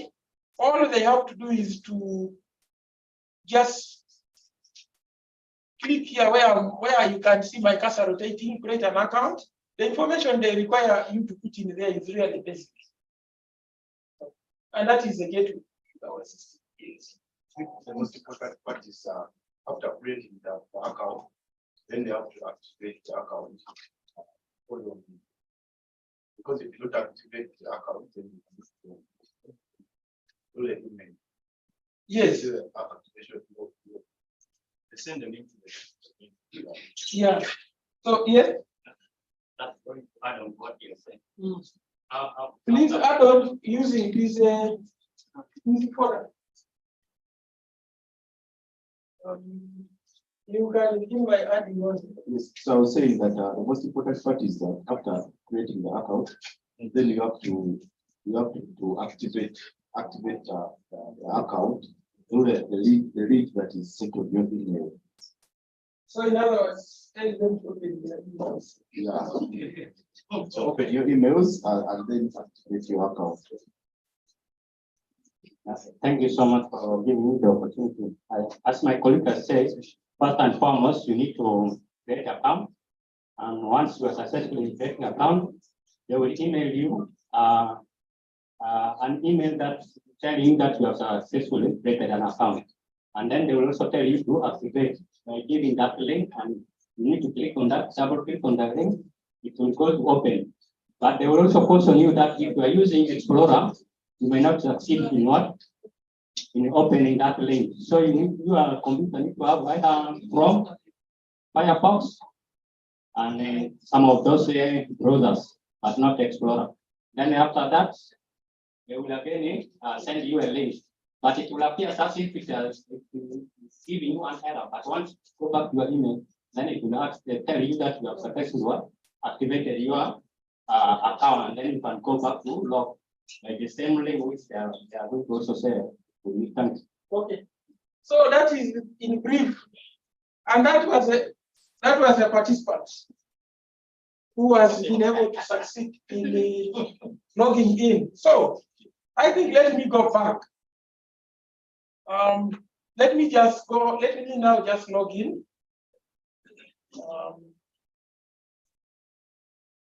I am happy almost everybody in the room has gone. Actually, the people have gone beyond this stage, the one you see here. So that is good. So as I mentioned earlier, there is a screen, an annoying screen that may keep popping up. Please ignore that screen. The red one telling you cannot open, you can't open it. You cannot open Internet Explorer. It's a system thing because this thing is being upgraded, so it keeps popping up. All you have to do, keep closing until it gets out. Okay, so in there is a review which has been created for you by default, right? There is a review there, you could practice on that review, right? So now, as you can see, for me, I have many projects. I have really many projects in here. I just need to choose which one of them I use. I could use this one here. One of these. Yeah, one other thing I need to mention is that you should always have relatively reliable internet. Relatively reliable, not as you can see, it's opening. So this is a welcome screen, right? This is a welcome screen. And this screen gives you a menu like any other software, you have a menu, right? Now here, this is a review home. For me, normally when you have more than one review, when you tap it, it will display how many reviews you have, several, as you can see. So this is not very important, especially for a beginner, and it is something you can easily get used to. I think the most important thing here is how to upload what? Documents into this. Remember, I talked about you should have accessed references in a certain format which this system can accept. And that is reserved for Professor Alison. Perhaps tomorrow, I don't know when she's presenting. Yeah. So what you do, we are also trying to get your attention. So if you come here, it's like any software, they are tools. So you can come here, import items, right? You just click there. It is already asking you where those items are. Professor Alson will give you standing orders on how those files should be organized. Otherwise, they can never get to see the software. Right? So you can see it is asking us to choose a file. Right? I don't have a practice review where I can upload a file now, but this is the instruction. You just click there, and it is looking for that file which you will have saved in your computer. And I can see some of them are here. They're actually here. You see, these are the files, the way they are highlighted. They normally come in what we call RIS format. Also, what is RIS? Be familiar with it. It's information. Yes. Research Information Service. Right? It is a format like you have Excel, like you have Word, you know. So you must, when you get those things from all databases, using the science, then you have always to make sure you save them a certain format. And that is where it becomes important to know which software you are using. These softwares take different formats. So you need to know. Otherwise, you will download files. You have a file there, but you can't upload. Remember that file can come with 10,000 studies in one go. You put it in this software, and it opens up. You are able to see all this stuff. Okay, so let me just close this. We are not going to upload.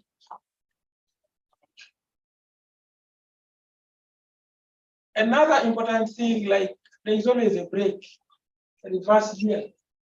Please get used to this button here. Sure.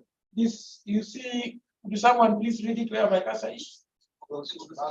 It's a button which will always take you, because quite often when you use this one here, the usual one we all use, it locks you out, right? So, and when you are locked out, then you have to go. And so you need to use this one. You can close and takes you back where you are, right? And so you have a menu. So now you have seen how you can import. Yeah. Do you see an arrow here? You see this arrow pull down. Normally, when you see that arrow, it means it's hiding something, right? So here, you can add a document manually, a reference manually. Assuming you have only one, you discover one along the way. Yeah. You can add it. It is called a new reference. Just click there. It opens for you this, and you can type in here the title, right? If you have the abstract, you can put it there. And then you should know the format of that document. Is it a journal article? And so that's why you have, if you don't specify it, it doesn't allow you to add. So you could say journal article. You see that now the save button is active. And I can save this particular one, which I have added manually. It joins the others. Okay. So I close back and come here. The other important thing to note here is that you have a tab for reports. You can create reports, right? Like any other software, you can run reports here. You can run certain diagrams here. Like this software, after you have screened and coded your studies, it can generate for you a diagram showing you the process you have gone through. Again, you have to get that via reports, right? And then you can search this system. You have included, put in 1,000 studies, or 5,000, 10,000, sometimes even 25,000. And you want to pinpoint a particular study, and you know the author, you can do the search here. All these tools are here. You can do the search. So really, so these are the various searches that, for example, I have done this during the course of being conducting this particular piece of assignment. Yeah, so there is a menu here. I don't know. We can go on and on and on and on. Like any other software, certain things you need to discover. Important also, where you logged in from. I think I will not show you. There are videos there which will really help you to learn in a practical way. So one other important thing, perhaps, which I can highlight is this one. Collaborate. This collaborate tab. This one here. A very important tab. It is an administrative tool. It is the one you use to manage who is doing what. Remember, the software, you can know what everybody is doing. If you don't do your work, I give you a call, you say, yeah, actually I worked on it yesterday. I'm just winding up. I come in here, I will know when you last logged in, and everything you do, right?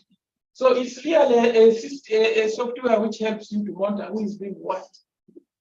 If someone in the team is not good enough in terms of their capacity to do the work, you are able to know.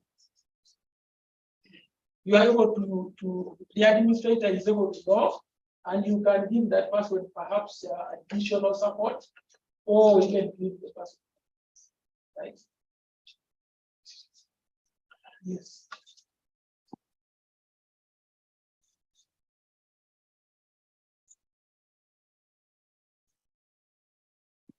Okay. Who is monitoring the online? Someone should be monitoring. They might be posting very interesting. And just to be sure that they are, can online, please, do you let us know whether you are following? There is someone asking what is the next step after login. There's what next from picture up there. Yes.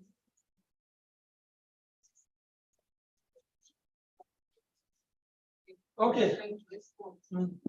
I think let's continue. Am I not loud enough? Do I need to use this?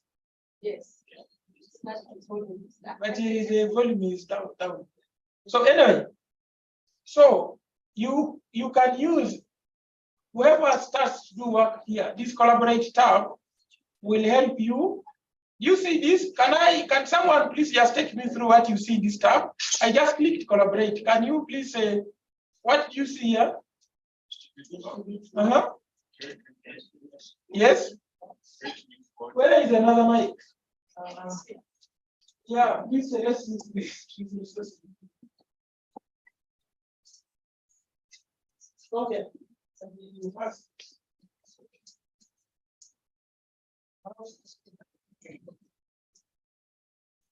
Okay, so let me just run through. Here it says what? This one is what? Coding assignments, screening assignments. You must give everybody their portion, what they can, right? And so you are able to know who is doing what. The most important thing about this tool is that you can pair people. You can pair people to look at the same study. If it is the title, you want these two people to read the title together and make their decisions. And so when they read their titles and make decisions, later you can have a report where you see where they disagree. This one is saying include, the other one is saying exclude, right?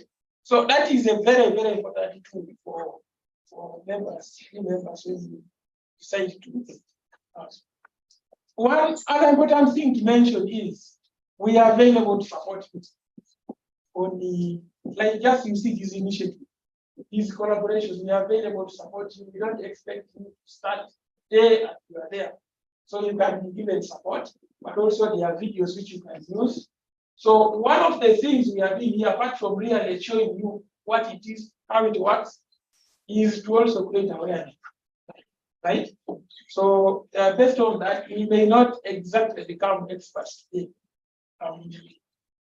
Yeah, so that is that. Robert, can you show the ID where is the default review and the default review? The default review is well, that requires me going back. I can go back. I would like to confirm that that person reached this stage. The person asking this question online, please confirm that you have reached this stage and you are able to log in. It is only after you have logged in that you can see the default review, right? Which is here. For me, because I have so many, let me try to pinpoint that review. So this is a default review. You see this? My name is, when I opened it, they called it Robert Acunyo's example non-shareable review. So this is the default review, you get it on this window. And you can open it and practice on it. Okay. So let me go back to where I was.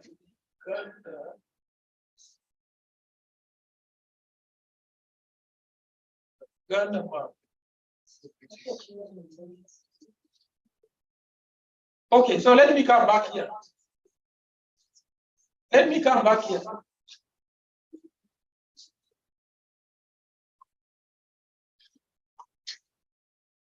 You see, you open here. You see where you where your name is the where that is where you activate it from. You just have to do that.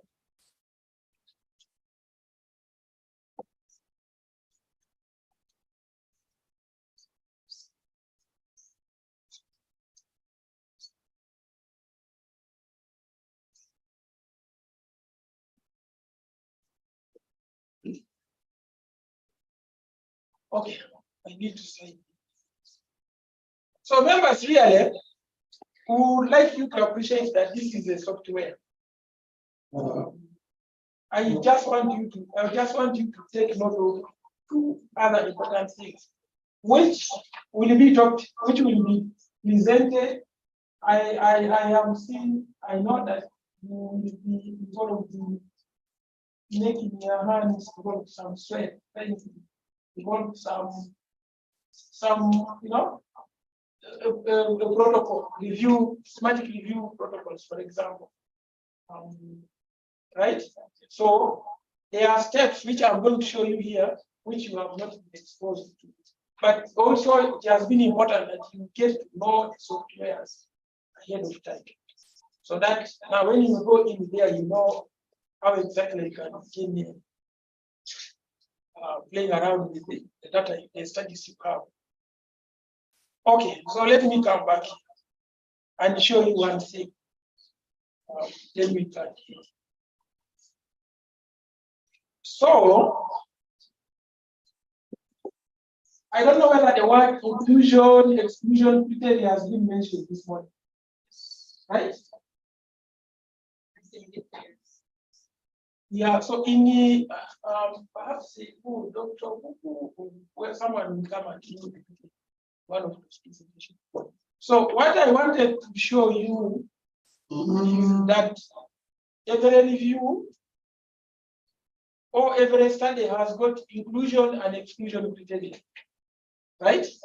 And normally that is defined under methods. Even if you are a primary study, you have that. Right? There are certain things you have to exclude. So here, you see this? I just clicked here. As you see here, it is hiding some stuff here. And you can see, you can explain these studies and make a decision to include or exclude using inclusion, exclusion criteria, right? Yes, so you should have that. That one should be in your protocol. And so if it is in the protocol, the protocol commands you what you do in a software. Okay, so the other one, let me show you a detailed inclusion, exclusion. Some of the studies you exclude. It could be that you are not interested in studies. For example, let me give an example. You are conducting a study, evidence synthesis, maybe a systematic review, a policy review on COVID, right? Would you look at studies that were published before 2020? No. So you can exclude that study based on what? What is the mic, please? Give to someone who would like to respond. So you can exclude studies.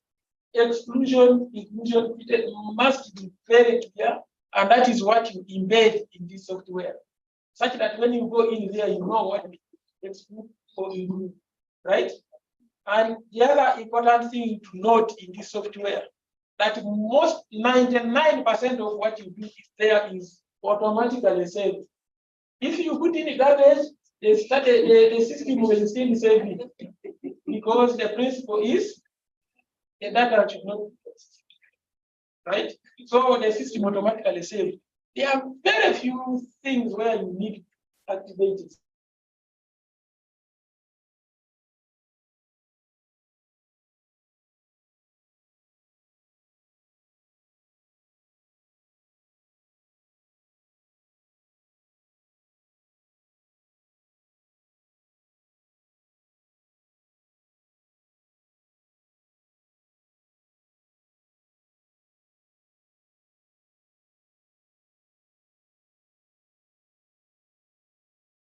All these things you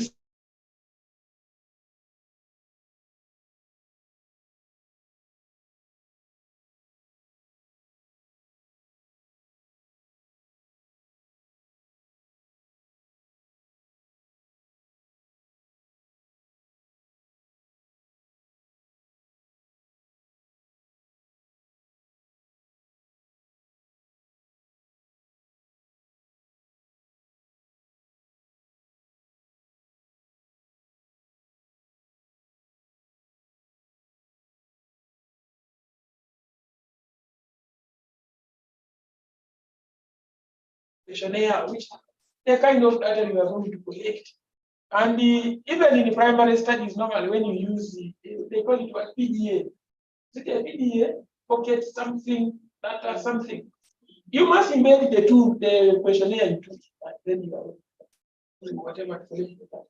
So here we are on the evidence synthesis deals with what has already been documented. There is a report. We don't do evidence synthesis by going to collect raw data in the field. No, that is the other level. So you can embed all that into the system, and the tools are there for you to do this. Okay, so let me just open one study, a sample, a study, and you have a feel for how it looks. So you see this?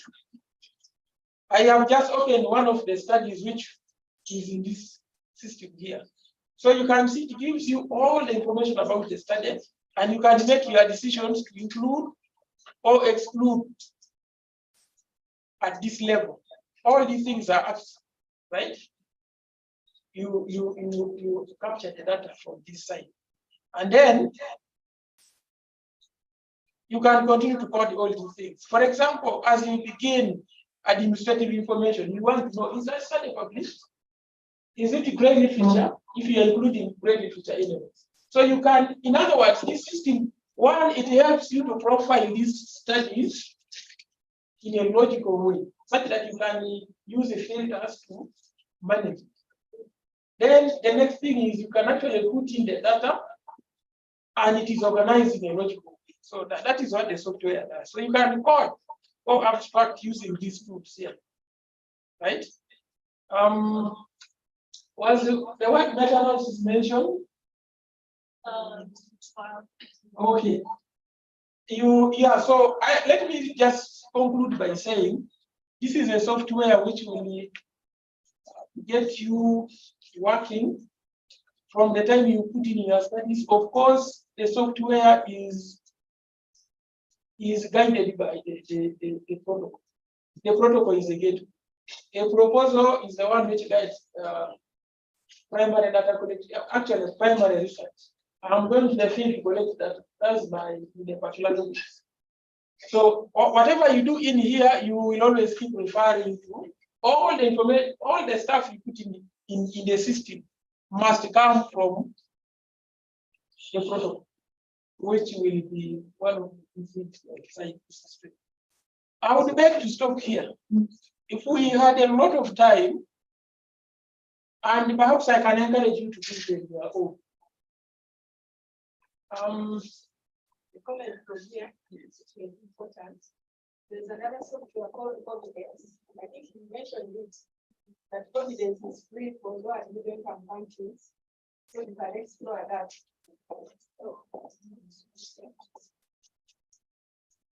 Yeah, you can explore it and yeah, so Confidence, as I shall say, is another, it's a free software. But you know, free things come with the issues. And that's why experts like you, we prefer that we really begin by showing you the kind of things you do. Anybody looking at your thing will say, okay, they use this, okay. They use review manager, which Cochrane, the key actors in generating systematic reviews are using. So that is a bonus, right? So, but there are many others. You will discover these softwares. So if you're a student, perhaps you don't need to come and pay. You will use Cognitive. Yeah, so please just be aware, and you can always ask the people who are building the software can I use?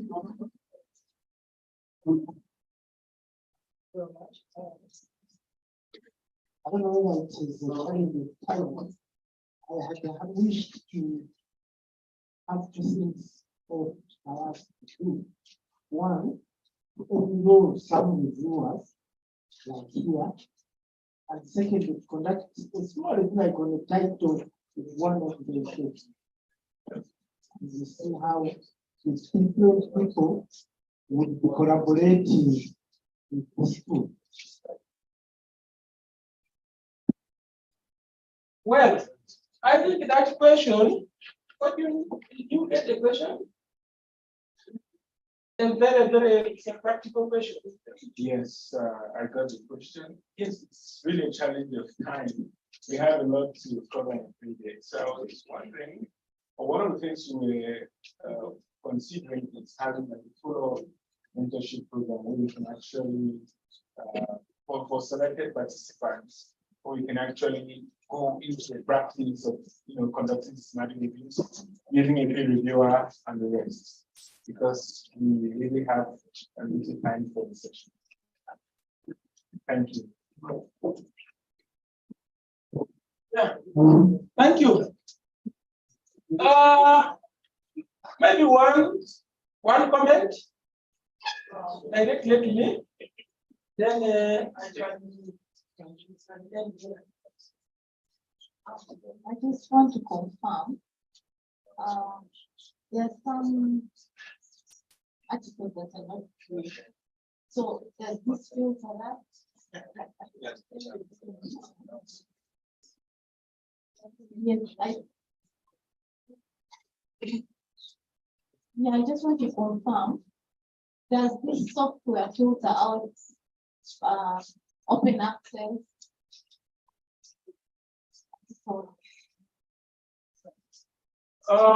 No. I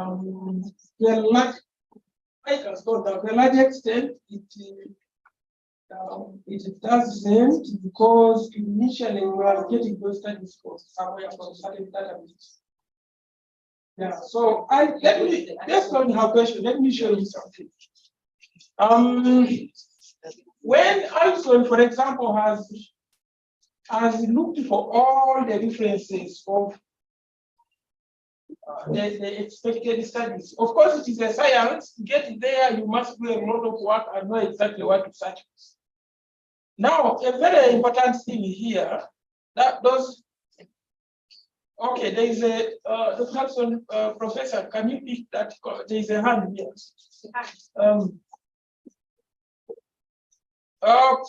Yes, I think let's give him a minute. Please interact with us online.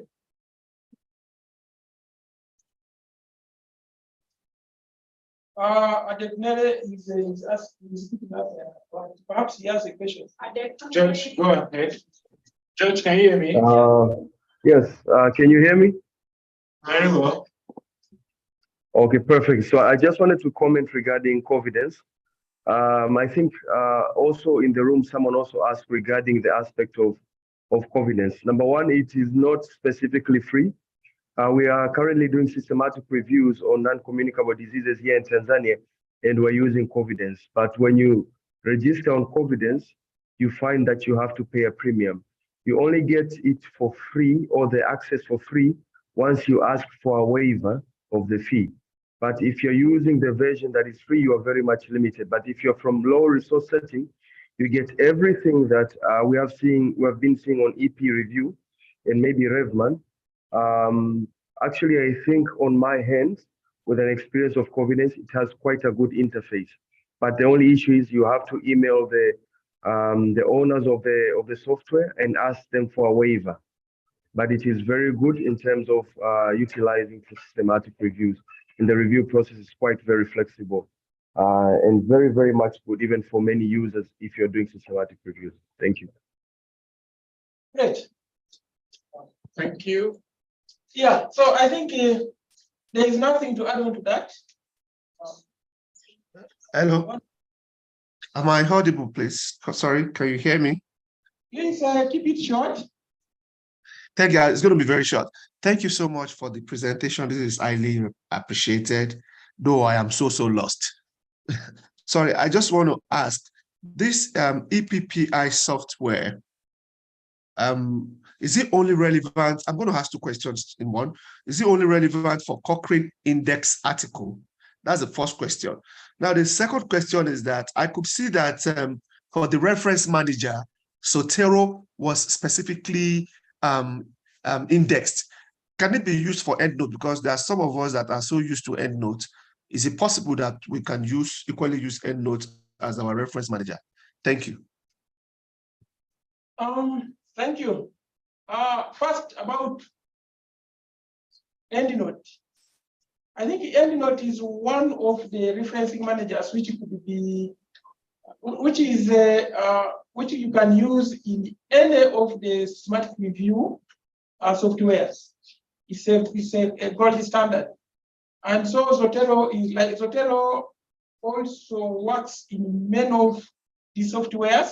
For example, a previewer, it's quite handy. And actually they have integrated it there lately. So yes, I think the key point there is whichever software you are using, a referencing manager, is really to know the software you are using and save the file, the file you export from the database in that particular format. So you should be able to move and upload it in whichever software you are using. Yeah. So the other one is, first, you said you may have not followed, perhaps you came late. If you, for example, managed to create an account, because if you didn't create an account, then you wouldn't follow us. Yes, please go on. Just confirm that you are able to create an account. Okay, I think it's not there. Then let me just give a small comment on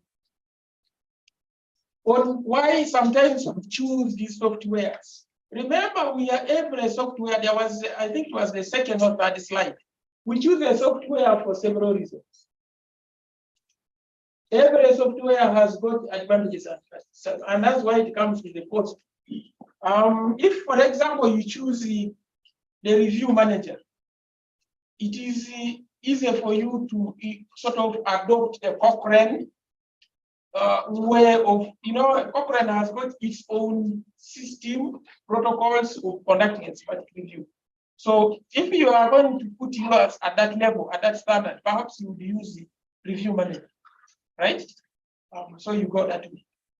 Now, a reviewer, one of the things we like with it is, there are things we call evidence and gap maps. I don't know whether someone knows about evidence and gap maps.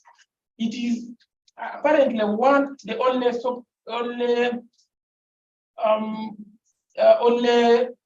software that allows you to generate evidence and gap maps.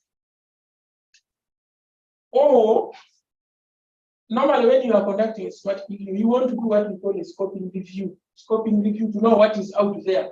So look at evidence and gap map as something like a scoping review, but it gives you a map where you have coded, let's say, interventions against outcomes of, let's say, 1,000 studies on a particular topic, let's say youth employment. Interventions increase the youth employment. So these softwares have their advantages and disadvantages. So really, the user needs to know how far they are going with their review. And some of these softwares, I don't know how long they keep your data. And so sometimes when we have these trainings, we want to show you 2, and then you go and discover those which clearly, like confidence, like you have heard from the online participants. It's a good one. If you're a student, why should you even go and pay a lot of money? Yet the other one, you pay annual fees, you even have a waiver, like he has explained. So perhaps that is a good thing also. In summary, I'm saying please explore. There are many softwares out there. Explore. Hello, can I speak now? Yes, please. Can you hear me? Yes. Thanks so much for the session. Facilitator, I have a comment. Maybe you want to take into consideration next time. This was a very good session, but you're too fast for your students. Huh? So most of us came in good time, and I think there was a bias because you have a crowd of 263 participants online, but the people who you are with on site benefited a lot. So again, from your side, you don't want to throw away knowledge. If 262 people feel biased with that kind of useful information, then it's like throwing it away in the dustbin. So take note of that next time. Thank you. I agree with what you one of the key organizers. If, for example, within your program, you can make adjustments, you probably give 30 minutes and allow people get in there, upload at least one study, screen it. I think she has given us a very powerful list. Unfortunately, I had a relatively fast come because we have a time constraint about that. But it's a very, very important thing. And maybe in future engagements of this kind. Yes. I think this particular one should be given a lot of time and you allow people to really interact with this. Thank you. Thank you so much, members in the room, and all the online audience for giving me this opportunity to talk to you about these softwares. And again, these softwares, using them, it is really, these are not hard skills. These are transferable skills which we expect people to learn quickly and should be able to use them. Thank you so much. Enjoy yourselves for the rest of the day. Thank you.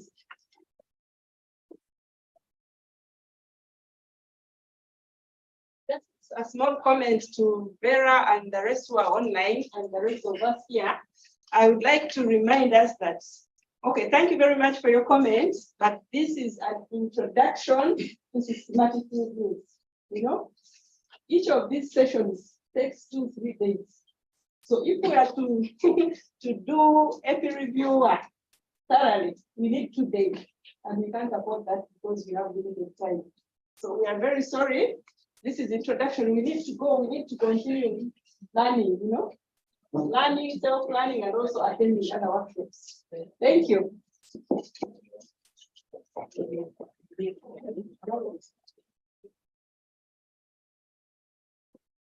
Hello, everybody. That is a wrap for today. Tomorrow we start with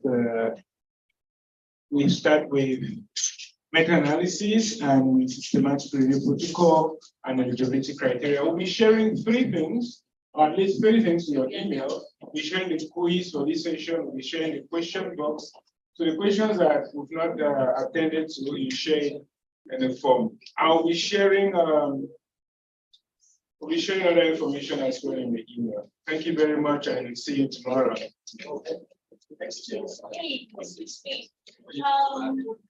they're going to have a group photo downstairs.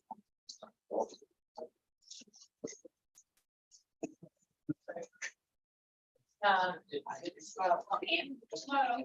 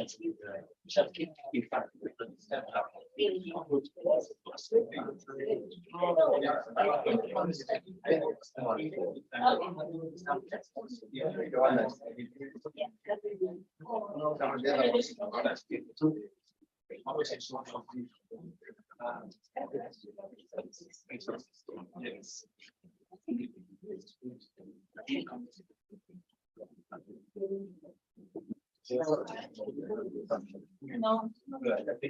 Yeah.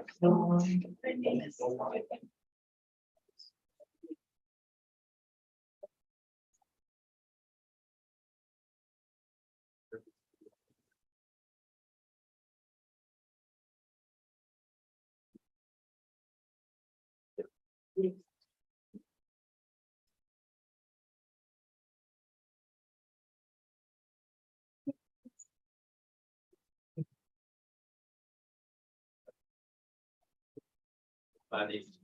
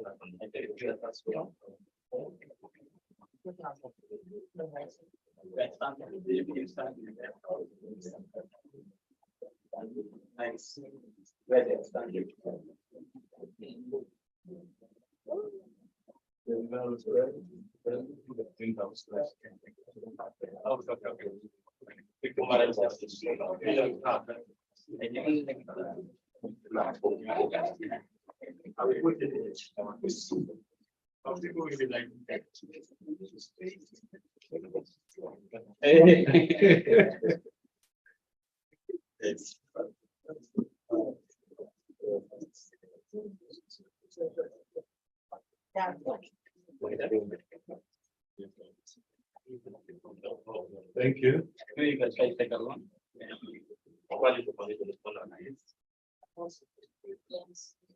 He will take this class.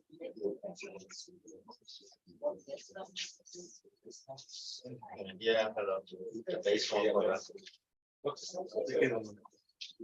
Chapter 4.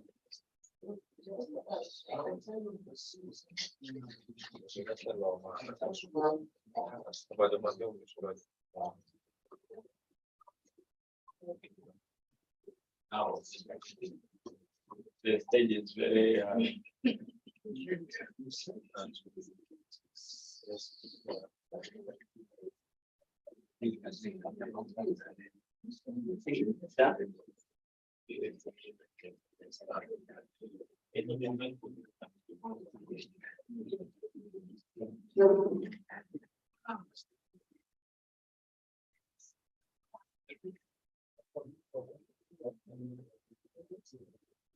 Second.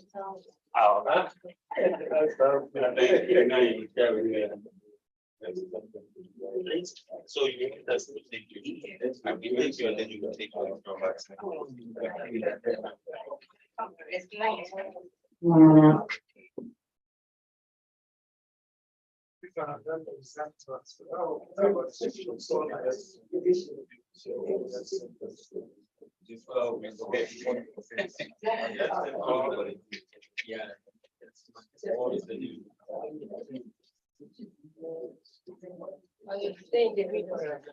Yes.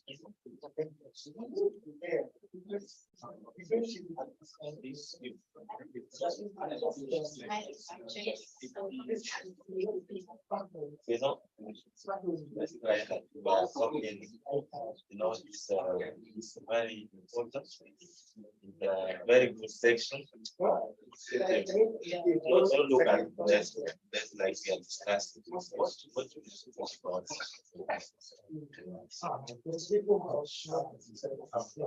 Yeah.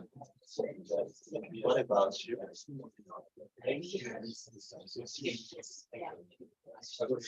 Let's see. You want to control?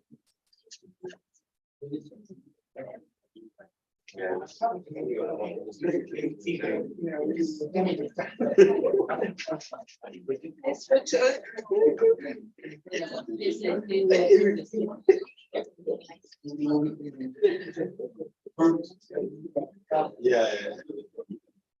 We're here with you.